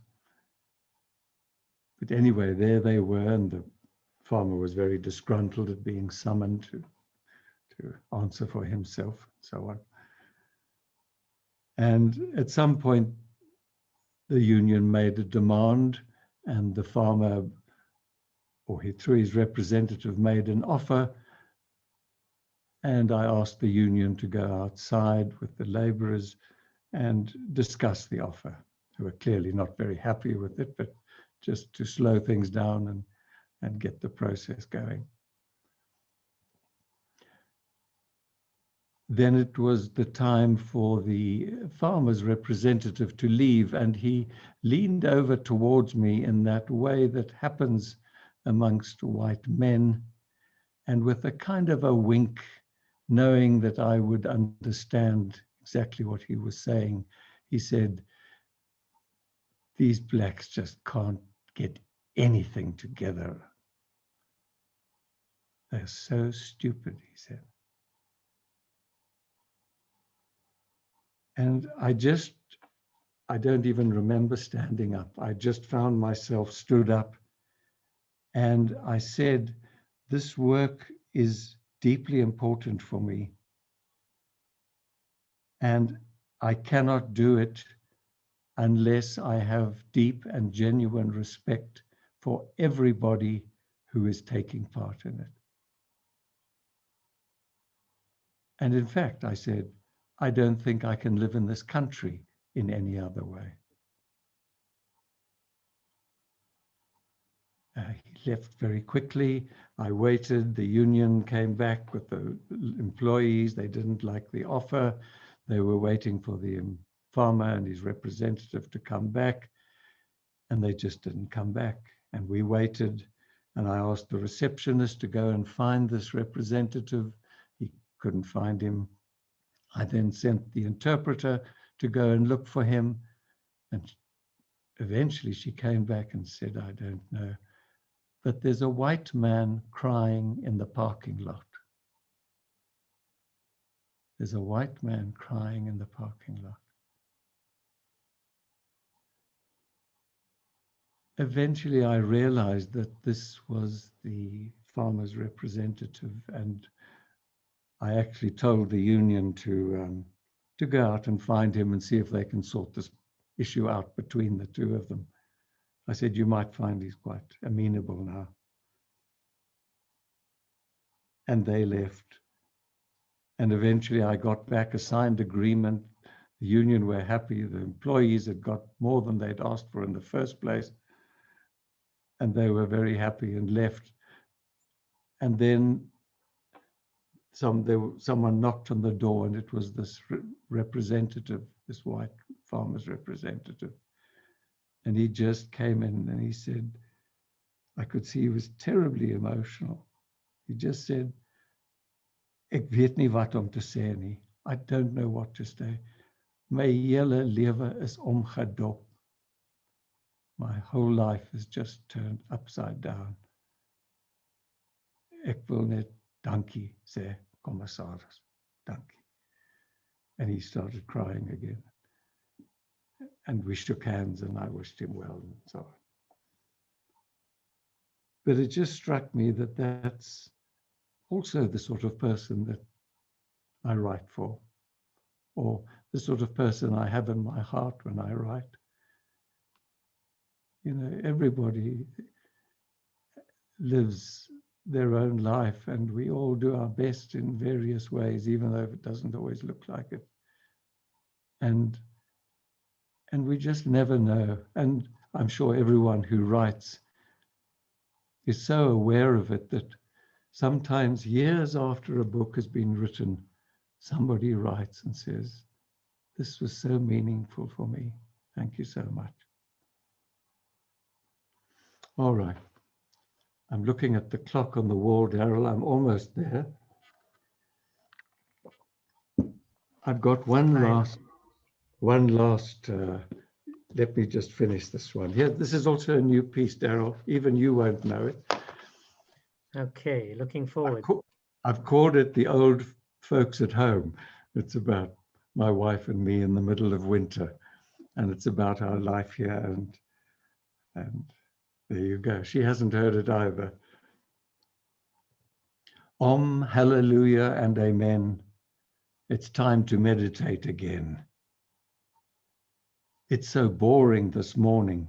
And with the COVID warning, I think about the day my breath won't come back in. That I may become a thread in the arm of your chair, or a thought that hides the sun. The light is out at the top of the hill, but I still have gifts to bring. Robe of purity, rock of ages, when our hearts are breaking, we sing. I remember the friends I shouldn't have had, those I should have but didn't. The girls that lay down on the floor of the shed, those I wanted but wouldn't. It's winter here. I'm feeling old. We go to bed too early. The corners of the house are cold. In her dreams, my wife is stirring. So I go outside on my own and find I'm not alone at all. There are stars out there and the stillness of barns and an eagle owl that calls. And sometimes at midnight I open a beer, dance to the songs only night nurses hear in the warmth of the winter kitchen. Then I walk in my socks up the Oregon floors in case I wake the children. But our daughters are gone now. The door to their room is ajar.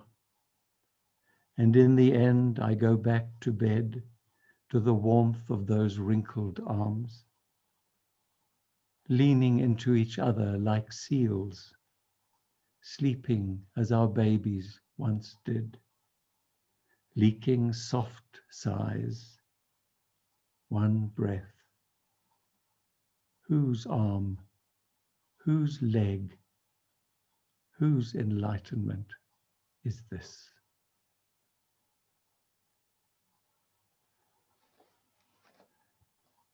Thank you so much. Thank you, Anthony.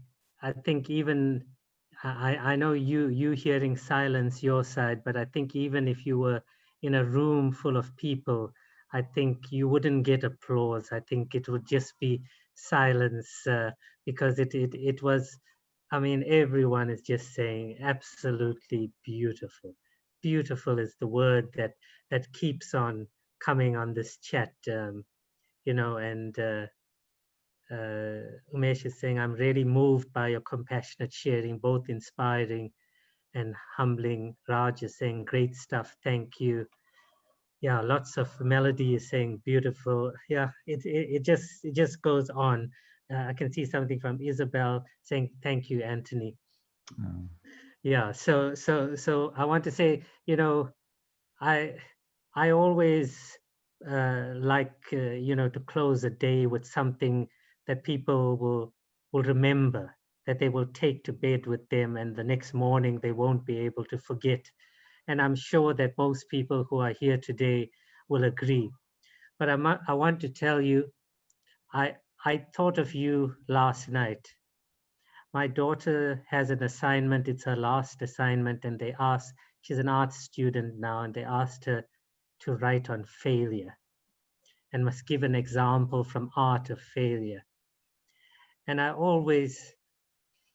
don't know why I get emotional when I think of, because I've never heard a story like that before. You remember that story you wrote about Peter Maritzburg and the rowing race, and I think you came to watch your daughter in a rowing race, and I don't know who the person was who ended last, but the greatest applause was saved for the person who came last round that corner. And it takes a special mind to see that. I don't think my daughter doesn't listen to me much now, so I doubt she'll use the story, but I told it to her nonetheless. And it was a beautiful story. So to people out here who liked Anthony's books, just contact me. I've got his email. I'll put you in touch with him, and hopefully he's got a few stashed away in his Karoo cottage, on his farm. So Anthony, thank you so much. Thank you to all the people who stayed up quite late. It's 8:30, I suppose, not very late for most people, but if you've been here from the morning, it's late. So Anthony, once again, thank you so much. Love to Margie on that side. And may there be many more poems. One more book. You got one more book in you. Okay. Give me a deadline. Thank you so much, everybody. Okay. Sleep tight. Thank you. Thank you, Anthony. Carol. Thanks for your wonderful work. And love to your daughter. I think she has a very loving father, and that will carry her through. Yeah, I hope so. Thank you. Thank you. Thank you so much. And ladies and gentlemen, thank you for staying with us. It's been another uplifting day, day 6 done and dusted, 2/3 of the Madibaland World Literary Festival over and done with. Just 3 more days to go. And I think by that last day, we'll all be crying. So thank you so much. And we'll see you all tomorrow. Thank you, Anthony, once more. Thank you. Thank you, everyone.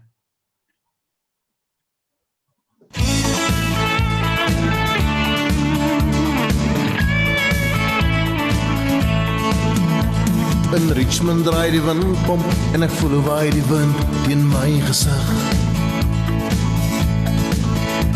Die silwer van die dakke en die bloekoms by die golfklub teen die lug. En oorkant teen die berg in witklip staan geverf Richmond. 1843, dit was 'n lang tyd terug. Terug naar Richmond wil ek gaan. Terug naar Richmond, waar mense my verstaan. Waar jarelange vriende en die winde op my wag. Terug naar Richmond wil ek gaan. Die windpomp draai op Richmond en ek voel hoe waai die wind teen my gesig. Die silwer van die dakke en die bloekoms by die golfklub teen die lug. En oorkant teen die berg in witklip staan geverf Richmond. 1843, dit was 'n lang tyd terug. Terug naar Richmond wil ek gaan. Terug naar Richmond, waar mense my verstaan. Waar jarelange vriende en die winde op my wag. Terug naar Richmond wil ek gaan.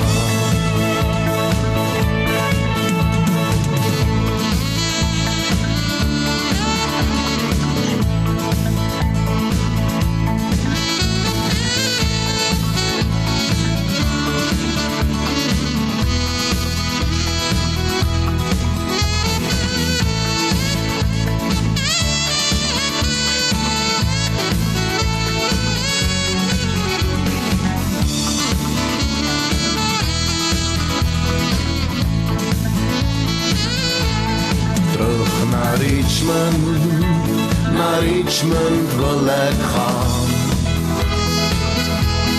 Terug naar Richmond, waar mense my verstaan. Waar jarelange vriende en die winde op my wag. Terug naar Richmond wil ek gaan. Naar Richmond wil ek gaan. Naar Richmond wil ek gaan.